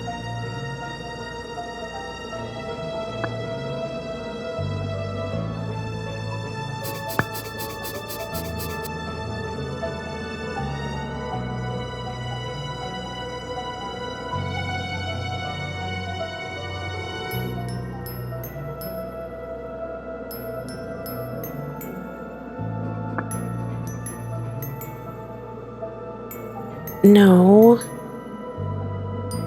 the truth is,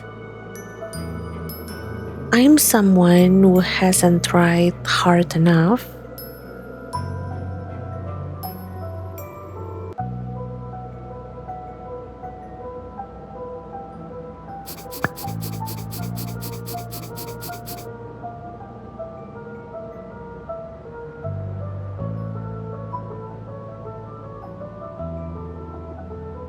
Out there, I had a good family. They supported everything I did, and they praised me when I succeeded. That's so wholesome.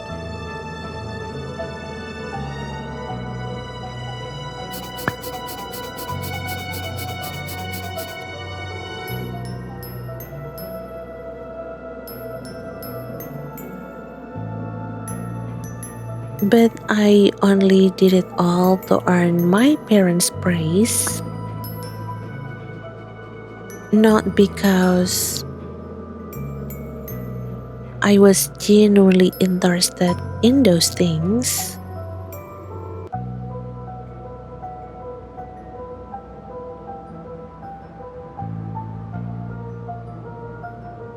Oh, that's quite a relatable topic. Like wanting to get praise from your parents, wanting to be recognized by your parents, and therefore you start doing things that maybe you don't have any interest on. Maybe you start doing things that don't really bring you much happiness when you are doing it. Like all just to get the approval of your parents, to get the recognition from your parents.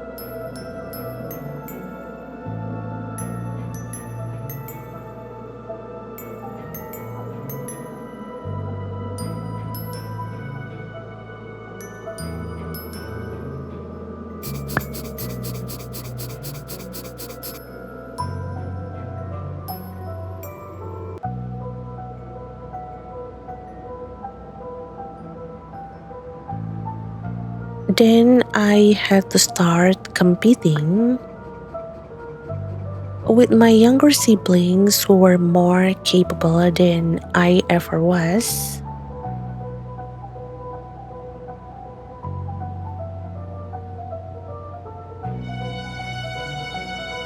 Wow, that's harsh.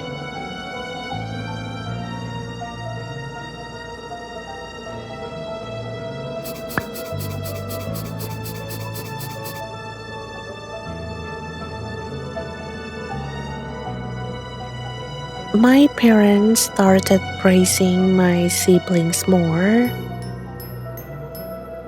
They were more talented,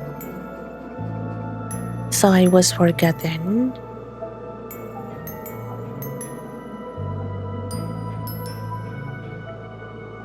That's painful. And I know that this is something that can happen in the real world. This is something that can happen in a family. This is something that maybe someone or a lot of people are experiencing all over the world. That feeling of being forgotten, of wanting your parents' love, attention, recognition, like wanting all of that from your parents so badly, but at the same time, not even knowing what else that you're supposed to do to receive it.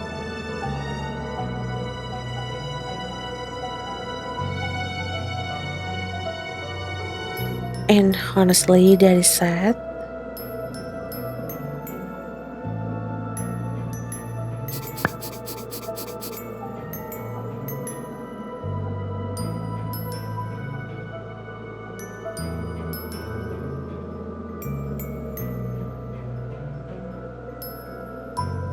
I should have worked harder, but I don't because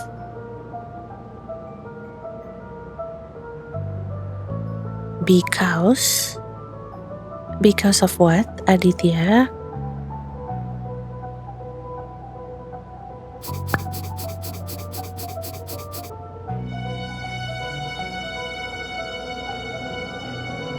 I thought that it was pointless to try and compete with my accomplished siblings.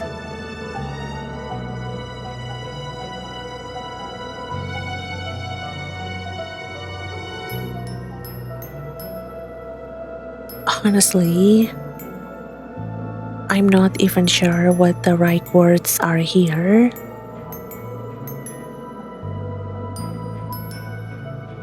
But somehow, in my eyes, reading this text about Aditya's backstory,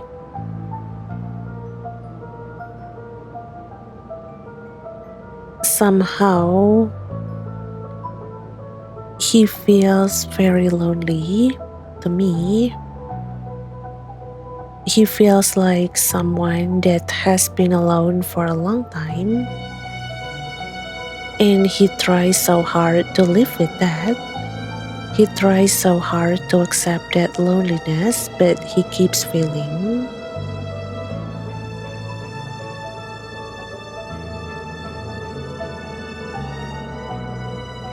Because I don't know, maybe it is because I'm the eldest in my family. And well, I grew up with my mom and my two younger siblings. And trust me,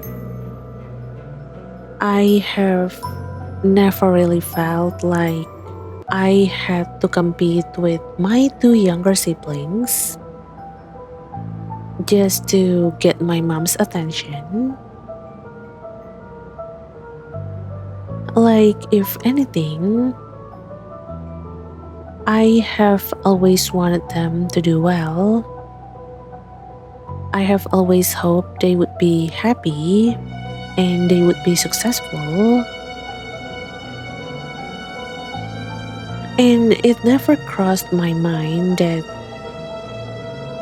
someone else's love or someone else's attention, even more so if it's your own parents,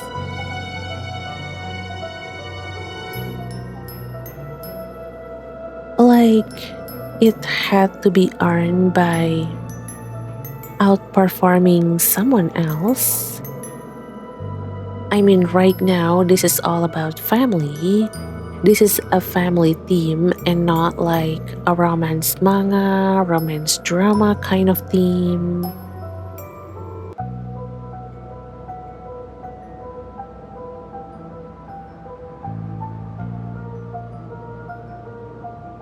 And maybe that's why I think of Aditya as a very lonely person. That's why I'm thinking that the situation that Aditya is having is very heavy, very sad.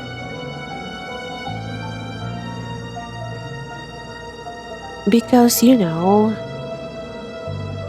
outside of our family, outside of this little family that we are having,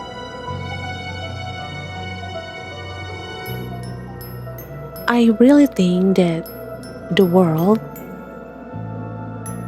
like our everyday life in this world, already asks us to compete constantly. Like when we were a teenager, to get into school, we need to compete with other people through entrance exams. And then maybe after we get to go into the school that we want, we manage to win the competition, so therefore we can go to the school that we want to. Well, we are going to graduate, and maybe some of us are going to college, while another some of us might be looking for a job. But even to get a job, we need to compete through interviews, through employee selection, and even something as simple as like boarding a crowded train in the morning. It can turn into a competition just to be able to get into the train, just to be able to get a spot in a bustling crowded train in the morning. Anyway, what I'm trying to say is that we are already measured against other people almost every day. We have to compete with others every day. So honestly, when that same competitive dynamic seeps into a child's relationship with their siblings because of their parents, well, it feels especially painful.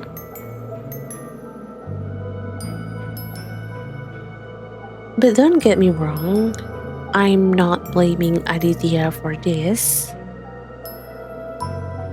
Like, if anything, I actually feel for him. I pity him. Because, I really think that a child shouldn't have to compete for love. Like, they shouldn't have to prove themselves just to receive attention.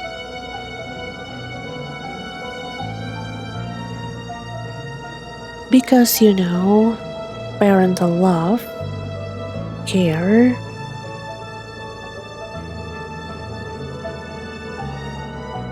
well, they aren't rewards. They are something that every child deserves, simply for being brought to this world by their own father and mother. simply by being their child. But yeah, let's go back to our talk with Mr. Aditya.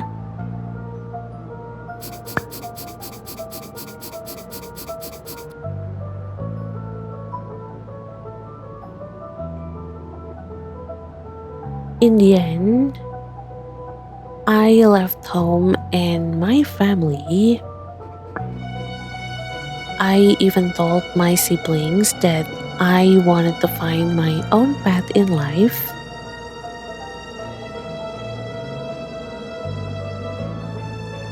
Wait, so you really are a traveler? I mean, again, I don't see you carrying any bags.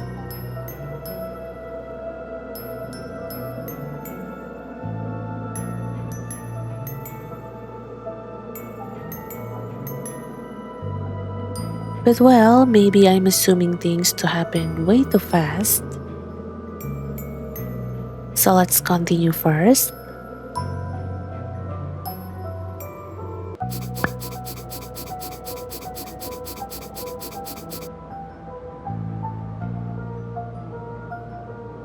But the path I took had no direction. I wandered from place to place, but I felt most at ease in quiet forests and mountains.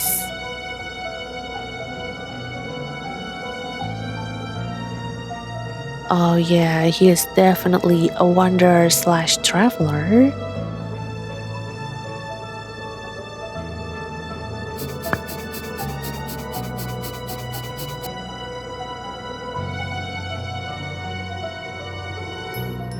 That is how I ended up in this region where I met the forest spirit who live outside your village.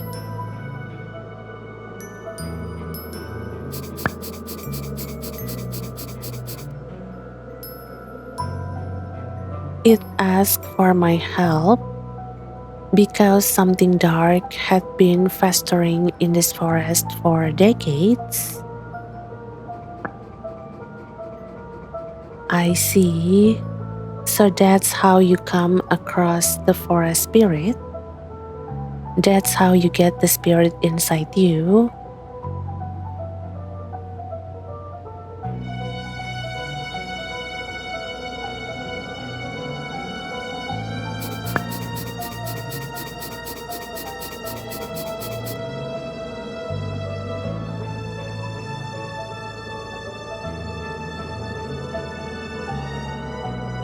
Well, in the end, I agreed and I allowed my body to become a host for its power. But only because I wanted to be praised again, to be seen as a hero.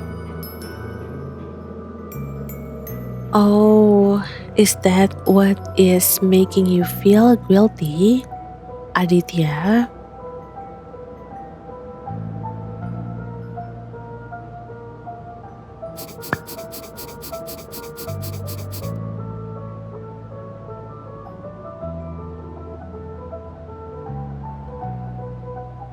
Well, that's the truth. I am not a perfect hero. I'm just someone selfish and starved for praise.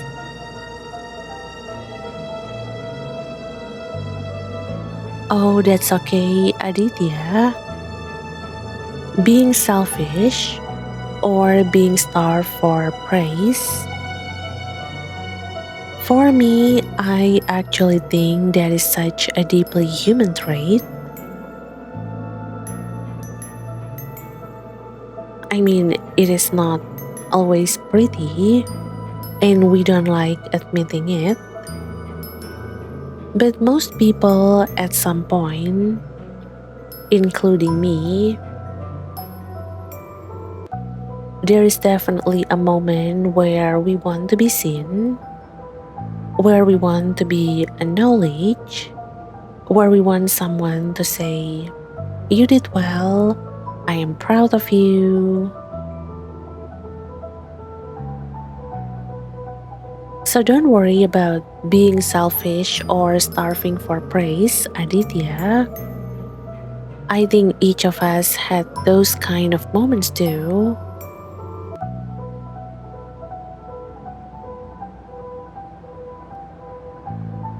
But well, let's continue.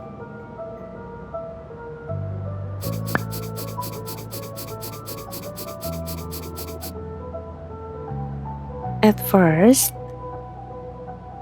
I had planned to leave immediately after defeating the monsters. After all, this is beyond what I usually do.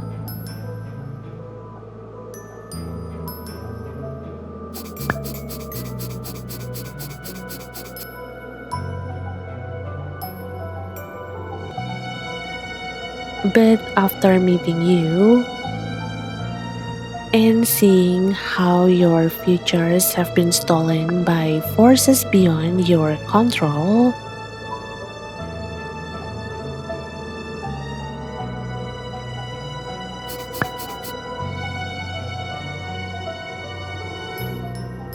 I just couldn't turn away.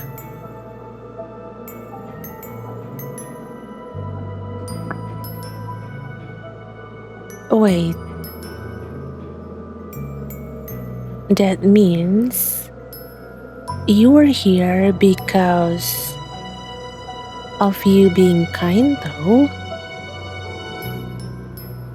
Because you are kind and you want to help them,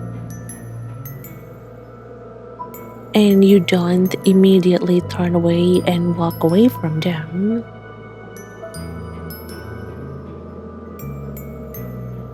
And honestly, I think it is admirable. It is something that you deserve to be proud of. And you deserve to be proud of yourself for doing that, Aditya. For being here, for helping Kejora, Jaka, and Guntur.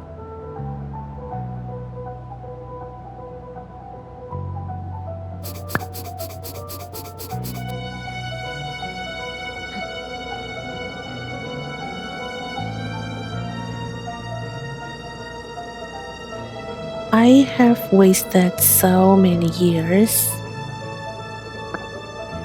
just because of jealousy and selfishness.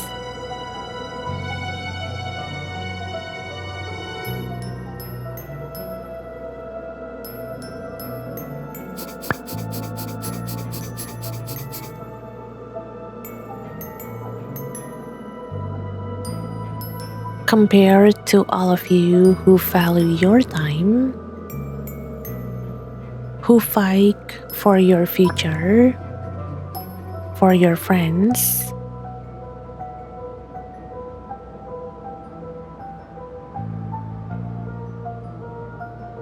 but you are here, Aditya. You are helping them fight for their future. And I believe you deserve to be called a hero for that. Even Deku say so. I'm sorry. I am so sorry. But even All Might say so. I'm sorry. Once again, I am so sorry.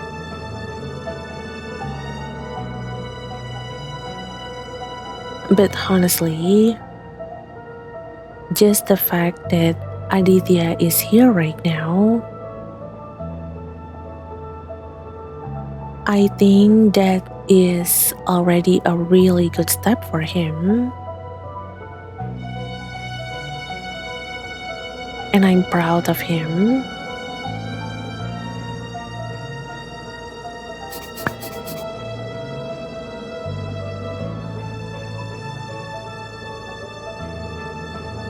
I couldn't even save them.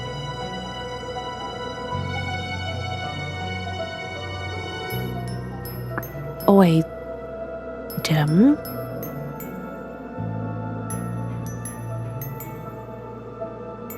Wait, who are them? Who are these people that you were talking about, Aditya?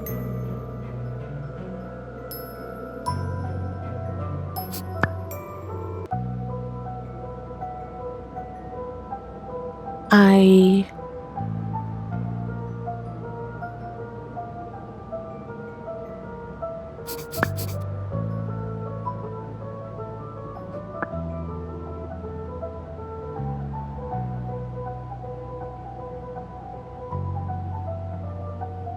I really am pathetic.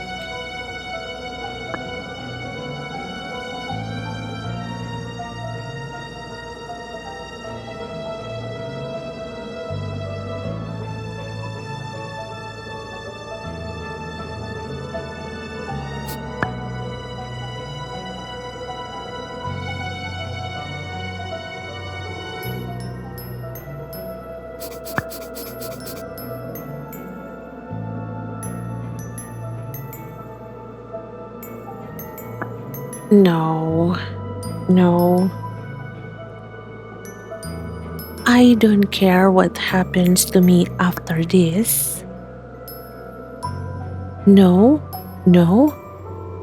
You did not say that, Aditya.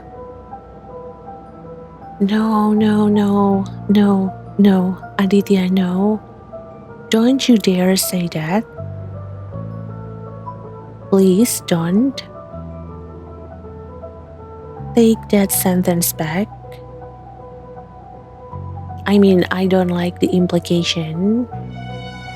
And let me tell you, as someone who had been reading so many manga and fanfiction, and watching so many movies, so many series, playing so many games, I have witnessed countless dialogues in all of those media entertainment, and I believe some of us, especially if you have been consuming so much medias, so much entertainment, you will notice when there is like a sentence being said, and I think nowadays we're going to call that as a flag. Like, it is not just about a red flag, green flag, but that flag. And I really think that this is definitely one of those sentences that can be classified as a dead flag. Like a sign that a character might possibly going to be taken away from the story permanently, or well, they're going to lose their human form and maybe they will continue as a ghost. That is also possible. But honestly, this definitely sounds like a dead flag, and I don't like that. Like, what do you mean I don't care what happens to me after this? Like, that is a huge sign that something is going to happen to him, something dangerous, something extreme, something that can potentially be life-threatening.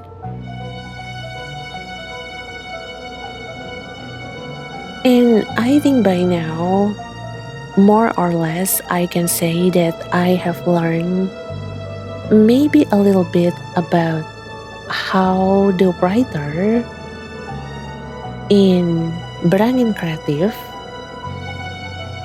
and also I actually need to apologize. So by the time that I finished playing part 1 and part 2 of my Kajora playthrough,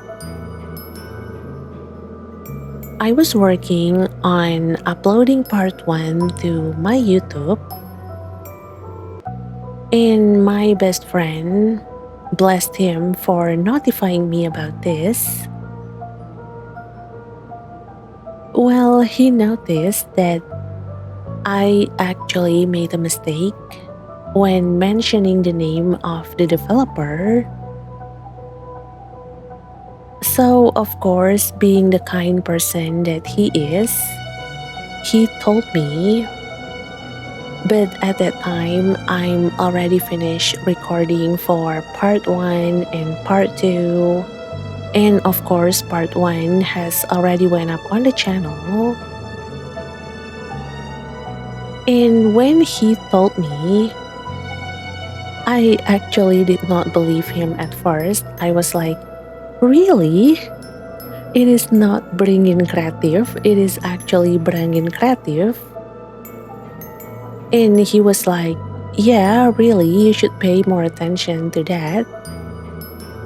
So I go and take a look, and I completely can't understand why it totally slipped my mind that it is called bringing creative and not bringing creative. And I really did not realize it for like 2 parts of this playthrough. For about like 14 hours straight of playtime, I did not realize that it is called bringing creative. I keep going with bringing creative, and I know that I have called them so many times in my playthrough. I have complimented them, I have complained to them about Aditia, and complimented them again.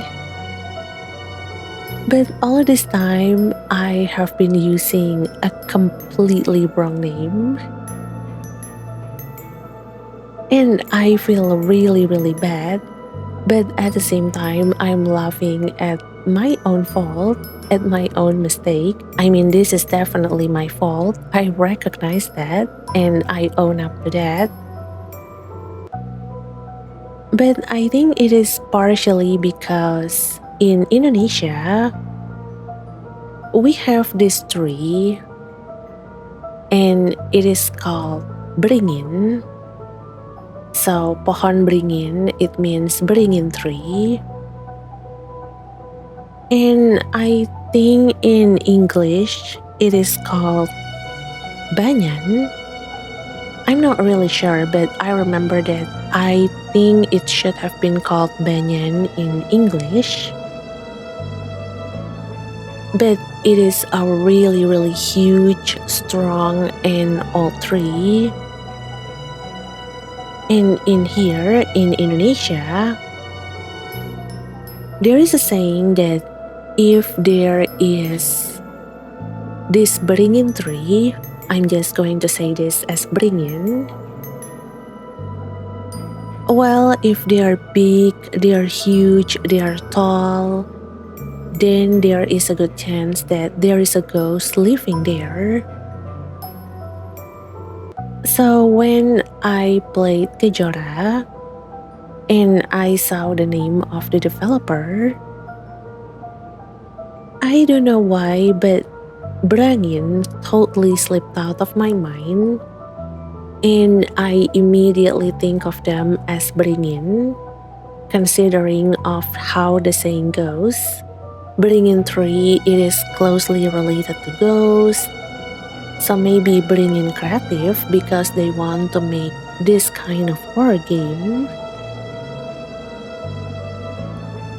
And I think it is basically imprinted in my mind, to the point that I did not realize that I'm making a mistake until my best friend points that out to me. So, I am so sorry, Brangin Creative. I don't know why it completely slipped my mind. Like, I did not think that I'm making a mistake. Like, I really think that the developer's name is Bringing Creative until my best friend points it out to me. And even right now, it feels wrong to say Bringing Creative because I have been saying Bringing Creative this, Bringing Creative that, like all the time. But I guess now I need to keep repeating Bringing Creative, Bringing Creative, Bringing Creative just so that I can get used to it. But once again, I am really sorry. I am actually so embarrassed because it is written in my own native language and I mispronounced that. No, I actually misread that. And again, I am so sorry. And I do read a comment saying that apparently I talk faster when I'm panicking, when I'm embarrassed, and you do have a good observation skill. Thank you for noticing that. And I think that's proof of how embarrassed I am. But well, my point still stands. Brangin Creative has such a good art style. Brangin Creative did a really good job with the art that they have in Kejora. And they did such a great job with this person, Aditia. But I think by now I learned that maybe, well, I don't want to assume that much, but I really think that maybe the writer, there is a good chance that they don't mind having several characters dead. I think. So I do feel that I need to be careful with my emotion here. Because to be honest, I don't like sad ending. I am really bad against sad ending. I actually don't like when there is like a character's death, especially like major character's death. So in order to prevent me from crying, from being hurt when a certain character in something that I'm reading or I'm watching, like they suddenly passed away, like to prevent that pain, to prevent that hurt feeling, I develop a tendency to recognize that flag when I see them. Because when I notice them, I will be more on guard with my feeling. I don't want to get attached. Now I sound like I'm describing a real relationship. But no, this is my relationship with character in the game. Like I'm trying to not get attached that much. Because just in case the dead flag that I'm seeing is going to come true, when that happens, I am not going to be reduced into someone that acts like, well, they have just gone through a painful breakup, like staying in bed for days, scrolling through Instagram, TikTok, Twitter while sobbing, eating a good amount of chocolate, ice cream. Like, I don't want to do that, if possible. So seeing this kind of dead flag, I really think that what he is saying can be considered as a dead flag. I do think I have to be more careful with my feeling to Mr. Aditya now. I mean ghosting, as like having your chats or calls not being answered or being replied back is painful. But ghosting in a sense that your favorite character is going to die and they're going to become a ghost. So I am so sorry, but I need to be more guarded now. But well, let's continue.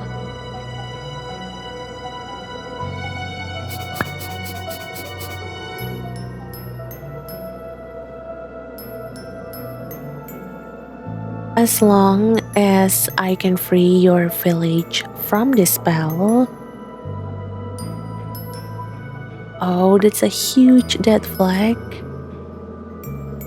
I don't like it. Don't say that, Aditya.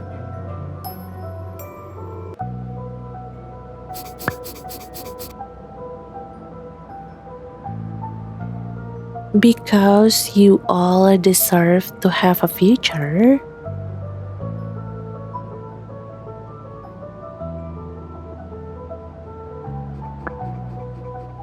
Well, excuse you, but you also deserve to have a future. Everyone deserves to have a future. Even you that maybe are watching this video and think that the future is looking quite dark, the future is looking quite bleak. You deserve a future, a brighter one that is much brighter than the present that you are living in.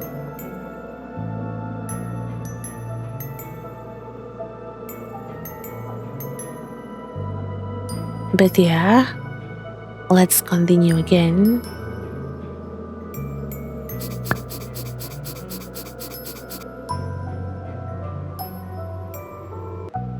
And we have made it this far by working together.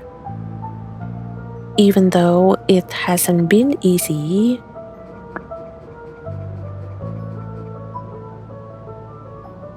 Through the power of friendship. What is this? Shonen anime? I'm sorry.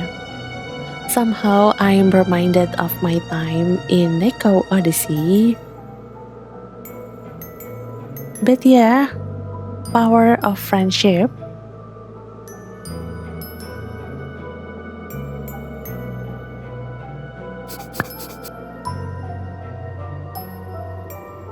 Kejora, are you okay now?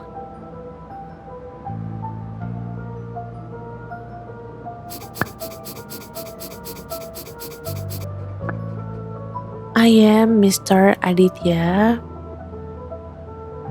Let's end this course as soon as we can, so everything can go back to normal. That's the spirit, Kajora.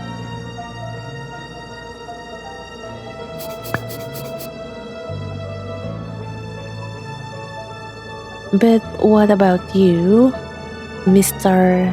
Aditya?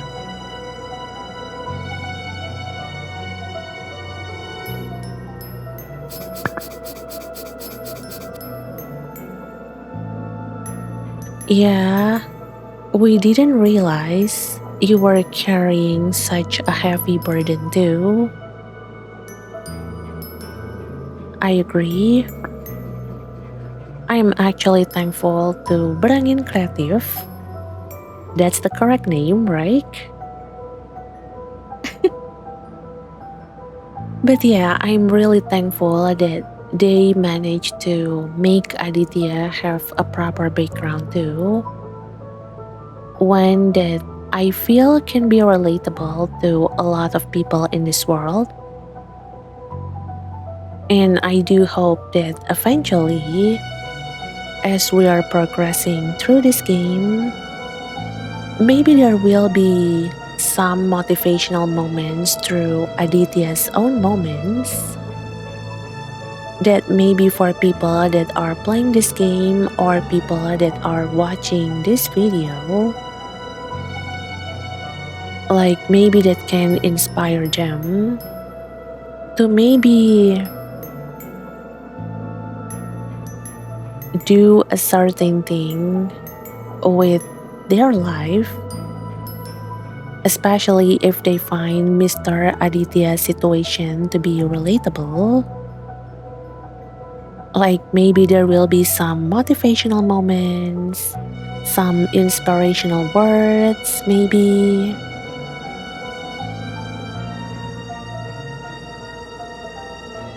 But yeah, thank you for sharing that. But yeah, thank you for sharing that. Aduh. But yeah, thank you for sharing that, Aditya.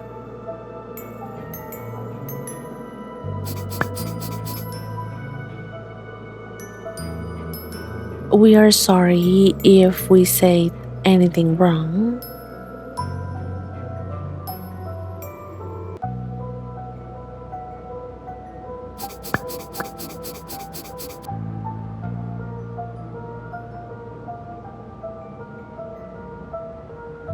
You didn't do anything wrong.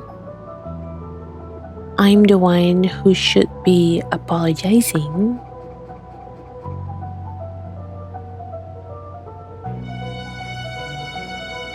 Oh, no. Don't feel bad about sharing a little bit of your story, Aditya. Who knows? Maybe listening to you will help these three kids, Kajora, Jaka, and Guntur. Who knows? Maybe after hearing your story, Aditya, maybe these three kids will all grow into better versions of themselves. Maybe. Like maybe this experience, this story of yours, painful as it is, hopefully it will shape them in ways that make them kinder, stronger, more understanding. And maybe the people watching this playthrough, you guys, maybe you can take something from Aditya's story too. Who knows? But definitely don't apologize for opening up to people. Don't apologize for sharing your story, for sharing your pain, sharing your emotion.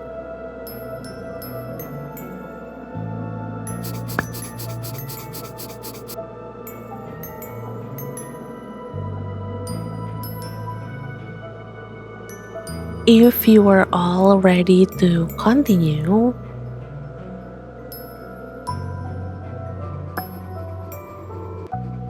we can check the houses around here.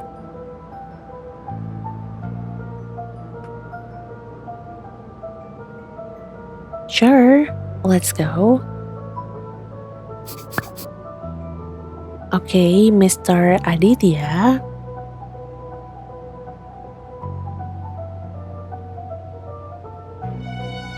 Okay. Now let's take a look and let's see if we can actually go inside all of these houses. We have so many houses to check though.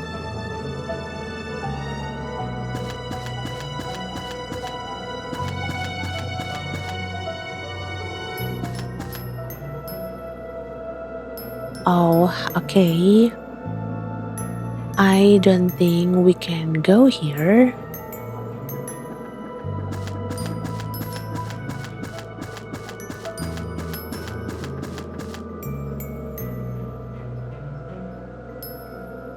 We have this one.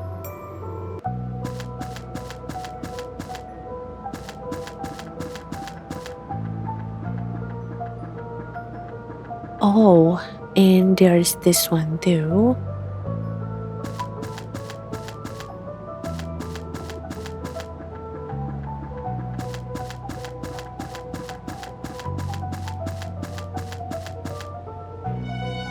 So, two of them.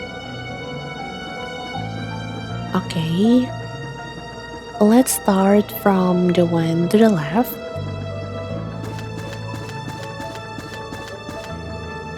This one.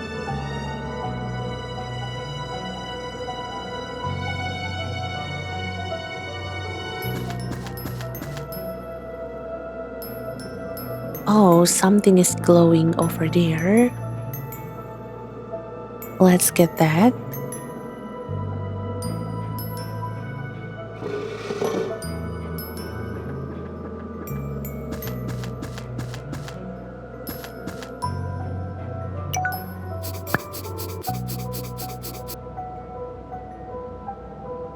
Oh, we got achievement. Shaman's house. Let's see. Someone took this photo from a distance, but it is too blurry for me.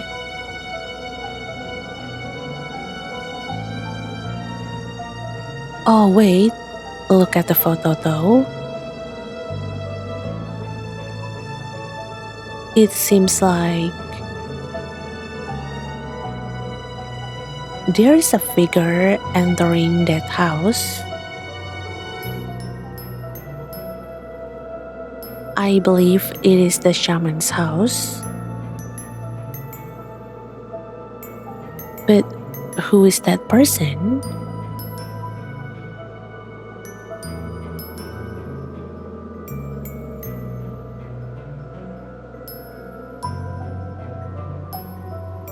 They look like the kind of culprit in Detective Conan, like how the culprit is usually being depicted before finally Conan crack the case and reveal their identity. Like honestly, it looks just like that. But yeah, unfortunately, I also can't see how they look like here in this photo.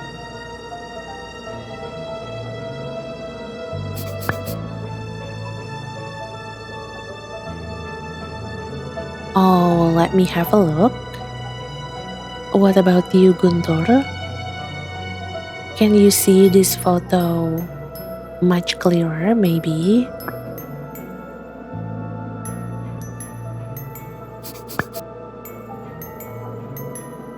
Can I see it too? Of course. Come on, huddle up. We are going to take a look at this photo together.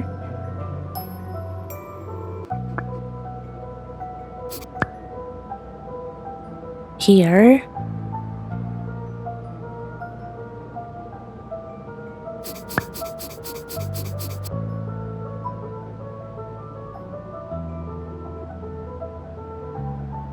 I think the photographer was hiding from that shadowy figure. Makes sense.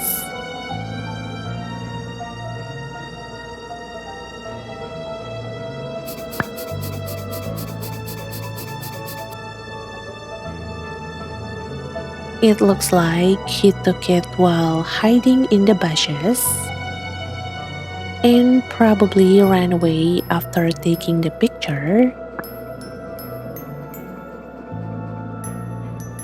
Oh, but if the photo is here, does that mean that they are staying in this village and they got caught up by something?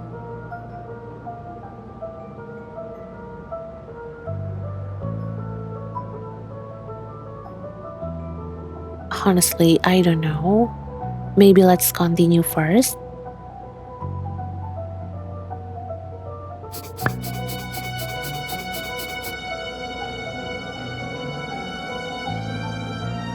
Maybe that person is the shaman. The photographer must have been scared of him.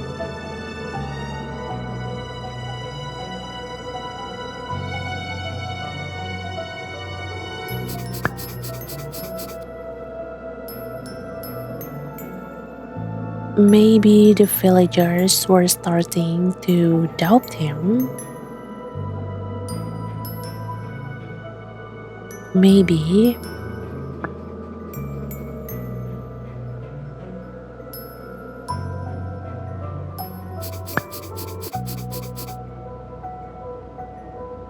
Do you guys think we can find where this picture was taken?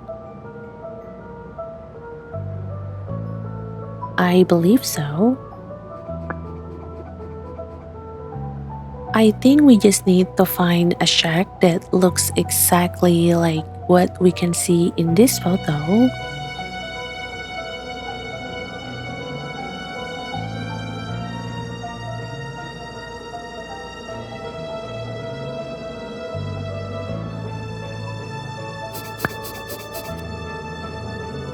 Yes, it must be nearby.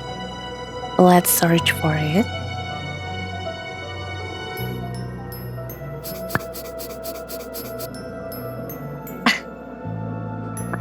I hope his house doesn't have any supernatural traps.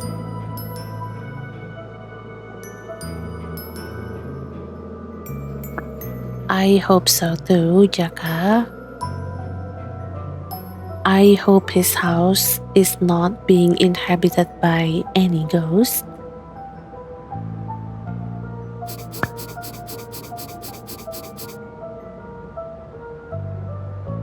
Mr. Aditya said that he doesn't feel any magic around here, so it should be fine. Eh? I'm pretty sure he mentioned that there are a lot of magical energy in this area. And that's why I agree with Guntur when he said that the house of this shaman, it should be nearby. But I don't know, maybe I'm understanding this wrong.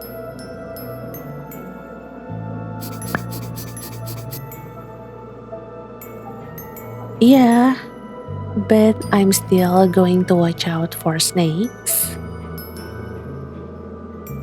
Okay, Jaka.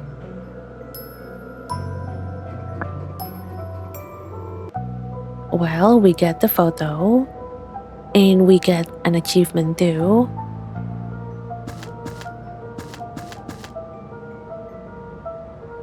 And is there anything else?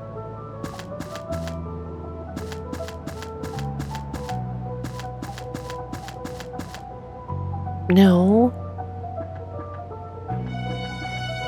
Okay then.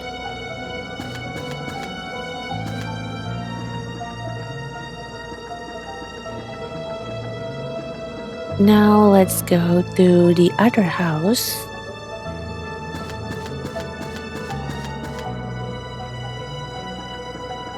Wait, isn't this the house? No?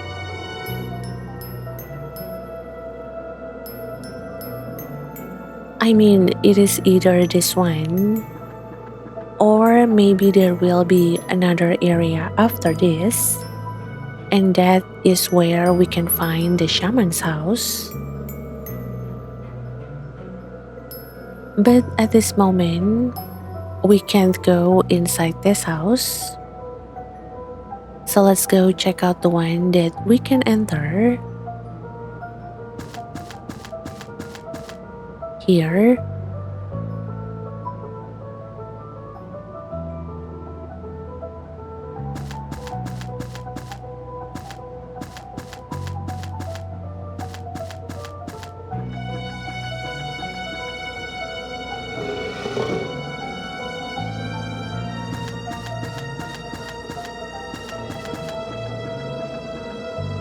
Oh,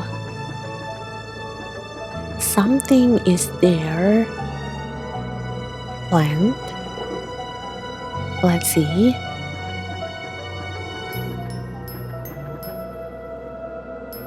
Oh no, it's a book.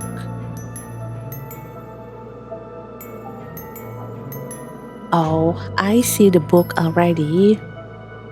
This is like a game of Among Us, but I immediately know which one is us.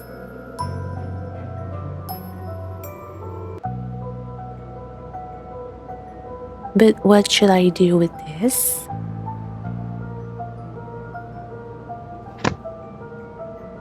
Oh, okay, I have to take them out one by one.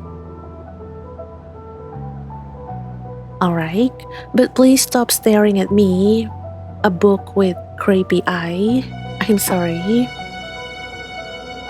It feels uncomfortable.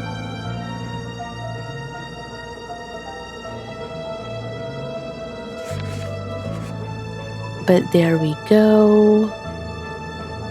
And this one too.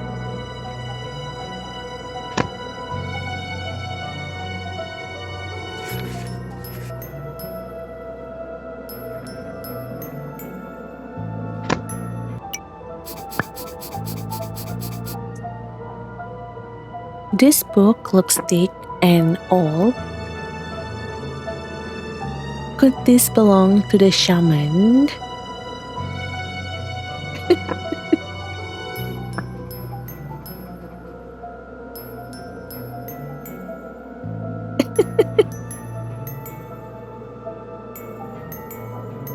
I'm sorry, I find that to be a little bit funny. I mean, a book that looks absolutely terrifying, with an eye that looks equally terrifying on the cover. And let's be honest, it looks like it came straight out of the Evil Dead series.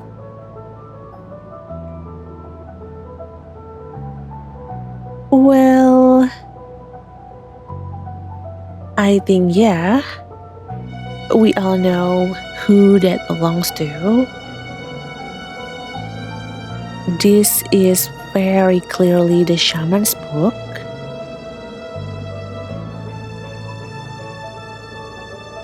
I mean, I don't think any normal person, well, they will be casually carrying around a possessed-looking demon-coded book. Let's be honest. So yeah, Kejora, I think this book definitely belongs to the shaman.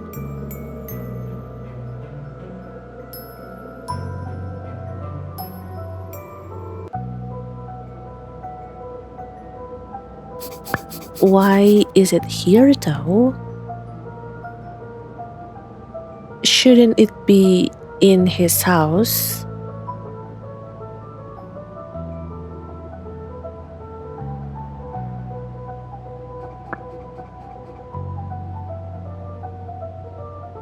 Wait.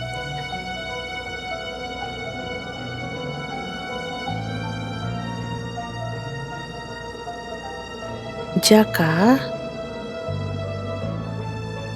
you are absolutely correct.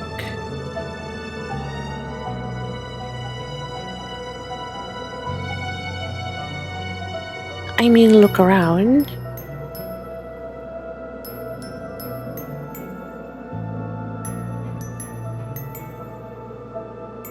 I don't think this house actually belongs to the shaman. I don't want to play by the stereotype, but this house, well, it looks way too normal to be considered as a shaman's house.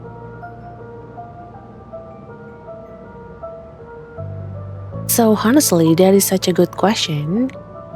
Why is this evil-looking book is here?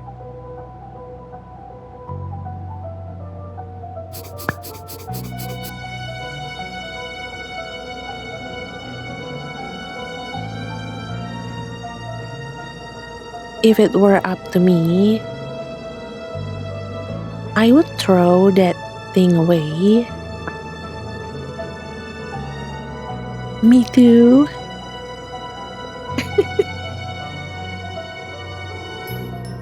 Honestly, that book looks scary.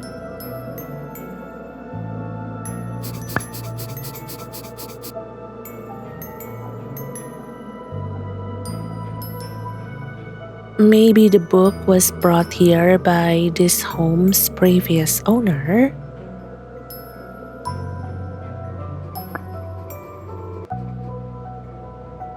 You got a point, actually, Guntur.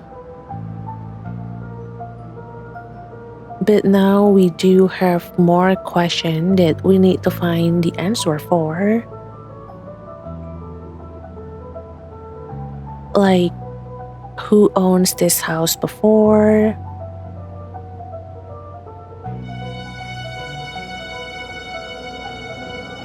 Why do they decide to bring the book here?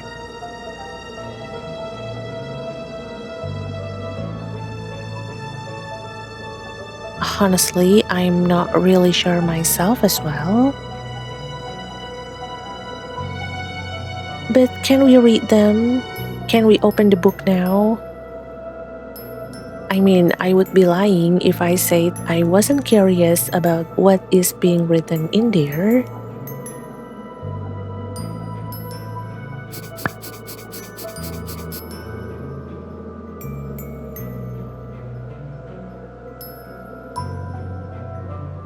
He did not destroy or throw it away,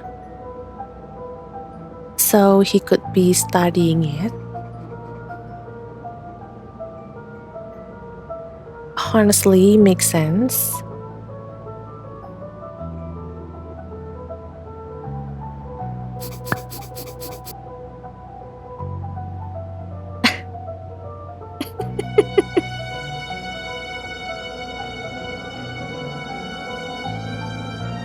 Let's read it together with Mr. Aditya.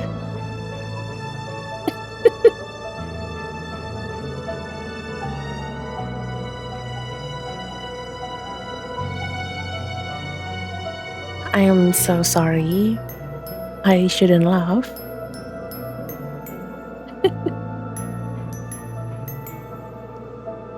But when Kejora said, let's read it together with Mr. Aditya, I couldn't help it. I'm sorry.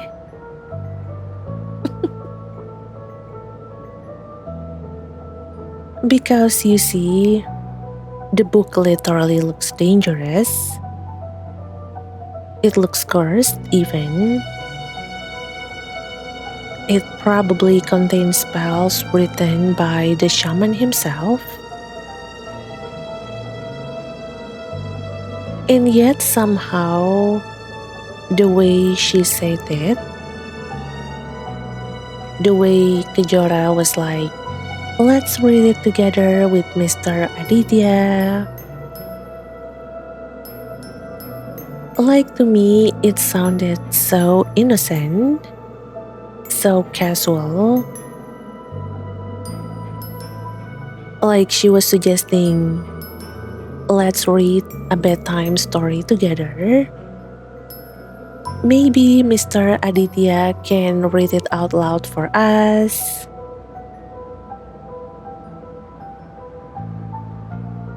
And I'm just sitting here like, hello? That is not a fairy tale book. That is not a cute storybook with illustrations. That is a potentially cursed, spell-filled, very suspicious looking book. So that's why the contrast between how terrifying it looks and how Kejora suggested to read this book together. I'm sorry, but I find it to be really funny.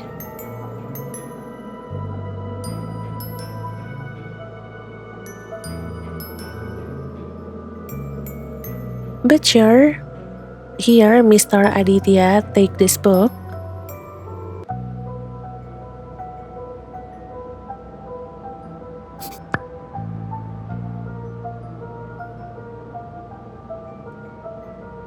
Oh, there he goes.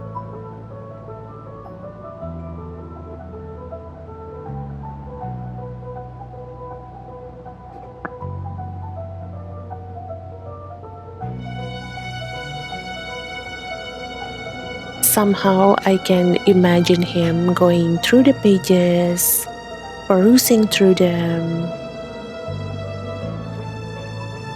And what do you find there, Aditya?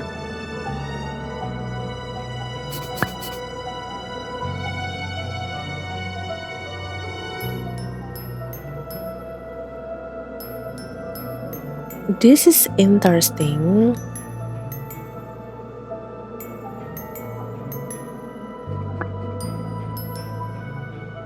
Okay, but what is this thing that you find to be interesting? Please do share with the class.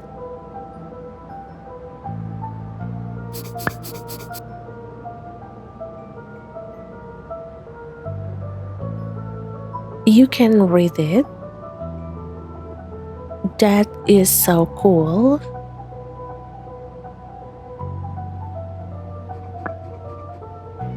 Oh, maybe it is written in a different language.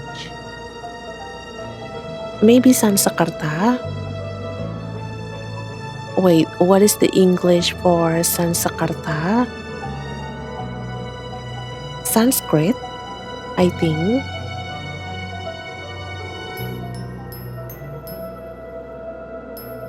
I'm not sure.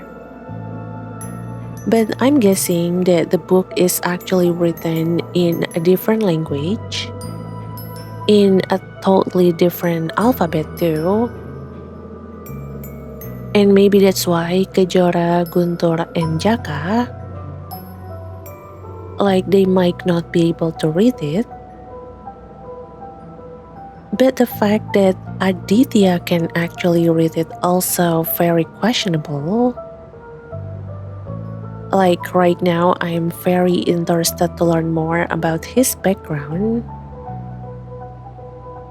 Because nowadays, I don't think if it is actually written in Sanskrit. Like, I don't think the majority of Indonesian people can actually read it, even me. So I do think that he must come from a special family. He must have some sort of powerful background, maybe, to be able to understand the language. But yes, please tell us what you find in there, Aditya.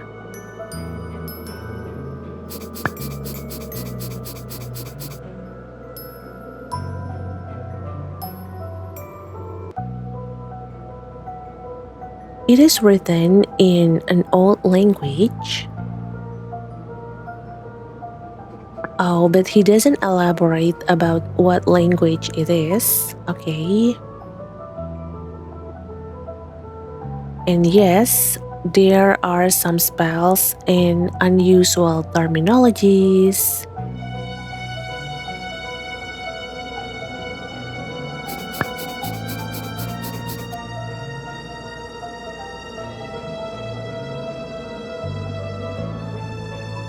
Good thing my family taught me about this,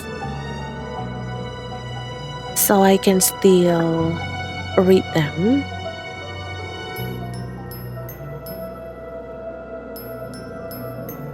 See? I'm really curious about his family.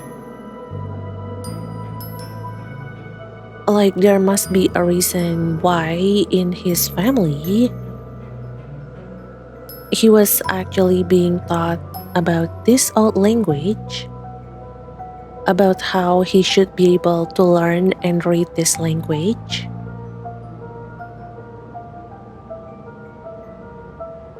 Well, hopefully, we will learn more about him and, of course, his family.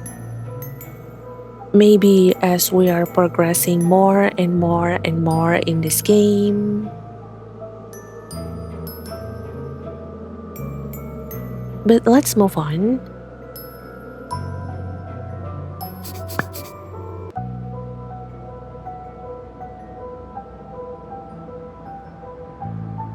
So, what is it about?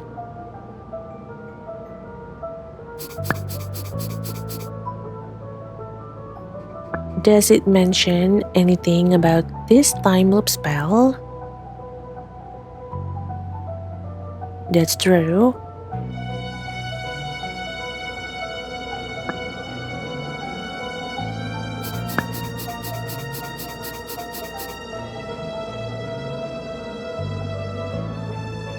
It does.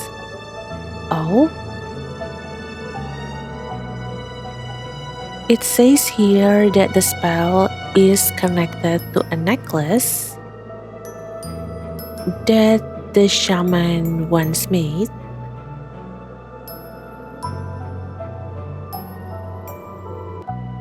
Necklace, alright.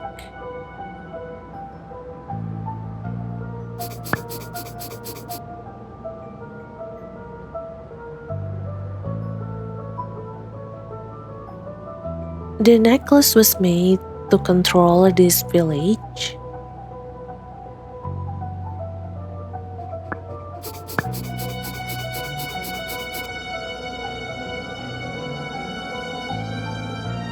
And those in possession of the necklace, it would be immune to the time loop spell.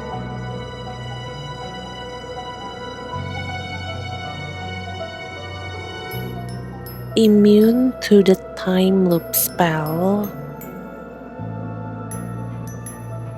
It is Intan, isn't it? I mean, in this loop, she definitely acts different.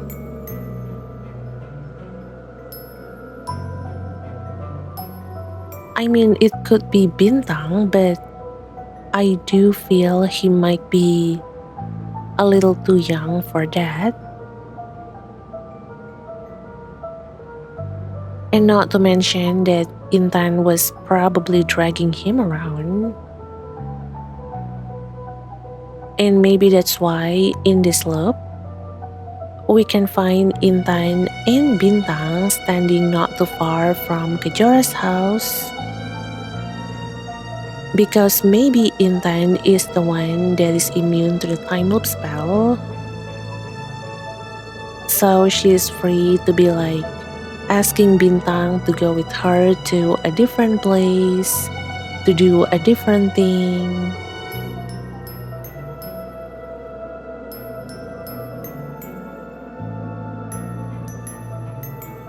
Maybe it is just a guess. But yeah, anything else?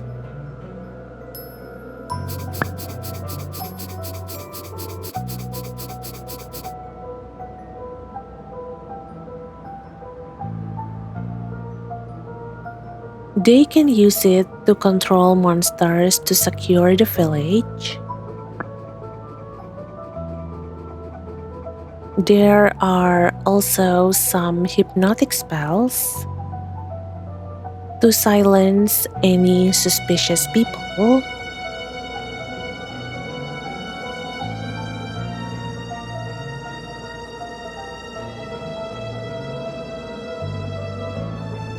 Oh no. Control monsters. Somehow I feel like I just a glimpse of what is maybe like the final fight is going to be. Hopefully there will not be any final fight, but I really doubt it. I think as a fellow Indonesian, I know my fellow Indonesian way too well that when it comes to designing a final fight, we want it to go with a big bang. We want it to go with as much chaos as we can. We want to do it in the most flashiest way possible.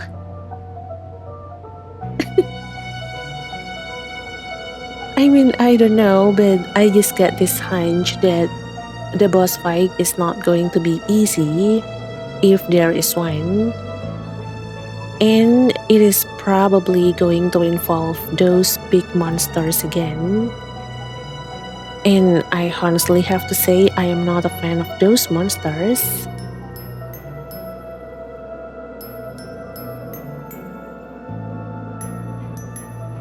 But okay, seems like there are several spells and there are several things that the person who caused this whole time loop can actually use. Like they can control monsters, they can use hypnotic spells, and not to mention the fact that they also have that time loop spell that they are immune to. Okay.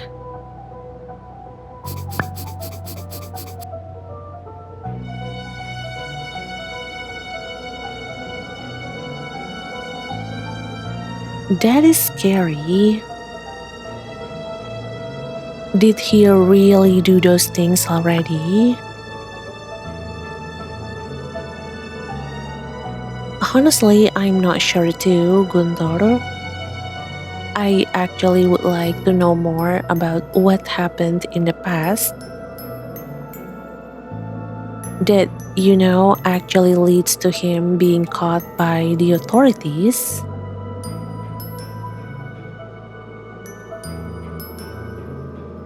And do you think we can find more information about that here? We do find several articles and several newspapers, but I think the information there is not enough for us to be able to understand what happened in the past. And honestly, I would love to.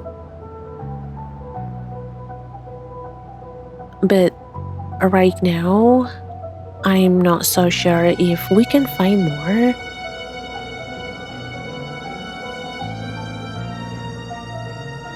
I don't know.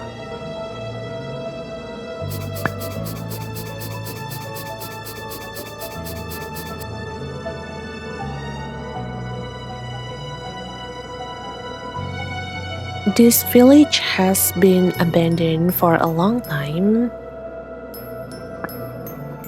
and the shaman has already been arrested. So I think someone else could be using his magic. Correction, Guntur.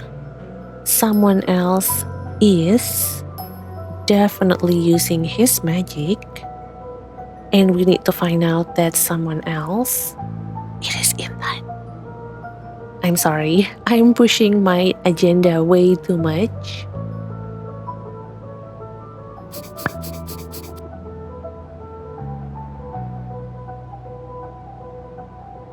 Oh, but there is an interesting part over here. Okay, what is that about?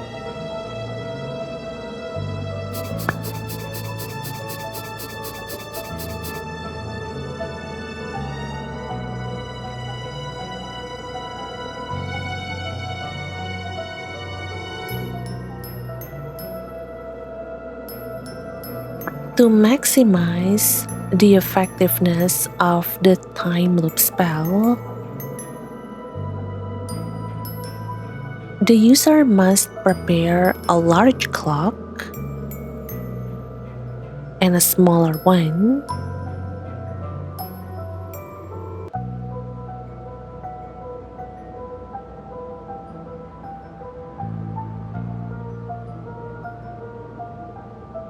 Wait,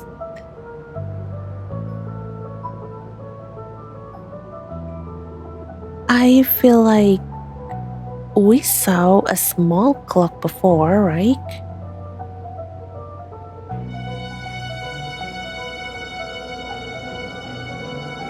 Wait, I actually don't remember.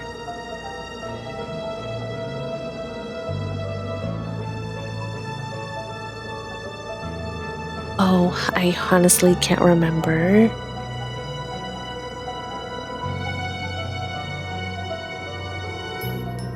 But there are two clocks then, a much larger one and a much smaller one. Okay.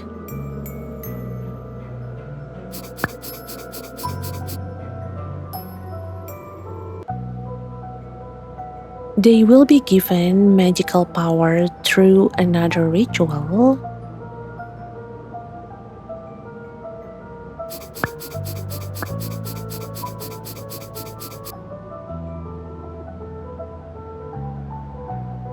The two clocks must be placed at the highest point in the region, so the spell can cover as much area as possible. Oh, look at that, guys. I think we all know where we need to go next. We need to go to the highest point in the area, of course. I mean, that is obviously where we can find these two clocks.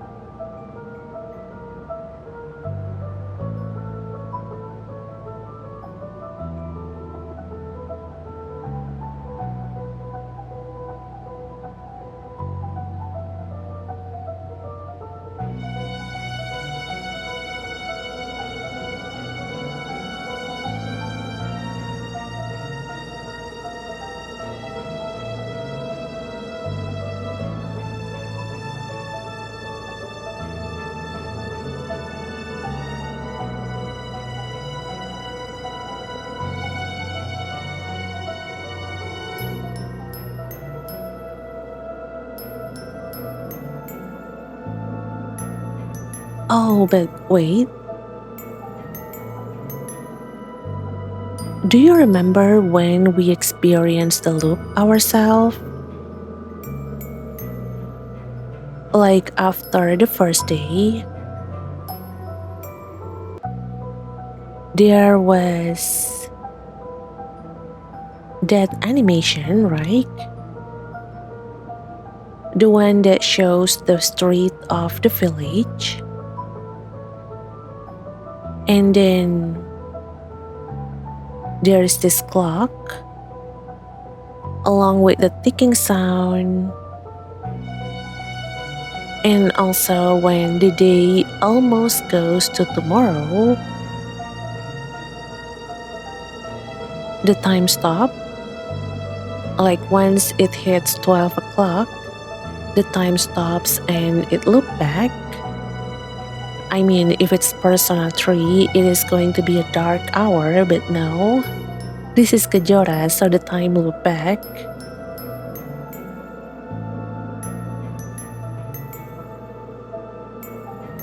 But I get this idea that what if the clock that we saw in that animation, it is actually the clock that they are referring to here? Like maybe it is the large one that is being used as part of this time loop spell.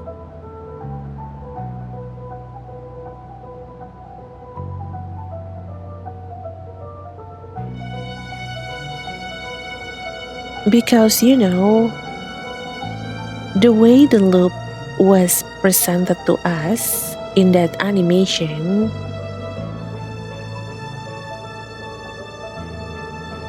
it was very deliberate. I really love the details like the ticking, the sound, the imagery. And up until this point, I thought that the clock was just like maybe it is there for just a symbolic purpose.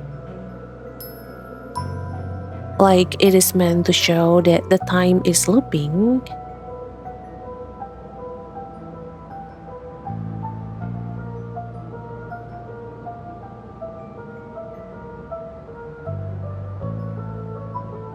But now that we know, there are actually two very much real clock being involved here. Maybe the clock that we saw in that animation,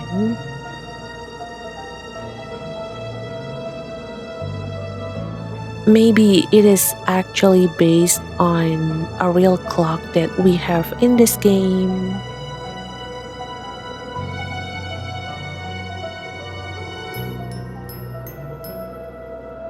Honestly, I don't know.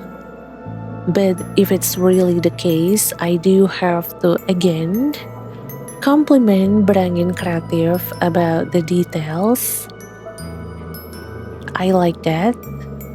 I like that there is this animation, and at first you thought it was just a symbol, but apparently there is a real clock that actually has that clock interface. And it is actually a key object to breaking this curse. Like, I admire that level of detail. I like it. But yeah, I guess now we know where we are going to go next.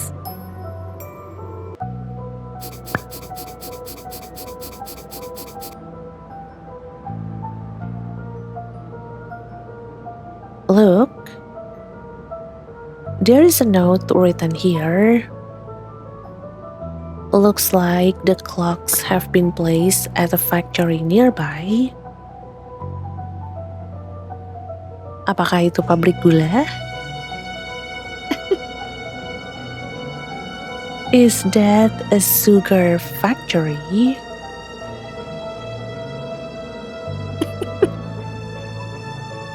I'm sorry. I can probably explain the full lore behind of why I believe that this factory might be a sugar factory. But I think I'm just going to save that if the factory turns out to be a real sugar factory. And if it's not, of course, I'm not going to regale you with an obnoxiously long tale. But if it does, well, I do hope that you are prepared to listen more to my TED Talks. Anyway, yes, it seems that we need to go to this factory.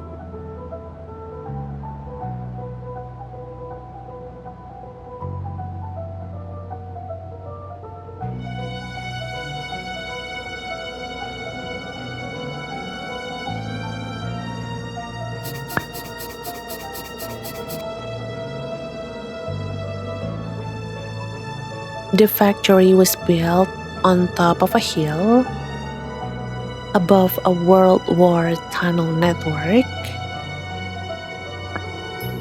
Brian Creative, you are doing it again, aren't you?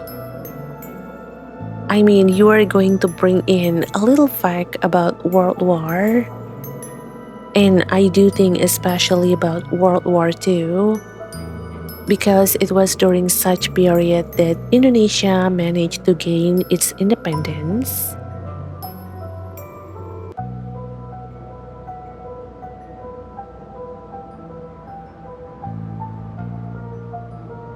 I mean, it is just a guess, but I really think they're doing this on purpose. And again, I like it, I love it, and if they do, maybe later on present some stuff about World War II, about its connection to Indonesia. Don't worry, I got your back. That's another TED Talk session coming up.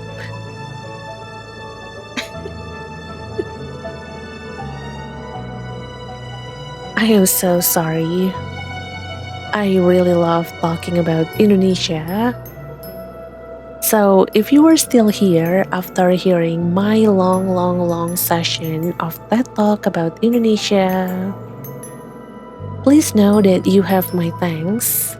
Thank you so much for your patience. And thank you so much for still being here. But yeah, let's move on.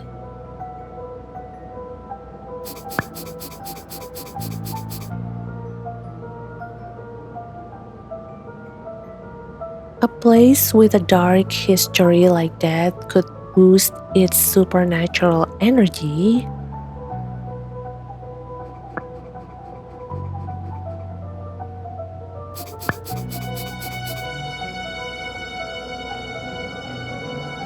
So we have to go to that factory to stop it for good. Seems like that, yes. Although, we really are going to the factory now. Are we approaching Endgame soon? Not like Avengers Endgame, but are we really?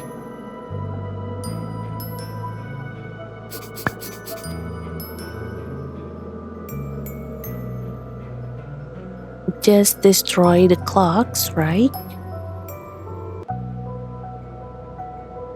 Yes, I think so.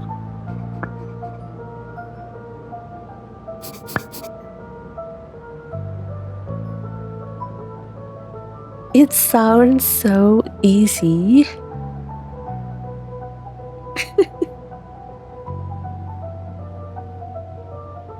Don't say that, Guntur.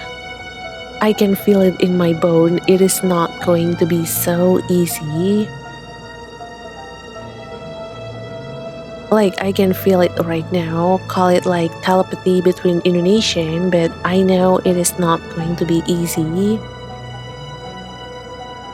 I will have to sacrifice my sweat, tears, and hopefully not blood.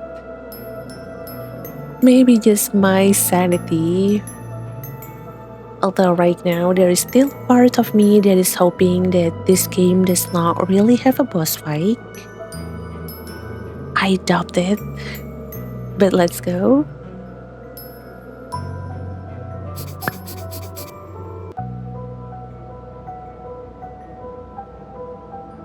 Yes, but going there won't be easy.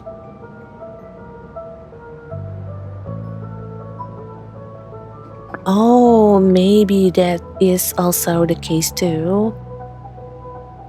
Like, breaking the clock is easy, but the journey there, it is not going to be easy. Makes sense?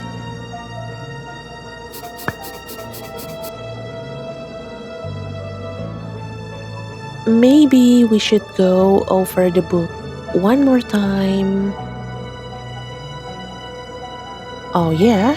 Okay. Let's review the book. Honestly, that sounds like you are sitting in a class and the teacher in front of you will be like, okay, students, let's review what we have learned so far. Let's review about what we have read in our book so far and what we have learned. I am sorry. I think I'm a little bit on the side of a sugar hike. So that's why I find so many things to be funny, even though maybe it don't seem funny to you. but it sounds really funny to me, and please bear with me.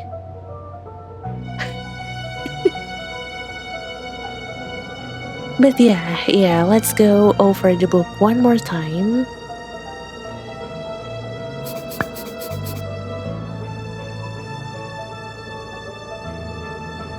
Sure, we could learn something new.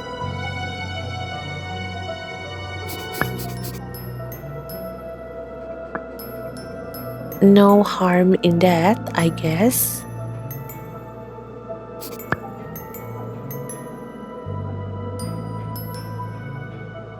Kajora, what's wrong?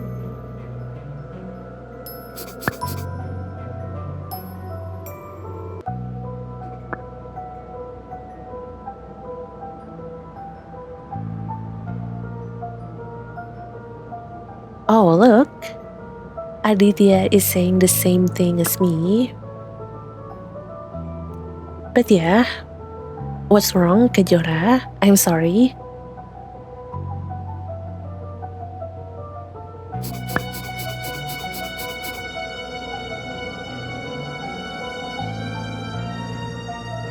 We have been here for a while, and I think we should look around more.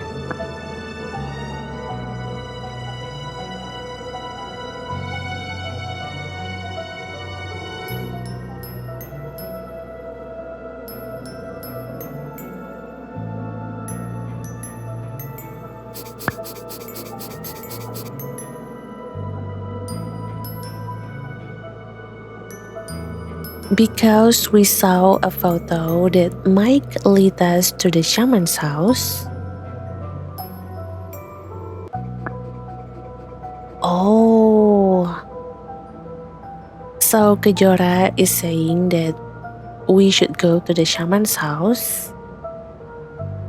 And let's just bring the book with us. We can read it while we are going there to the shaman's house as well. Let's try multitasking, okay?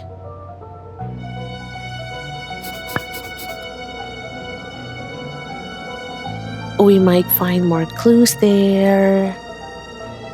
Yeah, I agree with Kajora.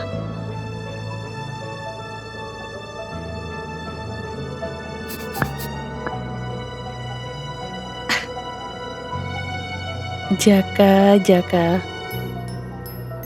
Is it safe? I don't know. I mean, this whole area is not even safe. I wouldn't call this area to be a safe area.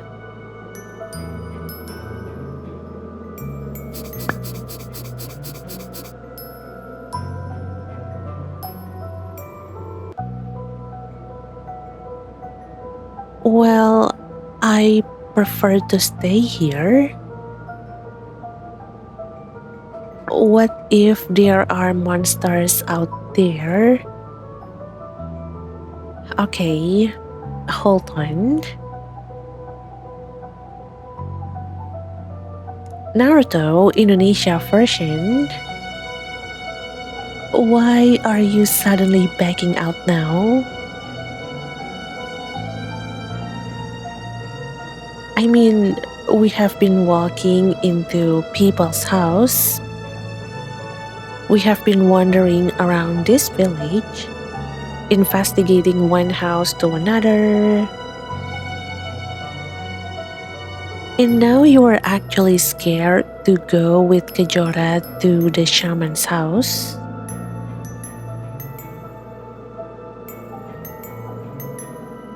Like, why? Where was this hesitation earlier?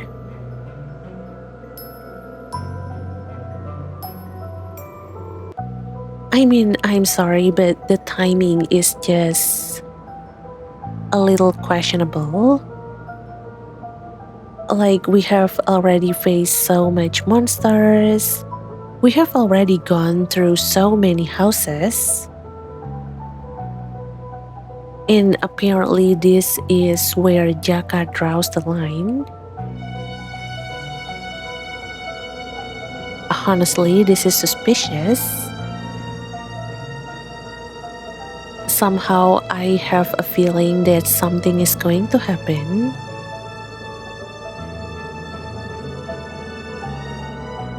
But what about you, Guntur?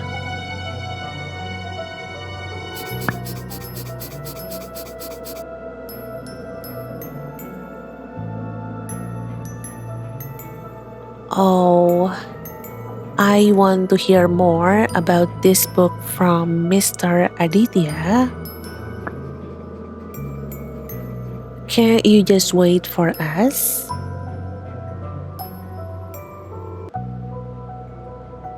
Oh no, here we go again. A section where Kajora has to go by herself. This mandatory horror segment where the protagonist has to be by themselves again.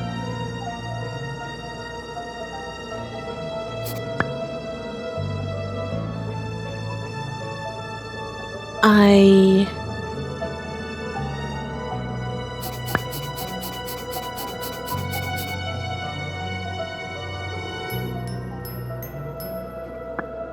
Oh, I think I can help by looking for clues over there while you guys are reading that book. She's definitely going to go by herself, isn't she?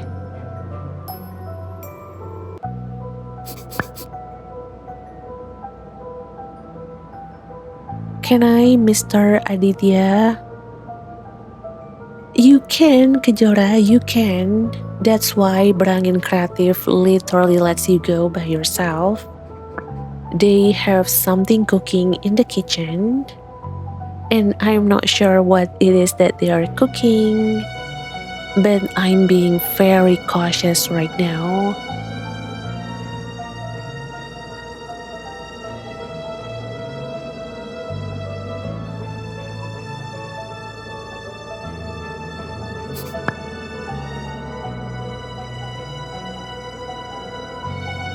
Hmm.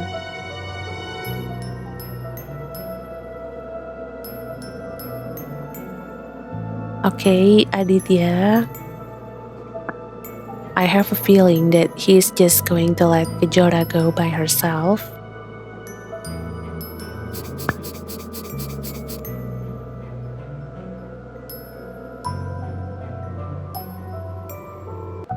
I think our greatest threat right now is those monsters.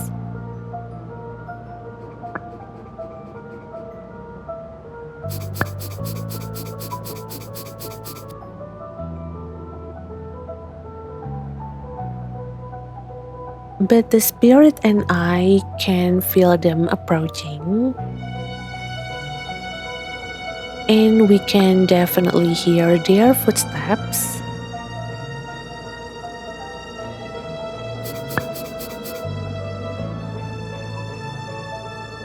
So I think it should be safe for you.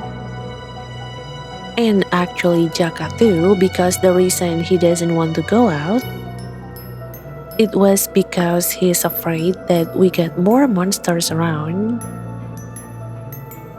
So logically, going by with what Aditya just said, Guntur can definitely stay here with Aditya. But Jaka can actually go to accompany Kejora, no? Yuk, Jaka. Yuk. Let's go, Jaka.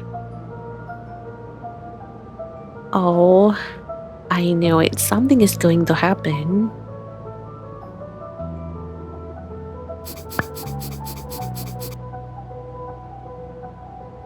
Except there are wild animals.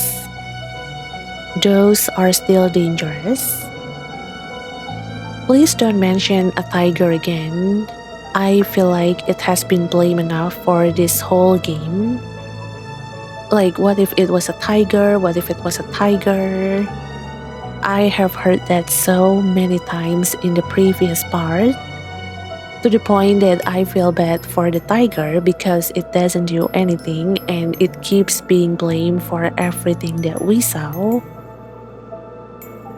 So yeah, please don't mention a tiger, but we will definitely be careful for any wild animals.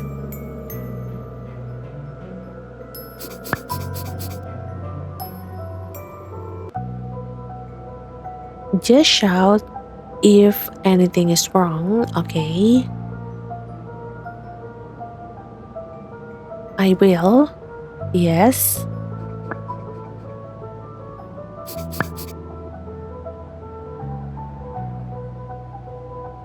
Okay. See you later.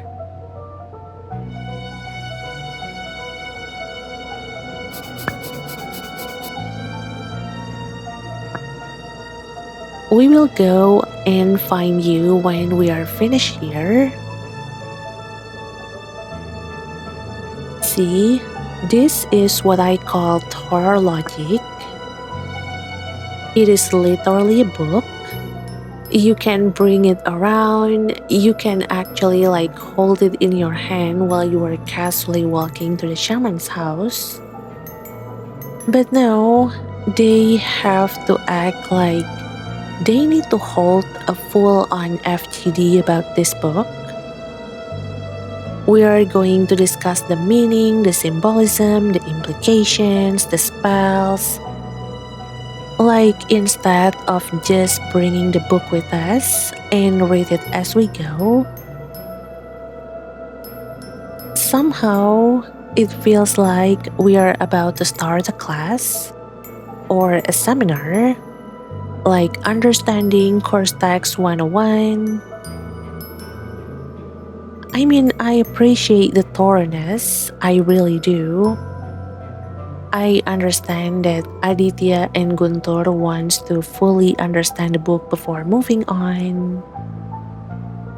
But in this kind of situation, I really think that we don't need to turn this into a study group session right in the middle of this very, very dangerous situation.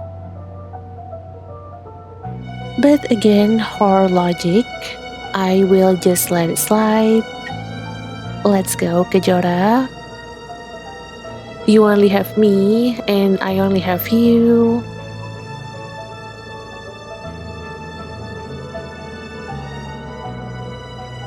Now, I guess this is what we call girl squad, girl time, yeah.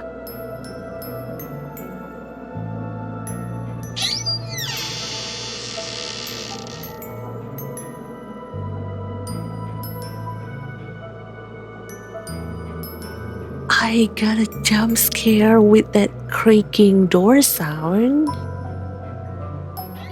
That's dirty. That's really, really dirty. There is absolutely no need to put a creaking door sound right there.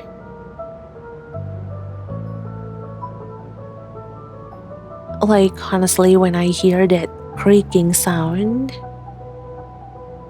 I almost feel like it is inviting me in a very creepy and unsettling way.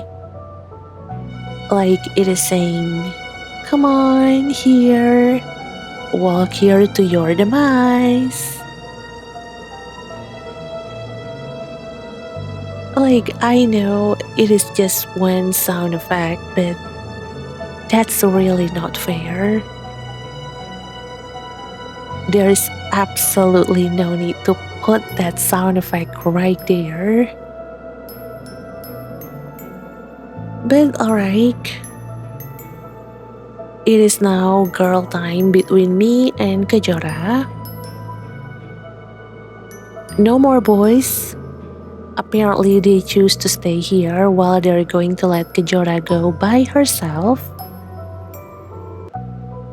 So here we go, Kajora.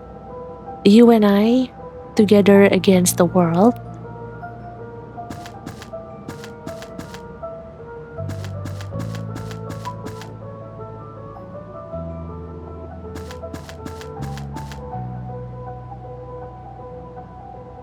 See, I don't like how this actually has a different prompt. I mean, usually if we need to change area, we just need to use our left analog stick, like we need to move it up and down. But now for this one, we actually need to confirm it using a button.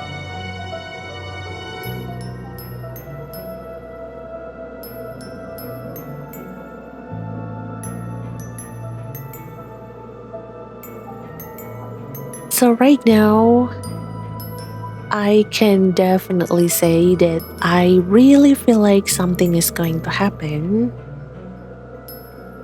But well, here we go. Don't worry, Kejora.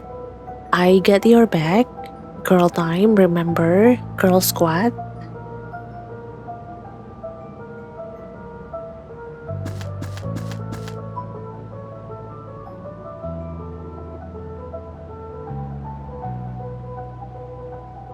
Oh my god. We are really doing this alone. Just the two of us in a very creepy looking forest, but also very beautiful, so excuse me. Time for a screenshot.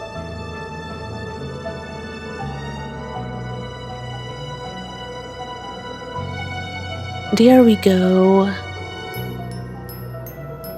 Oh, and I do love the fact that because Guntur and Jaka is not with Kejora right now, as you can see at the bottom that we have down there, they actually erased the prompt for switching person, for switching between Jaka and Guntur.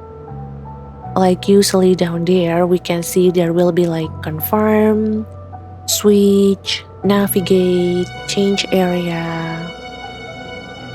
But now, because we don't have Jaka and Guntur in the team, meaning we can't switch to them, as you can see, it was taken out, and I appreciate that level of detail.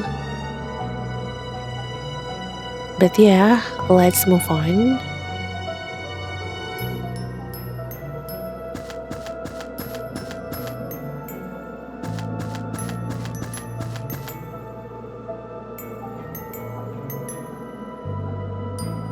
Oh, this is the shaman's house.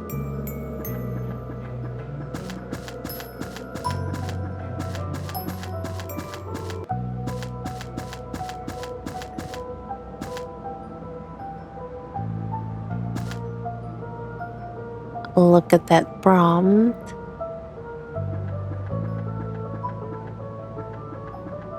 Well, before we go, another screenshot. Okay, let's go.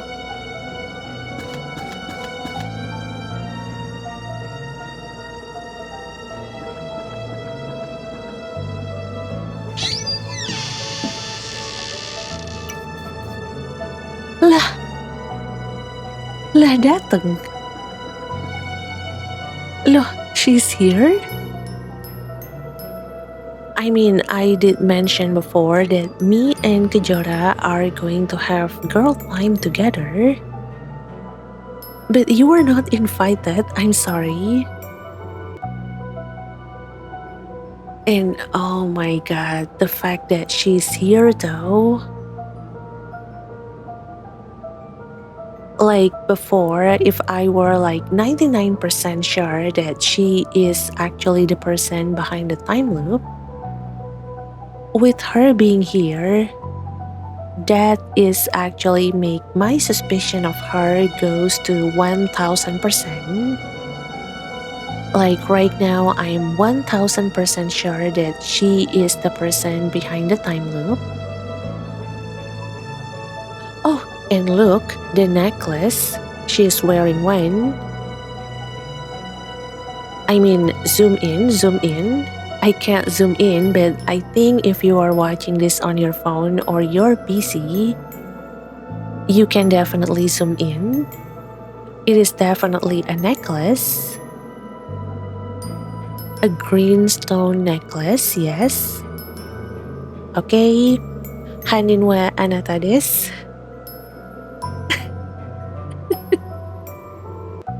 I'm sorry, I watched too much Detective Conan growing up. But wait. This is bad though. Like, I know I should have been suspicious the moment that Aditya said, if there are any monsters around here, he and the spirit can actually detect it. And he said that it is going to be safe because he doesn't feel any monsters around here. But I do have to admit that we failed to consider the fact that the person behind the time loop is going to be here. Because obviously they're not monsters. And I believe both the spirit and Aditya will not be able to detect them. Or her in this case, because by now, I really believe she is the person behind the time loop.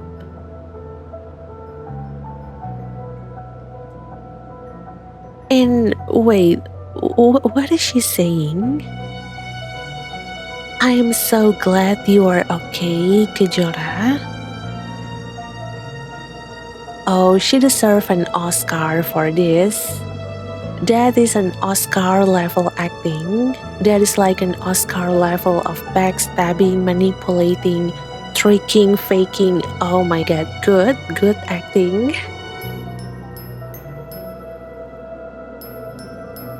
But oh my god, this is bad. Kajora, please be safe.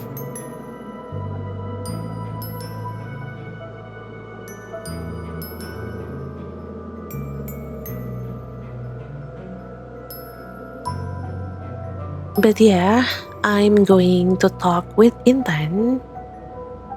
And I do hope that Kajora is going to be safe.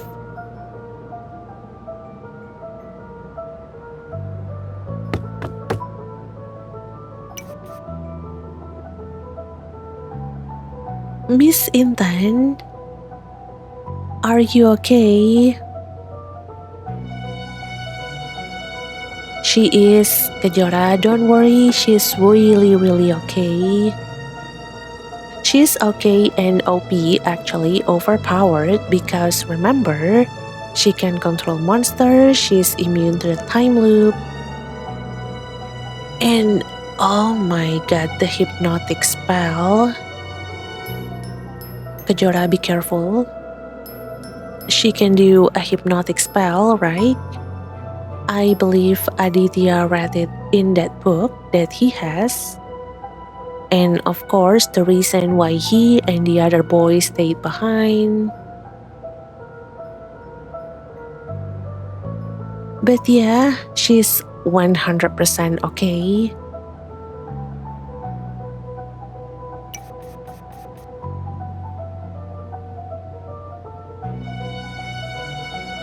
It is not safe here.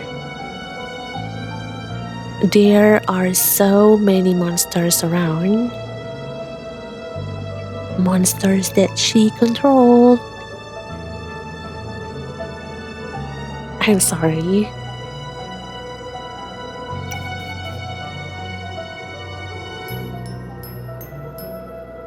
Monsters? Are Jaka and Guntur okay? They're okay, but Mr. Hardinata though, because of your monster Intan, I'm not sure if he's alive or not right now.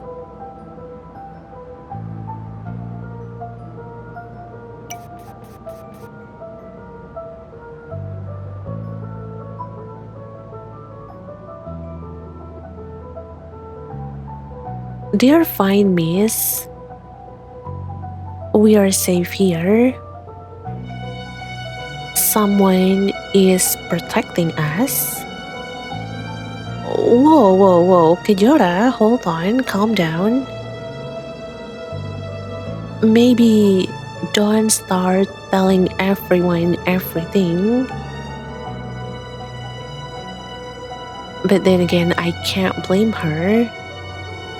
I understand that to her, I know it feels very relieving to see someone that she knows very much.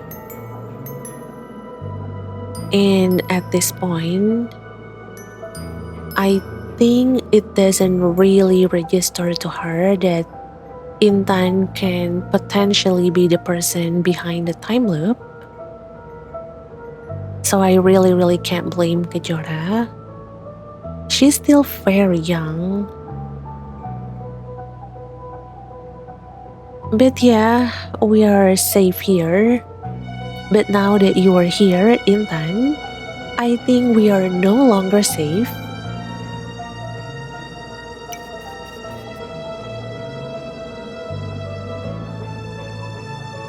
Oh, then let's go back to the village together, okay?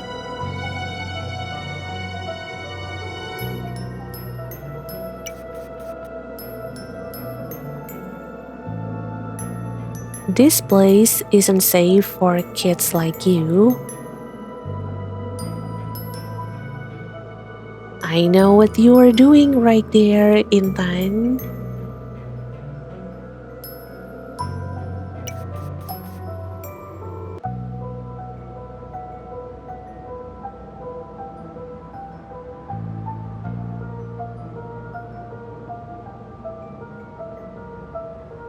We can't go back now, miss.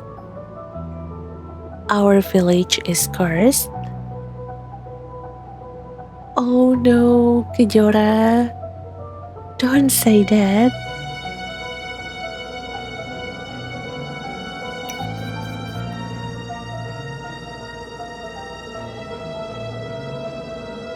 Cursed? Our village has always been safe, hasn't it?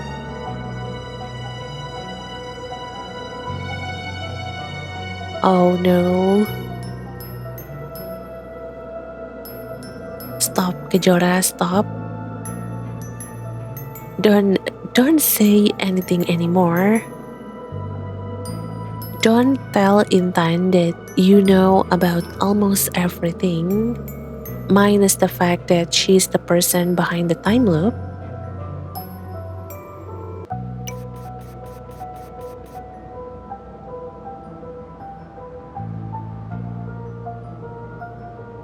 No, our village is repeating the same day over and over, but the outside world keeps moving on. Oh no. She said it. She told Intan. She told the culprit. What are you going to do to Kajora, Intan? And I'm sorry, but where is Aditya? Actually, where are the boys? Hello? Please help Kajora.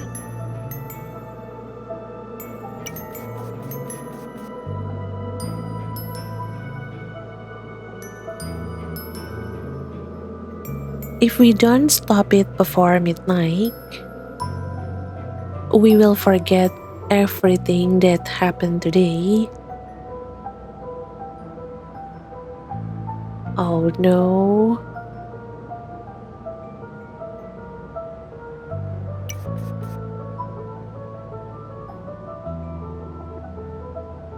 How do you know this? Who told you? See?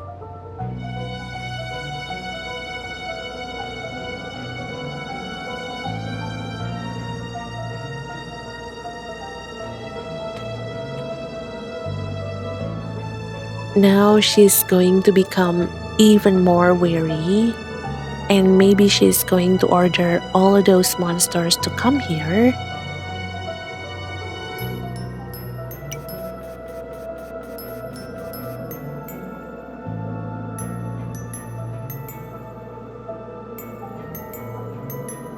There is someone from outside the village. He has superpowers from the spirit of nature, which is why he can protect us from the monsters.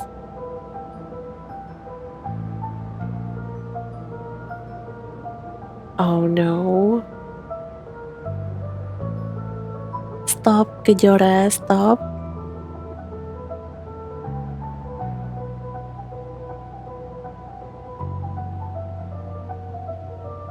Please, look at the necklace first.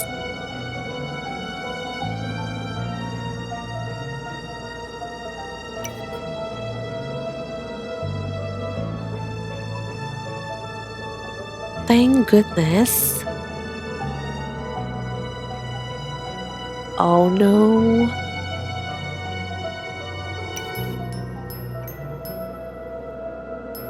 So, where is he now? That sounds so scary. Like, I can really see her saying this while smiling. And I know that inwardly, she's planning to find Aditya.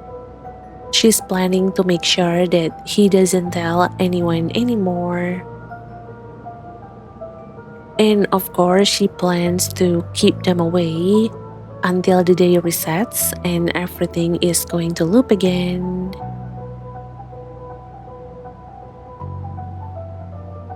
But please don't tell her, Kajora. Stop.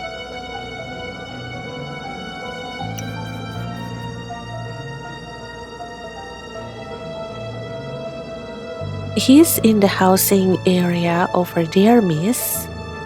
Let's go.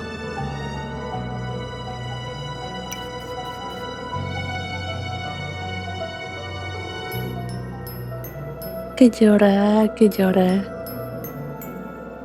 Like the fact that she's here in this abandoned village is already very strange. But again, I understand that Kejora is still very young.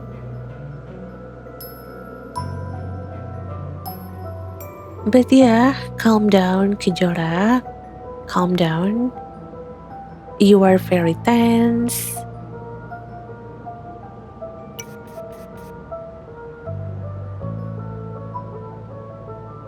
I'm sorry, miss. But this is really dangerous.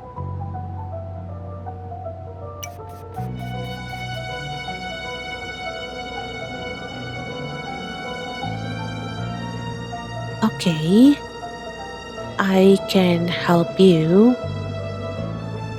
But first, can you calm down and explain things slowly?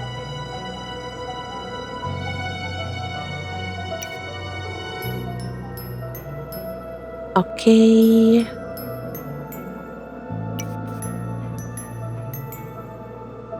Oh, wait.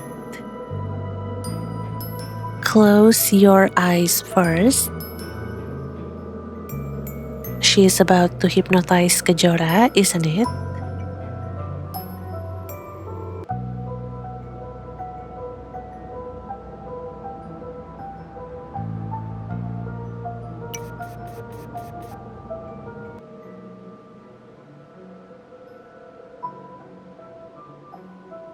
Oh, I knew it. This place is not normal. We are inside. I don't know, maybe Kajora's mind, maybe Intan's spell. And honestly, I think this feels like a good place to pause. I mean, we have been playing for quite a while in this video, and I do think that this video has gone on for quite long enough. So for now, I think we will stop here. We are going to continue this journey with Kejora, Jaka, and Guntur in the next part. Even though, well, both Jaka and Guntur aren't here with her right now. And to be very frank with you, I'm still a little annoyed that they actually let Kejora go alone. Like, I know Guntur wanted to stay with Aditya and Jaka, well, he was scared, but still. Like, honestly, seeing Kejora walk into this alone, like she goes through that wood alone and then she gets to meet Intan, but she has to deal with Intan alone. Like, it honestly makes me feel protective of Kejora. I guess you can say that my big sister instinct, like, it kinda kicked in. But okay, I think we're just going to save the rest for the next time. Of course, I'll be continuing this playthrough in the next part, so I do hope that you will look forward to the next part of my Kejora playthrough. And yes, as always, thank you so much for staying with me from the beginning of this video all the way to the end. I really appreciate it. And of course, if you enjoy cozy and relaxing playthrough like this, don't forget to subscribe to this channel if you haven't. Give this video a like and share it with anyone that you think might need something calming to accompany their day. My goal, of course, as usual, has always been to bring more cozy and relaxing playthrough to this channel, all created with the same dedication and passion I have poured into every game I have played so far, or even more if possible. And your support will really helps me keep creating better content without sacrificing quality, dedication, and care. But for now though, let's wrap this video up here for now. I'll see you again in the next part. Thank you so much and I'll see you later in the next video. Bye bye!